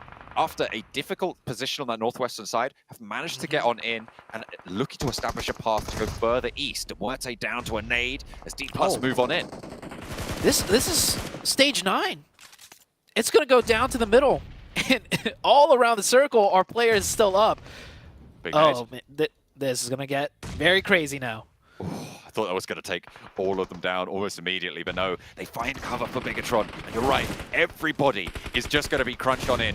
1 player from Bigatron falls, Tony K on the outside, 2 players from Vampire have been knocked. The cross from Genforce covered off, easy pickings here for Vampire. They're going to need to get out soon enough though. Schweppes and Ravenclaw, I don't think they're even going to be looking for this res. It would be really quite dangerous to go for it, but Tony K's going to the wall. You get one of them up, maybe, if you're lucky, but the zone is closing. You do not have a lot of time. In the meantime, Influence Rage trying to hold off against Rook. It's 1-for-1 on the trade, and Default of the backlines looking to try to hold off Federal, but no, it's not going to happen. There's a knock from the off angle, and now it's just down to Kayovsky for Influence Rage in the middle here. D+ coming in with that third-party group that's 3, looking a lot stronger when they're not playing split. They could even win this one. There is still Weibo Gaming with 4. Fights all around. Vampire Esports maybe even got the reset up to 4. They're going for it. That blue zone closing very slow. Taiwaski, UMP in hand, 1v3. He's just trying to stay alive. Weibo Gaming, how's their position looking? It looks like Vampire have the advantage on top of them. And oh, Influence Rage also going to look this way as well. Vampire have a lot of open ground in front of them now, and it's going to be hard. Big Milo goes down in 5th place, but there's a lot of other teams starting to fall now, like flies, as you would expect when there's 8 teams into Zone 9. This is what happens in these late finishes, in these urban environments. Kayovsky, last player, drops down, looks for a shot, doesn't quite find the knock, and now D+ playing as 3. Vampire have the numbers. Can they close down another chicken dinner today to send themselves further up these tables? Ravenclaw spotted. Default on the high ground is going to be able to do so much damage to them, taking down 2 of the back lines. It's so unlikely that they can get it all back, and Ruka's still going. The high nades will find a bit of damage, but nothing more. Fabian is taken down, and the drop from Eugene. D+ handle it, and the push forwards. Vampire still going, trying to play on, but it's just Tony K. Default still raining bullets down from the top, but finally they're dispatched and across the lines. Who was it? I don't even know who was able to close that one. I think it was Vampire. It was so chaotic, but is it Vampire to find it? It is indeed a chicken dinner from the sidelines, a second today, and they are back with a vengeance once more. Wow. You know what? I know Vampire looked rough on day number 1, but I knew in my blood this match was the match that they were going to win. I should have even called it, you know, coming into circle number 6, that this was going to be Vampire's win. What a game for Vampire. That was a mix of the circles, definitely, you know, giving them just that slight edge needed. But man, it's not easy, not in that urban environment, even if you get the zone a little bit towards your way. But I don't think it was a coincidence that Tony K getting the MVP twice now when they get the chicken dinner. Tony K putting in a lot of work for this team, and he was the one that made that cross that went for that reset up to 4. If he didn't decide to go for that and decided to just keep himself alive, Vampire would have only had 2, and you saw Default on that little high ground position. That would have been the end of Vampire. So everything coming together for the side of Vampire. Tony K really stepping up once again, and this is the Vampire Esports that, you know, everyone so feared. Root from the high ground in those final moments as well. So impactful on the dynamics of that final engagement. It looked like Vampire might have just been taken down by it, losing those 2 players behind. But Rook, in the end, were just crunched out by that blue zone. If it was any more towards them, if the center was any closer towards Rook, I think they win that, to be honest, because the blue zone was the only thing that stopped them from taking that one fully. D+, they just about missed right towards the end, but a really, really intense final circle. There were 8 teams alive, like you highlighted. Really crazy stuff for Vampire to be able to come out on top. And this time we see D+ not going down early, playing a split. Maybe, you know, they're going to make that adjustment now where they already have. I like to see that adjustment coming into future games. But for this one, I mean, Vampire, they're back. They're back in form. They're putting up points. How many more can they get? There's still just one more match to go. Well, it could be one more, Zute, since we only have that one match left. We're going to find out as Vampire is still climbing the leaderboards here. A complete resurgence from what we saw on day one. Almost night and day here for the Vampires as we need to continue this momentum forward if they want to break through the top 3. But honestly, gentlemen, Seven and Cameron, this mostly Leona's finish, there's no way you could have predicted who was going to win that period with how many teams were left alive. We were watching it, we're like stage 8, we're like, okay, well, Cameron's like, okay, maybe we'll lose 2 teams here, but stage 9 is where it's going to be a bloodbath. And obviously, Vampires, they love blood. Yeah, I think the big play to celebrate for Vampire Esports was Tony K going and getting that reset. I was thinking that was silly to even try and go for 1. But really, it's actually D+ that put in the most work here. They got the most points. They got 10 eliminations. Vampire, on the other hand, only got 5. So run that last zone multiple times through. Vampire could easily have gone out with fewer than 10 points off of this one, but the 10 eliminations coming in from D+, I think, was the stronger thing. You also get 8 from Rook, get 7 from Weibo. For a lot of this is just a good round for teams that were really edging closer towards the bottom or already at the bottom to get a whole bunch of points to try and put them back into that middle section. Because one thing we were talking about while watching this game is just how packed that center is. I know that was a conversation, Seven, that we had last week, but I feel like this one's even worse. Yeah, this one's definitely worse. And even though it was an urban finish, even though Vampire wasn't able to put up a lot of elims, I do have to give them props on the splits that they've been working on. They actually been working out great. And they forced BTR. One point, BTR was almost going to crash on them. They forced BTR to just rotate south and keep going, which I feel like if it wouldn't have been because of that, if they would have lost early players with that fight with BTR, it would have been a completely different story. So we got to give them props here for Vampire Esports. And like Suta was saying, could they maybe, win another one? I think the record's 2, right? They will break the record. Stalwart. Here. 3? Oh, Stalwart in Group Green. They could tie it then. They could tie it. It'd be very difficult. What I'm happy to see, though, is Forrest, man. Forrest and Fabian. The 2 players at a D+, who I always look to have a stellar performance, and I feel like we've yet to really see Forrest step up until this match with his 1,000 damage done. Maybe D+ are coming back as well. We're obviously talking a lot about Vampire, but we know the power that South Korea has to offer here. And also for Default as well, for Rook, we were talking about how they seemed to be the punching bag in the last few games. It's nice to see them have a decent result here. As we look at the leaderboards, Vampire, they've been able to make it into the front page at 8th place. It's still not too far off. Obviously, 21 points to them in 3rd place, but considering where they start the day, Cameron, at 16th, I think they'll be happy with this result so far. Yeah, but the last time they had a really good win, the next round, they immediately dropped back down to like 10th or 11th. You were saying it's only like 20 points, 23 points between them and 2nd and 3rd, right? But look also how close it is to just dropping right back down to the bottom. And for Rook, they had a really good game too, but they're still in 12th place. They're still in the bottom 5.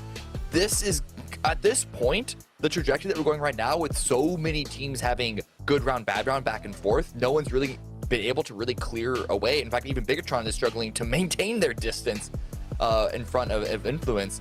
I feel like this is going to go down to the wire so much more than we're even used to throughout the rest of this entire weekend. I'm with you. We've been talking about teams that dropped off. I want to see a little bit more out of Brute Force here towards the end. Remember yesterday, Miramar was the map where they actually were able to perform really well with a 1st place finish and a 3rd place finish. Right now, things are not working out for them. Was it yesterday only those crazy circles that allowed them to be able to position like that? That's what it's looking like right now. I'm hoping that's not going to be the case for Brute Force.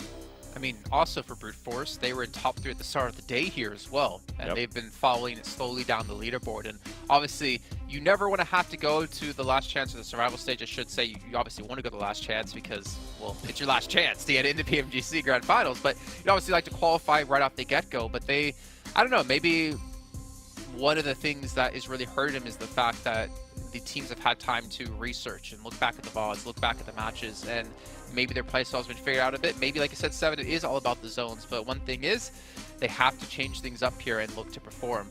But looking at, Influence, Rage, Bigatron, I feel like we haven't really seen any teams be super consistent today other than Major Pride. I feel like they're averaging like almost...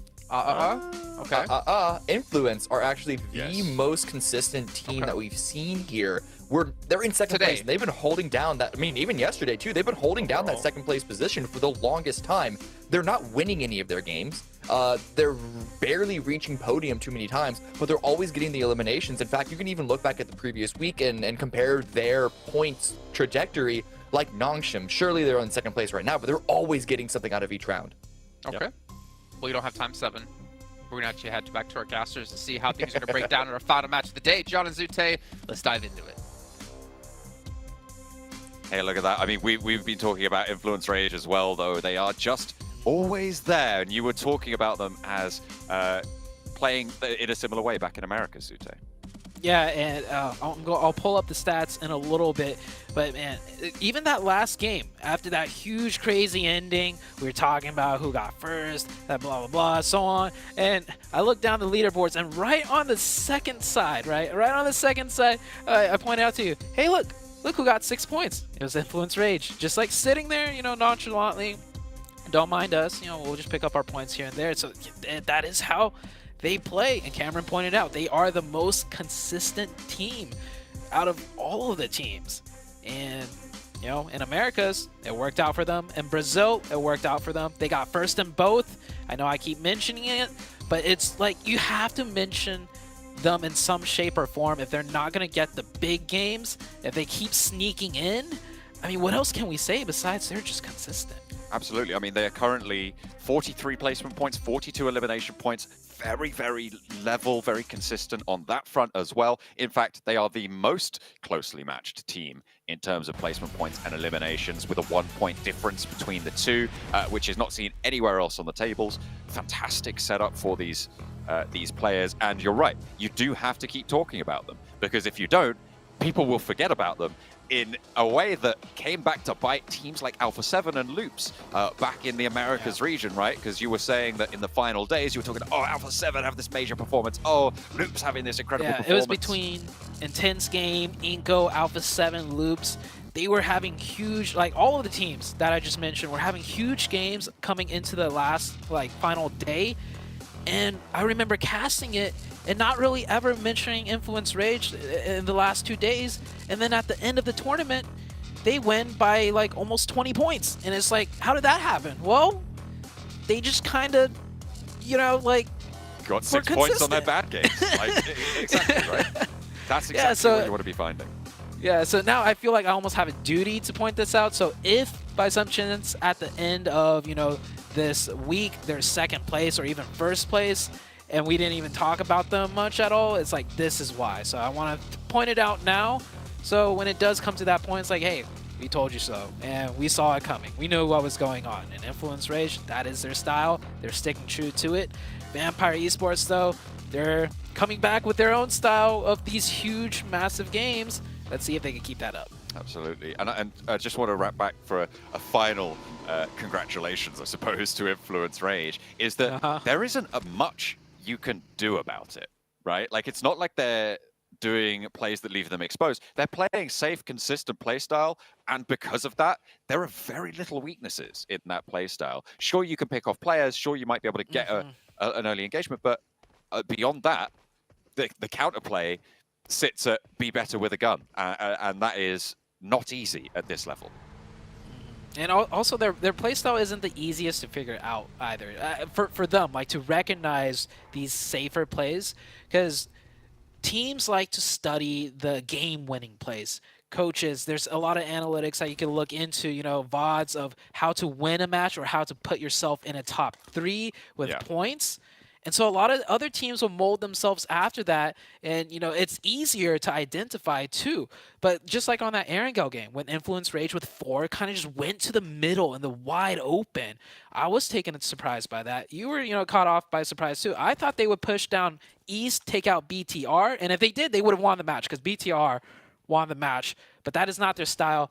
Instead, they won't go for the risks unless if it's needed. I think if they start slipping down in the point table, this is a veteran team that I think will make that clear-cut adjustment of hey, let's go for the game-winning plays now. We need the points. But right now, they don't need to. They want to make top 3. I don't think this is a team even necessarily aiming for first place with the way that they're going about it.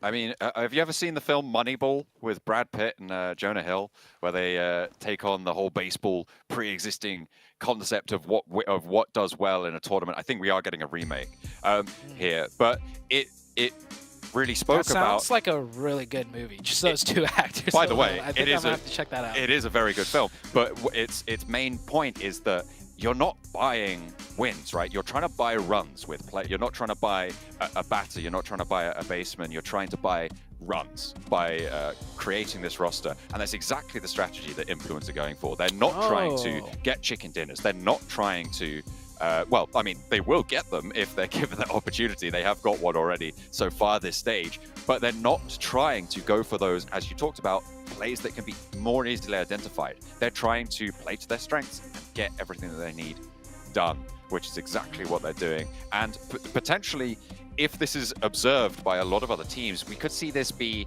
a major fashion in the next coming year as well, because I really, really like what they've been able to achieve so far, and I hope more teams try to look to perfect it. But the difficulty is, the more teams try to do it, the less effective it is.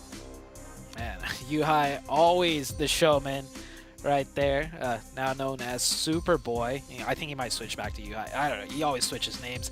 But what you're going back to, I want to tie it up with a nice quick analogy. So you're meaning like buying runs, or they were buying runs, not bats, and etc. So essentially, it's like if you were to interview teams and they say stuff like, we're focusing on getting eliminations, or we're focusing on getting top 3, or we're focusing on getting the chicken dinner. You ask Influence Rage what they're focused on, they answer with, we're focused on getting points.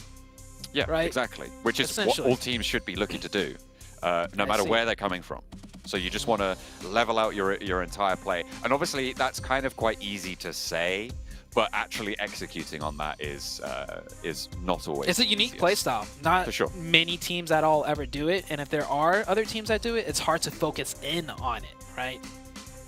I think perhaps they were allowed to develop this incredibly strong strategy because of the region they sit in as well, because Brazilian teams, as we've talked about, very aggressive, very focused on getting massive games, right? So they are maybe sat in a position where they're one of the few teams that can perform at a higher level and to choose to take maybe a little bit more of a backseat in the dynamicism of the rest of that lobby, and profit vastly because of it, obviously winning out that Americas region and coming through and being able to do so well so far, being in a position to directly qualify at this point to those grand finals. So, I mean, yeah, really, really strong stuff. We started out last, Miramar, highlighting Major Pride. I feel like we've done that deep dive on Influence Rage now as well.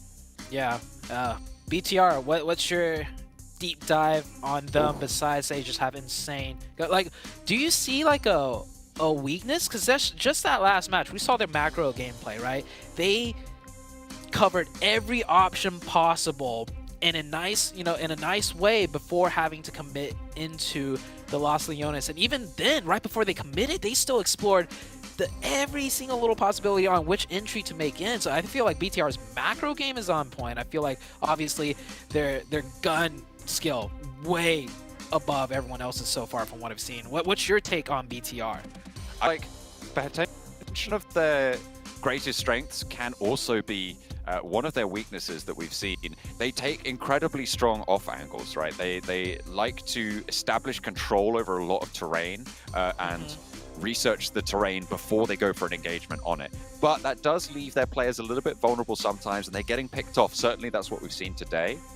Is their propensity to lose a player or two a little bit earlier on. Obviously, they're still able to win with 3 players, as they showed back over on one of the Erangels. But for me, I feel like there isn't much I would change other than, I don't know, don't get shot on these rotations, on these wide angles. Maybe be a little bit more passive on that. Have you got a different opinion?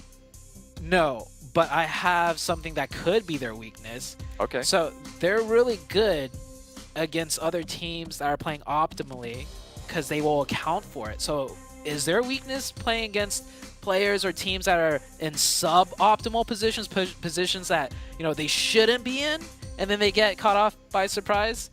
There is that argument, right? You see it, you definitely see it in the lower stages where, a veteran team will come into a group of more amateur teams and they'll still probably do really well top 3. But things will happen where it's like, man, why is that player still there? Or why is that team still there? It's like they shouldn't be there, and we don't account for that because it's not optimal, and then they'll lose a player or two. So could that be, one of BTR's quote-unquote weaknesses? I don't know if you had to pick one. I'm not sure. I mean, it's quite difficult to really, obviously, And that, I mean, that's the main challenge for all teams at this level. Right. If you can identify their weaknesses easily, then they're not doing their job, right? They are not playing to the best of their ability. But today, BTR, they have lacked the power that we saw in day one, but they've still managed to put up numbers, to be honest.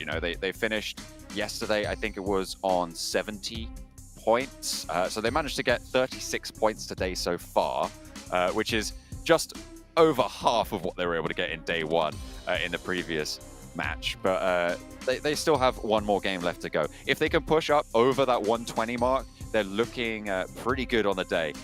By just having a little play with the camera, Tony K enjoying his time before this remake. I really love how day 2 has been playing out too, because I think it keeps every team in just enough of a way where the morale is high. Like, I mean, just now we saw Vampire, right? Tony K feeling really good. They get 2 good chicken dinners. They're only in 8th place though, but that's such a huge turnaround for them that they're happy with it, and the morale is good. They're keeping themselves in. BTR, they had a huge performance day 1, and a lot of pressure coming into day 2, and they started slipping, but they showed us, hey, day 1 wasn't a fluke. We didn't just get lucky. We'll still get in good games here and there, and that is exactly what they did, getting that chicken dinner. So they keep their morale up. I mean, Influence Rage, we talked about them.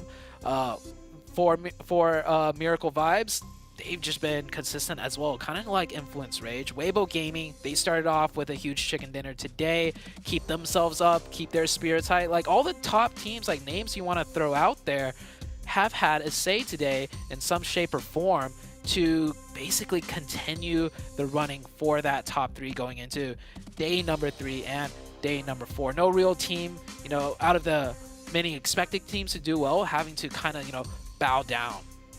No, not just yet. I feel like IHC still have more to offer after their performances so far today. They have been in some unfortunate situations. They're currently in 11th place with 51 points, but I think even down in 11th place, it is still possible. 3rd place sits at 83 points right now, so there's a 22-point difference at this stage, which means that it's 2 or 3 good games to try and push your way back up there. If you can get 10 to 15-point matches, then you can start to close down that gap. You're probably looking to close about a 50-point gap in terms of where it will be over the next couple of days. So they're wanting to profit a little bit more than that, though. So 1 or 2 chicken dinners, that's all it's going to take. I say that's all. It's more than most people have been able to achieve so far. Yeah, a chicken dinner at this level, definitely not easy. Players right now still waiting. I want to see if we can catch, I forgot which player it was, but they were doing push-ups the last time we had a little bit of a break. Got to keep those, the blood running, fingers warm, and based on those high fives, it looks like the players are posturing up once again to get ready to go into the last and final match. And something I noticed, some players, using a pillow for that elbow arm support. I never really considered doing that. Usually I'm just more hunched over onto a desk, but in the long term, I think that might be the play. I think we've had pillows at PMGC for a while. I've got actually 2 pillows from various global tournaments. I've got one from Berlin, actually, all the way back in 2019 at the PMCO. Like the ones the players were using? Yeah, one of the blue ones. I stole one. You took one of Sorry, no, I didn't. I was given one by production. They gave me one. And I have that. Yeah, it's really good, actually. Do you know whose pillow 2019. it was? I don't. I feel like I did know, but I've completely forgotten. I'm going to say Paraboy. Let's go with that. Okay, sure. Sure. Yeah, you got Paraboy. It's definitely Paraboy's pillow that I've got. Yeah, next thing I know, that'll be put up on auction. Seven's just reminded me. It's actually Mortal's pillow. Okay, from India. Seven's in on this, isn't he? He's getting a cut. I'm on to you two. I'm on to you two. Hey man, were you competing at that one, or were you there in any capacity? I can't remember. I never used the pillow, so I okay. should have. Maybe that would have let me qualify into a PMGC Grand Final. Maybe that was the missing puzzle piece for me. But hey, at least I got to PMGC stage a few times. That's more than can be said for a lot of other NA players. So I'm going to roast myself, but then I'm also going to credit myself just a little bit as we finally head into the very last match of the day, John. That's true. Well, you got to give as good as you can take, so we'll see if these players are going to live up to that standard as well. The playing path reset. We're out to the eastern side of Miramar this time around. It was a hard south cut before, so potentially a couple of teams more pleased with this one. Yeah. Oh, wait, we've had... So what was the...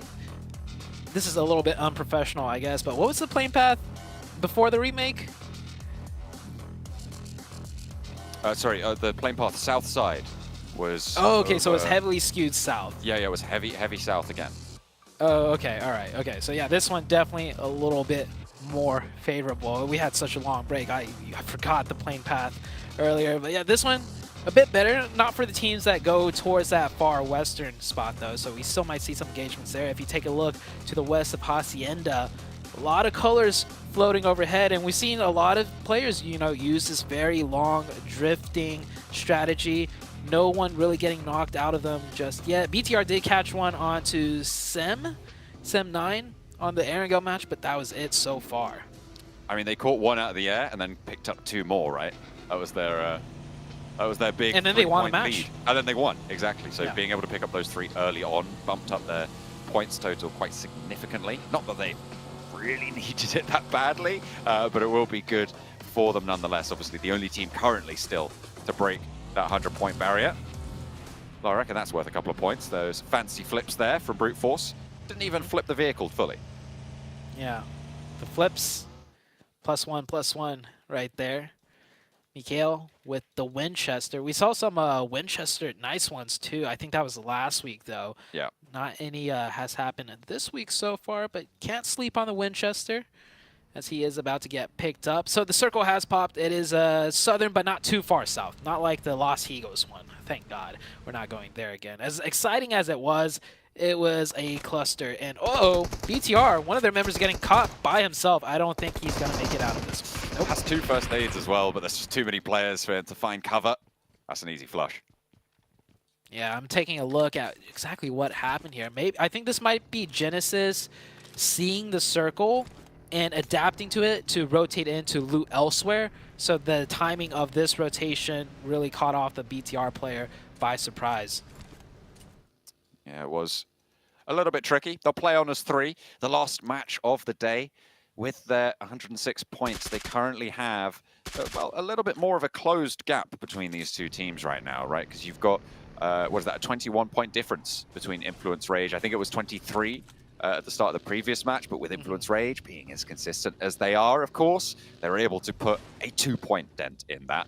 And Slow and Steady wins the race. If you can profit 2 points every match over BTR, in the end, you're going to be able to take that one home because 2 points every match over 12 matches is worth 24 points, and that is more than the gap currently. Yeah, but that's if no other teams do better than that and pass you up and BTR, right? So a lot of things to factor in, but simple maths means you are correct. We'll see how much that plays out. We're about to be done with day number 2, so we're almost basically at the halfway point.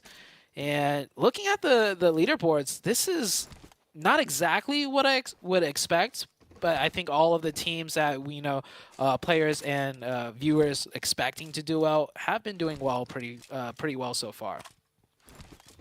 I think other than Vampire Day 1, I think that's a pretty spot-on analysis, to be honest. Influence Rage was certainly in the conversation. BTR definitely a force to be reckoned with after winning the SEA versus PEL clash, remember? They came first in that region, beating out a lot of really strong teams from both regions, including Vampire, including Weibo, who are both playing against them here. So definitely were on a high from that performance, looking to try and continue that power. It's working for the time being, but I think, yeah, the only team that has lacked performance where I think people would have expected them is Vampire, but they have put those 2 chicken dinners on the board today to keep themselves within that 20-point striking distance of the bubble. If it wasn't for that terrible day 1, I think they would just be sitting in the top 3, somewhere around there, right? Probably not past BTR, not with their crazy performance, but they would be very close, if not in to the top 3. So maybe Vampire, you know, just deciding to give us a show, give their fans a little bit of, you know, just clench their fists a little bit and then make them realize, like, wait a second, I always believed in Vampire. Kind of like 7. Absolutely. I think, well, Jason's the main culprit on that one, isn't he? He's always calling it out right at the start. I never had any doubt. You mark my words, one day NA will make it to the PMGC finals and he'll be out. I've never had any doubt that NA were so good. I loved them all the way back in 2002 or something when they were born.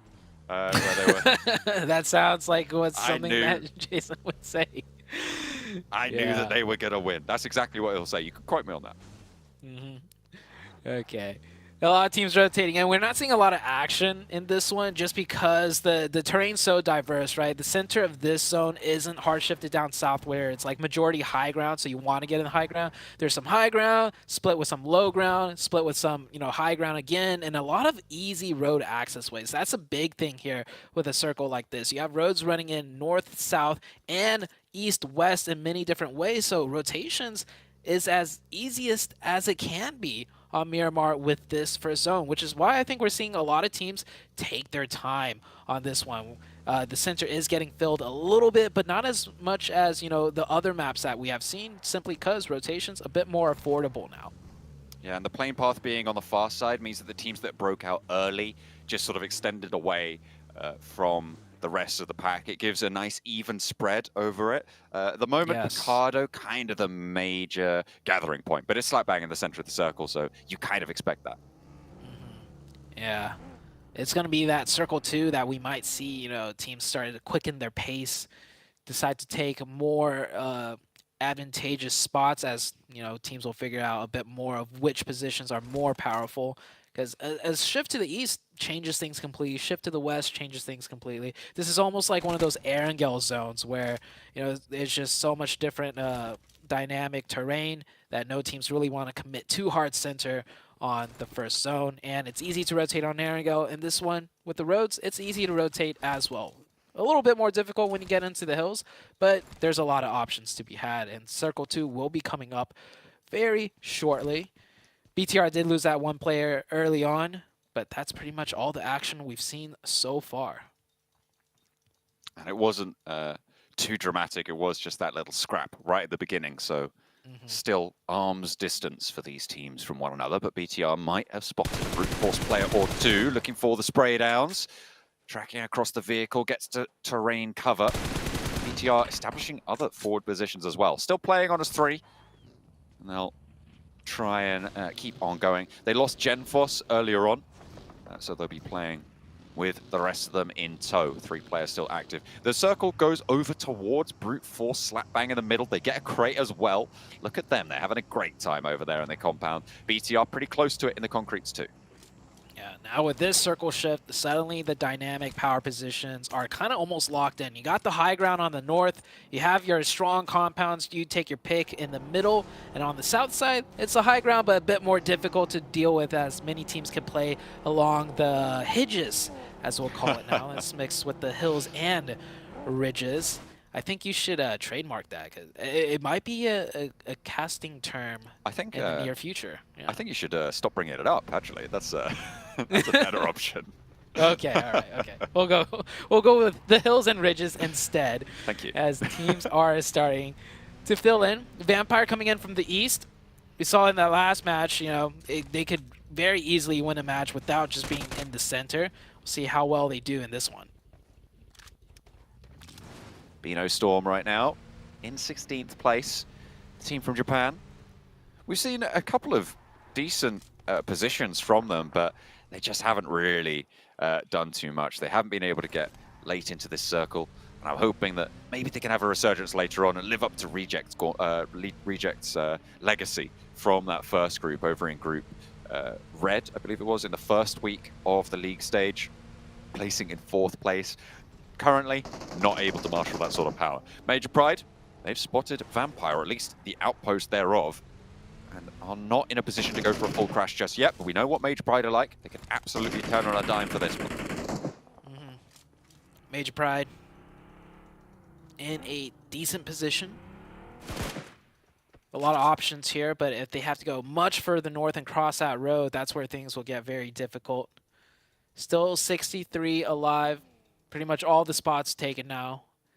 Bar maybe one compound in the gas station near Central next to Brute Force is not taken. But outside of that, no easy spots to take. Next circle is going to really spur things into action. Two teams on the north, I see, and Sim9 all the way down south in the blue, not even coming into play yet pretty much. But the two teams on the north, Rook and Genesis, both teams might contest for that high ground should it shift north onto them. Still, only the one player to go down so far from Bigatron, the only casualty of the lobby. The Vampire disengaged, Major Pride unwilling to step forwards on it. Reasonable. Don't want to go further away from the center. Zone just about to start to pop. A central road running right through the middle. The Major break on the shift. I was going to call out Brute Force with a big split right there. I think they will group up though, unless if their names were D+. I'm still going to call out D+ for that until I see them actively group up in a match when they're split in the middle. But yep, Brute Force groups up right there. And I like that split for a second, right? He went to that compound on the north because if it hard shifts to the north, that compound right below the hillside is the access way up. I've seen teams manage to win games there. But here comes an engagement now between Team Queso and, Demurte. Furia with the nade in hand. Around the edge. Not quite able to find the opening just yet. Team Queso rolling on up to Demuerte's position on this high ground, and it's looking good actually to start for Team Queso. Demuerte didn't find any opening knocks. They've got the outside angle as well. Malloy did get traded off. It actually is fairly isolated for this roster, so it's 1-for-1, back to forwards, and Milky Way has to descend away from these nades. 1-for-1 right now on this engagement, on the scrap. The nade pouring into the upstairs position, but Team Queso, they're playing all the way down. Looks like Demuerte might give up this fight, as this spot no longer that crucial. They could just hop forward in front of them and still have a viable spot to play in that's even more central. Vampire on the south side. Oh, this is going to get tricky for Vampire, having to cross north in future circles, fighting out of this position. They do still have 4 up, so it is doable. Sim9 will rotate ahead of them, but the Vibes team just in front of Vampire as well. BTR in a really solid position in their compound that sits closer towards the road as well, ahead of a lot of these engagements on the south and on this west side. IHC, a nice split on that western edge as well to maintain a lot of control around the road. I'll be happy with that for the time being. You see Demuerte going to be turned away by that. Team Queso going to allow the disengage. Neither team wants to continue. They've already lost a player. Yeah, Demuerte did what I was saying. They could just hop in front of Team Queso, which is a better position, more central, and a more advantageous spot to take the fight against Queso should it arise. So they put the pressure, they lock Queso in. That's a good play. Both teams lose one, however. As D+ coming in from the east side with 4 players. Let's see what D+ can do, fighting in from the edge. We haven't seen this too much. Almost gets an opening onto DRS, but the bullets do not connect. Fabian launching that nade on through, just being the point at the moment towards their location, but Forest goes even closer. The Molotov on that top of that ridgeline just slows it down a little bit. D+ on the eastern side, you can see how corralled they are into that eastern edge. Next zone just about to pop as well. I was talking about that BTR compound. I think it's going to be really valuable. The high ground to its west is still very, very hotly contested, and with that circle, BTR's position just got even better. Yeah, the real estate value just skyrocketed. That position, unless if a team full commits crash into it, which could happen, but it's going to be very hard because they're surrounded by other teams that are protecting them. BTR could just weather the storm in that spot with 3 players, and they still get enough sightlines where they could third-party other fights where teams crash into other positions. We'll see how it works out as Weibo Gaming finds a nice little pocket to play in further into the zone. They'll stay up with 4 there. But the teams on the north side, looking at Rook, looking at Genesis, they're going to have to commit somewhere. There's some open spots still. And actually, with a zone like this, maybe not too many players or teams will go out. Maybe not. It's Still, all 16 teams alive for the time being, but really, really difficult moves being made right now by Muerte. They found a bit of cover here on the high ground and towards the buildings as well. Milky Way is a little bit low, but has to hop out. Hits the deck. It's a Tireless, can't quite find it. The inside of these concrete buildings, nice to hold, and you can see the angles they actually have up to the high ground out to their west now. So a difficult position to crash. I think it's either Vampire or Major Pride, the most likely teams to look to this position, but Weibo sit in the way of Major Pride making a clean push across. And Vampire a lot further away, going to have a lot more ground to cover, so difficult nonetheless.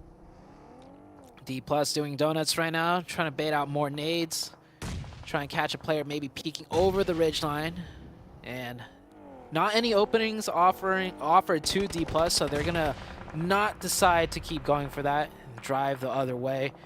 And this is a playable spot in this ditch. We've seen it quite often. Just to survive for now. Weibo Gaming's close by, but they can't really, crest that hilltop because DRS is gonna have easy sidelines along with Influence Rage. So D+ will stay safe for now, besides nades raining in.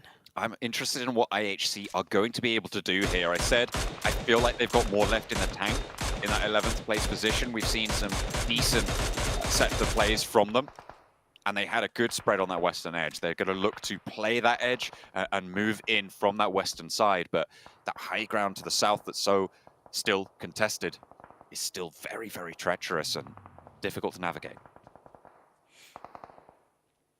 Very difficult indeed.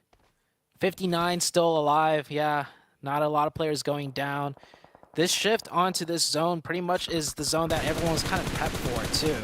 So everyone has an idea of just where to play, where to inch in. And that is what majority of these teams all did. Looks like D+ lost one player on that rotation to this dip. Next circle, where is it gonna go? I mean, I imagine in the next zone we're gonna see at least 20 players go out. There's not much more left in here for players to hide in. Yeah, especially these teams starting to get really heavily pressured towards the edge of the zone. I'm looking at Bino Storm, I'm looking at Genesis, I'm looking at Team Queso. These teams, very, very difficult positions. If the zone shifts away from them, it's going to be very hard. I think Vampire have a lot more opportunity than most teams towards the edge, but similarly, DRS over on the eastern side. It's very difficult to move past that brute force position, but it does keep that northern side of the road in. The northwest, very, very dangerous. That south side with Major Pride and Bino Storm as well. Yeah, that southeast side is going to light up. Same with the northeast. And I think that's almost, I'm not going to say perfect circle for Vampire because I think they'd rather get the circle. But this is a circle where they have the option with all that info on the high ground to pressure the east or pressure the west in forms of third party. And they're pretty safe to do so with either option, unless if we see some crazy wrap out of Bino Storm. I see Divine wrapping down south. That might be a wild card play that the side of Vampire isn't prepped for, but they've committed to the west side with two players. They're getting very close. They're looking for maybe third parties or just looking to push players off. Ravenclaw and Tony K pushing the rotations from Sem9 and Team Queso further up north. They've now got the backup. I think that Schweppes coming through as well. The third player from Vampire moving on in to establish that line to blockade the south side rotation. A roll over the ridgeline in the meantime, coming through from D+. Influence Rage trying to hold it down, and it's looking pretty solid. D+ fall. Influence Rage hold down the ridgeline, hold down that corner of the road that gives you so much cover from the teams on that south edge. Difficult to get these reses now, though. They'll have to be quick about it. Vampire now pressuring Queso. Queso, the next team, looking to get ejected out of this position. And I like what Vampire's doing here. I think Vampire already knows where they're going to play in the circle, and it's not here. They're just here to pick up points, to put out pressure, to weaken teams that will be near them in the future, and essentially force them elsewhere for them to third party later. So Vampire playing very well, unlike day number one. Great nade out of Sem9. Right on top of Papi Potro, finds exactly what they're looking for. With the zone closing in, you can't go for it, surely. Artura's maybe with a chance, but the blue zone's going to envelop very soon in stage 5, and the flush from Tony K is going to be there at the point for Vampire as well. Artura's maybe with a little bit of revenge over towards Sem9, but doesn't quite find the knock. The players are starting to fall. A difficult position for Sem9, but they still have to move further. Sem9. So close to the zone, yet so far. A lot of opposition that they still have to deal with.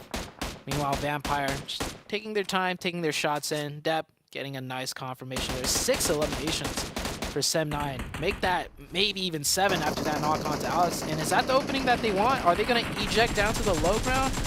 No, I think he's just getting into the vehicle to get more sidelines onto the last player. Zayol in the smoke, trying to stay alive. 1 nade left for Depp. He wants the point. Go on, go long with it. Is the nade going to find it? It's not even needed. Spray down from Tam instead. They pick up a lot more points there. 8 eliminations for Sem9. They've leapfrogged IHC as well. I asked what IHC can do from the western side. The answer is not much, unfortunately. They did get cut down in the open there from that high ground position of Sem9. Now, teams on the southeast starting to come to a head this conflict as Ravenclaw goes down for Vampire on the west. Did Influence Rage just pick up more players into their trap? It looks like they found more crates. Yeah, Influence Rage in a nice little spot right there. And oh, that circle's going to be great for Influence Rage as well. Genesis might be a threat, or they should be a threat, but with DRS also close by, Genesis and DRS on the east side might have to engage each other. Influence Rage are just going to have their way with it. On the south, though, Weibo Gaming are looking to make a play. Many teams all around the edges have to make a decisive play, and Vampire are down to the 2. They were looking good, but now it's Sem9 instead on that southwest with a strong position. Yeah, they lost Tony K as well as Ravenclaw on that northern edge. Newsy trying to play that back foot. And with BTR in the way, still playing as 3, they're having a good time of it. Newsy spotted, Sem9 looking to pick up even more points now, up to 9 eliminations so far on the match. All 4 of them still alive, but they still have to push past Mwete into BTR as well. Yeah, that's going to be a difficult one. And if they crash into Demorte, BTR is going to third party. Good nade from Schweppes. Last up, though. I don't know how much more he could do here. Vino Storm also eliminated. East, the last player from the Vibe squad, will be trying to remain in that shack, but will be pushed out by the blue zone fairly soon. At the moment, Brute Force on this northern side in such a strong position. They have control over the hill to the south side of their compound as well. Prepod has folded back in a little bit to the rest of the team, but they're playing as 4. They have the compound. Anyone who tries to move forwards to them gets spotted by Influence Rage as well. So many teams in key positions to gatekeep multiple squads out. And the problem is the multiple squads pushing in is going to be fighting each other. I think at most maybe just one team that's currently not in the zone is going to make it in intact as 4. But it's going to be a far shot. Schweppes still dealing so much damage. Trying to convert at least 1 more point before going out. A lot of forwards, looking for the burner. Sem9's health bars are very, very low, to be fair. Needs to be careful, though, because Lapart has that angle. Spray down for suppression. Pushes over the ridgeline. The challenge is there, and he gets the shot. Crucially timed. Has 3 first aids. Hit the deck, get the heal on. Sem9 are trying to pick up the pieces in the meantime, but he's doing the work. As Genesis try and cross out into the open as well. They're up into the ridgeline, but Influence Rage have other ideas. Will be a difficult position on that south side. The roll downs come through as well for DRS. DRS on the east side, yeah, this is that Mayhem and Influence Rage are third-parting everything. The blown-up vehicles used as cover. DRS down to 2. The other team of Genesis eliminated, I believe. And Influence Rage now just, you can almost say they're just chilling. But hold on, Weibo Gaming over the road in the open. That shouldn't be allowed. Yeah, Weibo Gaming are getting cut down by Major Pride now. I don't think Weibo Gaming timed this push correctly. Yeah, they're down to 2. They're okay. Major Pride should be taking shots there. Maybe the sightline just out of range. On the other side, Demorte coming in, trying to take out BTR. And BTR will finish that instead. Sem9. Did Sem9 go out? No, Sem9's still up with 4. I don't know quite how that happened. Schweppes did fall as well. Just Federal remains for Influence Rage as Brute Force lighted up. I think there was some nades through from Major Pride, who have now managed to get 5 eliminations. A 6th point on board for Brute Force as well on their elimination total. They're looking to climb the ladder so far. Major Pride up into 4th place as well with a good game to close the day. He could be in with a chance at ending in that top 3 spot, as well as Brute Force looking to carry on with that north side of the road power with all 4 of their players alive. Major Pride have still got 4 as well. Yeah, pretty much all the fighting done besides the southwest. I think the big fight now is Sem9 and BTR. As you can see, they are locked in engagement very close by. A new circle already pops. Major Pride has got a power play to make onto Brute Force, but Brute Force with 4 will be difficult to handle. Rook sliding in with that solo player on the north, and East still alive for the Vibes team. A third party from Major Pride onto BTR. That's going to help out Sem9 a lot, because I think I did catch a lot of Sem9 players getting knocked a second ago. Satar getting a knock right back. He's the last one up now, though, for BTR. BTR have held in these concretes for a long, long time. They got 5 eliminations to their name, which is a good result, even if they go down here. And speaking of good results, Influence Rage, remember, still consistent. They have got their 6 eliminations, so they've got a decent bit of points just to keep on going, keep on rolling. Major Pride taking a knock to the zone. Not sure about that one from Naomi. Stayed out for too long, and I'm looking back a little bit. Yeah, just drove around in the blue zone and got knocked. I don't even know if it was shots. It might have been Sem9, but I think they're preoccupied with BTR. So, misstep from Naomi. Yeah, big misstep. I watched that feed just now play back. There was no white lines shooting towards his way. So he just went out into blue and knocked himself in the most pit. I mean, hang on a minute. The DBS, still good. It's in par. It's in the hands of it's in the hands of BTR, so you know it's going to be strong. They're back on it into the fight and regrouping with 2. I mean, with 2 players, they still got a lot of power. Naomi, however, sees an opportunity. Naomi did get fully flushed, by the way, which is going to leave them a little bit unhappy about it. But Dino spots Lapar, and that gives them so much more maneuverability for Major Pride on the high ground on the east side. Man, you talked about it before. Major Pride make a huge move. They cleaned out the east side, and then what's the mistake they made? One of their players goes out into the blue and gets himself knocked. It's when the adrenaline gets pumping, when they're doing things right, something ends up going wrong. They can still win this with 3. Let's see if it's possible. Brute Force with the zone once again. 4 players still up. BTR. So hard to finish out. I don't know how they still have 1 player alive. Effect with a great nade. That's a big opening. It's pretty big as well for the players on that south side, because Ado was their main linchpin to keep them nice and safe. The lone player from Sem9. What can they do against Major Pride here as well, as the flush goes through onto Ado? As the nade elimination comes through for effect. Mind 2 nades of his own, and we're down to 5 teams. Mind readjusting now. He has to be the more forward position, it seems. He's going to readjust a little bit closer to his teammate. Huge smoke path out of, I do believe that's Major Pride, as they are going to go into the push, taking shots long range too at a different team. Heads on a swivel. A lot of sight lines that they have to worry about. Nades pre-cooked into the smoke. No one's there though. Not quite just yet. In fact, actually moving into the danger zone up into the shack. The bombardment comes through. Nice and coordinated from Brute Force, but it's not really going to find too much. The second follow-up volley with the Molotov puts effect back behind the building. Tam making that mad dash in the meantime. Relatively unspotted. I wonder what Satalis is going to see about it as well. Tam seemingly low on that medical supply. Major Pride have made their way into this zone as well, but they'll have to play for the center, and right now, nobody has that advantage. I feel like Brute Force could have utilized their util a little bit better. All of them cornered in one spot, and they couldn't get a knock, but Major Pride will get the opening. That should be the push. A second one quick to follow. No, it does. Now it's a 3v1. All down to the last player. Quick peeks is necessary. He gets 1, he gets 2. The 1v1, it's a close range. The M4, the spray down, it is good. Dino will clutch that out, and he could get that full reset, because no other team is really a team. Everyone else are solos. You need to be careful though, because you peek out, you're gone. 10 eliminations found for Major Pride. This could be the game where they finally convert on their position. Just play it nice and safe. Get your teams back up, and that is exactly what they're able to find. The rest of the solos fighting it out for second place at this point. Barring a wild coordination, you're just going to see the chokehold that Major Pride have on this from the south side of the road and close this one down. But Rook has 3 nades. Not just that, they're going to have to cross the road first before anyone else. Look at where center zone is. It's so far away from Major Pride. That kind of makes all 3 players look their way. Oh, they have a vehicle though. That's going to help out a little bit as, okay, they spot out 1.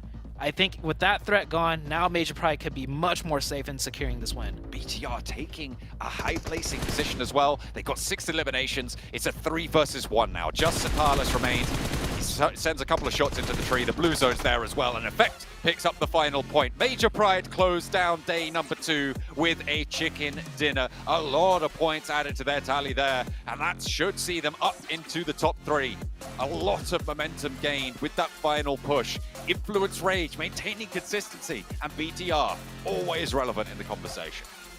Yeah, you can see how happy they are, and with good reason, right? They get to the cusp of greatness so many times with their great decision making, their team play, but something always goes wrong for them, and this time finally they are rewarded and they are ecstatic. Had a great time too. The very last game of day number 2, the halfway point, and they were in the top 5 if I remember correctly. With that win, ooh, that just really shoots them up that leaderboard. They got a whole load of points there. They started the match on 76, so they're definitely within striking range, that 83-point bubble as it was. I imagine that we're going to have seen that, and I imagine that also Influence Rage will still have been able to keep up that 3rd place. So BTR, Major Pride, Influence Rage, that's what I'm thinking for the top 3 at the end of day 2 at that halfway mark. Damage numbers are in effect. The MVP, 792 damage. Thinking back to that match though, Major Pride, they just worked in from the southeast if I'm not wrong. A very difficult position working in from the southeast, backstabbing Weibo Gaming, taking out Influence Rage, a lot of sightlines to be wary of. This was not an easy win whatsoever for Major Pride, but they made it work. And not, I gotta also say, the very ending, the 3v3, no, the 3v4 against the north side of Brute Force, they took that in very dominant fashion. Yeah, really, really solid position for Major Pride. They were fighting through and through and through. A brilliant showing to close out the day. Will be that 2nd day finish, which means the halfway mark has been breached. Let's head back over to the desk to take a look at the standings. The standings are definitely going to be interesting here, John. As you mentioned, Major Pride finally getting themselves a victory here after they've had a pretty damn good performance today. Also, a couple of other teams you have to keep in mind. The likes of Bigatron outperforming Influence Rage here in this last match. I mean, the gap they already had at 29 points is going to continue to extend. Brute Force having a decent game. Honestly, Seven, there was a couple of different teams having a pretty good result here this last match. There was. I mean, to be honest, MP, I'm so happy that they finally got that chicken dinner out of the way. Now I'm going to be looking forward to tomorrow. Hopefully for MV, we'll be able to see a chicken dinner out of them because this our team is consistent. As I was mentioning earlier, two teams that were in the top 5 situation with no chicken dinners. Good to see them get that out of the way. With 14 eliminations too, that's impressive to see right there. And some of the other teams that definitely needed extra points, you know what? Hold on. Let me slow it down. One team that didn't need the extra points but ended up getting more points, BTR. Good to see them being able to finish off the day here with Miramar, considering that Miramar, yesterday, they were doing absolutely awful. Yeah, I'm actually just really excited to see Sem9 pull out a really good run. Sure, Major Pride won from the center position, which is where they, historically like to play, at least in this group, right? But Sem9, they were the team that were coming in from the edge. When we saw that shift, look, the class was looking at Vampire, pushing up towards the north. It was actually Sem9 that stopped that push and then did their own push to go that direction. And that's going to put Sem9 in 10th place. I believe they were, 14th place going into this? So again, just another example of one good round getting the team out of the bottom 5. But as you can see, the points are still very, very close. We are starting to see some separation. I'm looking at the gap between 6th and 7th as one of them, and then of course at the bottom between 14th and 15th. But this is such a tight finish. We're going to be seeing this bottom 5 teams go in and out of it, I think, over routinely over the next 2 days. Yeah, 100%. I mean, obviously, we saw Rook able to step up with default today. IHC as well, having a really good match earlier on today. DRS even had a really good game. So yeah, there's definitely possibilities for Queso, potentially Sem9, potentially D+ to fall out and actually drop into, being knocked out the entire event. Just to quickly head back, though, to our Bigatron topic about Influence Rage. Yeah, they build up a lead against them, but then you forget Major Pride with the victory actually clawed back at the lead. So that 25-26 potential point lead is only turned into, I think it was an 18-ish? I didn't catch the number. Yeah, okay. So it's still a decent enough gap, but at least for Bigatron in particular, right?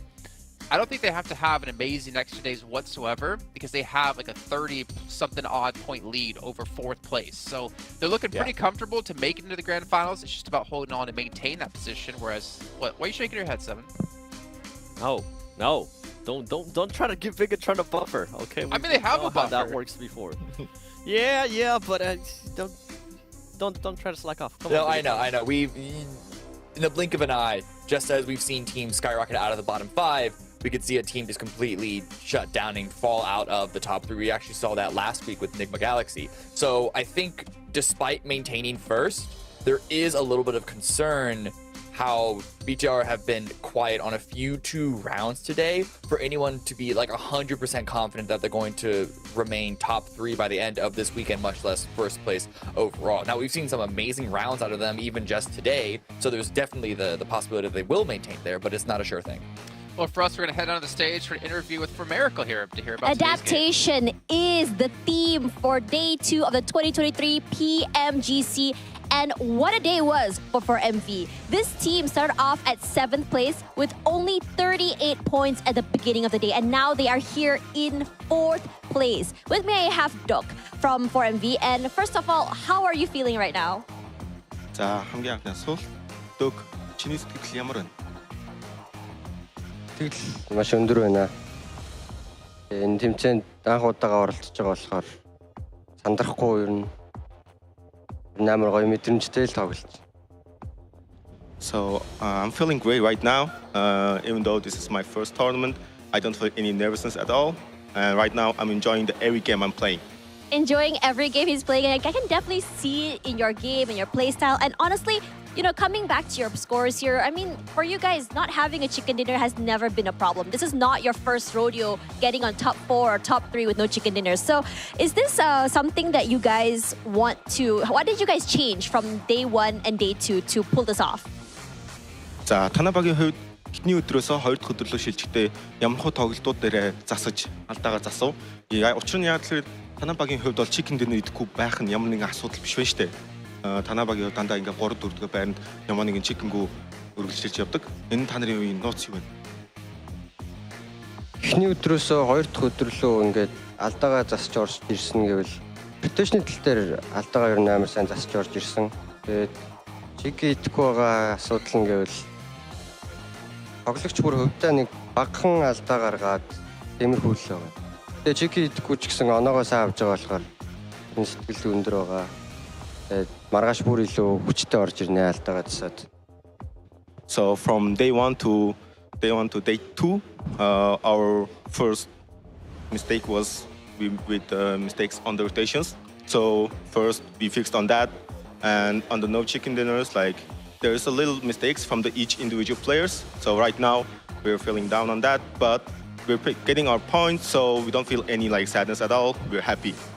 I mean, speaking about that, I mean, you guys did say that not getting your chicken dinners is something of a mistake that you guys have done. So it does show that getting a chicken dinner is something that you guys are trying to do. And what's stopping you from closing a game, honestly? За, танай багийн хувьд бол одоо ингээд chicken dinner-т амар өртөд байгаа. Даанч идэж чадахгүй байгаад байна. Яагаад идэж чадахгүй байгаад нь ямар нэгэн шалтгаан байна уу? Түрүү хэлсэн чинь тэгэл хөвдөө нэг жоохон алдаа гаргацаагаал. Тэгэл тэрнээс бол нэг тэгэж өөр амар шалтгаан гэдэг юм байхгүй. Тиймэрхүү л байна да. Okay. As I said before, the only mistake is that individual players' mistakes. And otherwise, I don't think there's any other mistakes that we are quite performing at this moment. That means that we can definitely expect something huge from you guys tomorrow. So let's talk a little bit about the ladder in Group Yellow. So right now, the top team is BTR, and they have such a lead compared to the other teams. Can you share with me a little bit about what you think BTR is doing right compared to the other teams? And do you think that your team is able to kind of overtake them? За, одоо болохоор шар группийнхаа шилдэг баг болох Bigatron-ийн талаар ярив. Тухайн Bigatron одоо бус багуудаас оноо илүү яваад амар дээр гаптай яваад шүү дээ. Танай багийн хувьд Bigatron-ыг одоо үргэлжлсэн 2 өдөртөө дэшигээ давж гарч чадна гэж бодож байна уу? Тэгээ Bigatron-ийн хувьд яг юг зүү хийж байгаа болоод дээр байгаад байна гэж бодож байна. Bigatron-ийн хувьд олон удаа PMGC-д оролцсон болохоор тэгээд одоо туршлагатай тоглож иж магадгүй. Гэхдээ манай баг сүүлийн 2 өдөр дээр нь гарахыг ер нь хичээнэ. Өөрсдөндөө ер нь 100% итгэлтэй байгаа. About Bigatron, I think that it's because they have participated in many PMGCs. They got the experience, so that might be the point. But about us, we feel confident in ourselves, 100% that we're gonna take them down in the remaining 2 days. That's right. Remaining 2 days. Thank you so much, Duk, for spending time with me up here for the interview. And now we have come to the end of day number 2 of 2023 PMGC. While BTR has put a huge lead over the rest of the teams, 4MV, our I would say underdogs of this PMGC, is gonna show us whether or not they'll be able to close out the games. They're having fun. I'm sure the other teams are as well. So, gonna toss it back to our panelists to close the night. I'll see you guys tomorrow for more 2023 PMGC Group Yellow. You know, I like to hear that out of Doc. They're not really too worried about closing out games. They're not too worried about being, one of the few teams in the top without a chicken dinner, because you know what? They're still performing extremely well. They just need to fix those individual mistakes and then be closing out some matches. But we can see here, individual leaders. Nomi again, guys, still top damage as he maintained it from yesterday, and Lapar as well, maintaining the top eliminations. Yeah. I mean, despite the team, again, I feel like I'm going to be repeating myself with this, but despite a lot of the victories, a lot of really good individual rounds going towards teams across the board, we're still seeing a lot of good action averaged from Major Pride, from BTR. Weibo as well, though not quite nearly to the same level. I'm still, of course, remembering the Los Leones finish for them, but okay.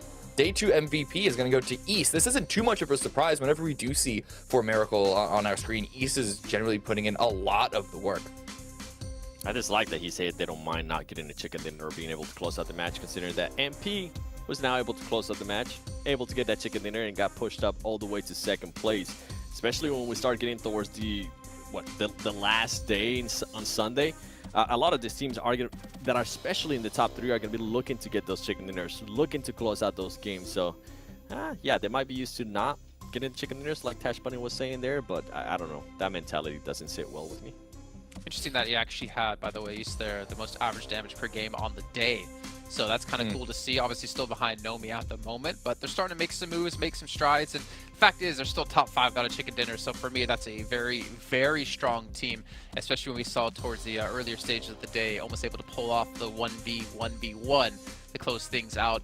But gentlemen, I mean, that pretty much wraps up our day here. I'm kind of impressed, but I think, Cameron, you kind of said it perfectly. I don't remember if this was on air or if this is where we're watching the match. It's been a very scrappy 2 days. There hasn't been that clear domination out of one team. Yes, Bigatron, it was all about them yesterday, but going to today, there's been a lot of other teams having their individual moments. But I'm curious if that's going to be maintained into day 3 and obviously day 4, and if so, who the hell are we going to end up with making through the Grand Finals at the end of day 4? I think it's going to maintain. Your guess is as good as mine for who's actually going to be in the top 3 once it's all said and done. Vampire. 7. What would you do if Vampire don't make it top 3? Put your money where your mouth is. Oh, wow. You almost made me say something that I actually do not want to do. I don't know. Wax your eyebrows? I'll think about it. I'll let you know tomorrow. No. Maybe. You know what? We'll make this deal. If you're wrong, then you have to buy me an Infinix GT10 Pro phone. How about that? Because I want to dominate my competition in PUBG Mobile. It was born to be in these hands. But at the same time, I'm kind of sad because I want Vampire to make it in the Grand Finals, even though I kind of predict they won't make it through this form of the tournament. So I don't know, win, lose, either way, it's been a great day of action here at PMGC 2023. But you have to wait until tomorrow to continue our games. We're already past the halfway point, and we're getting ever so closer to getting towards those Grand Finals in Turkey. We'll see you tomorrow.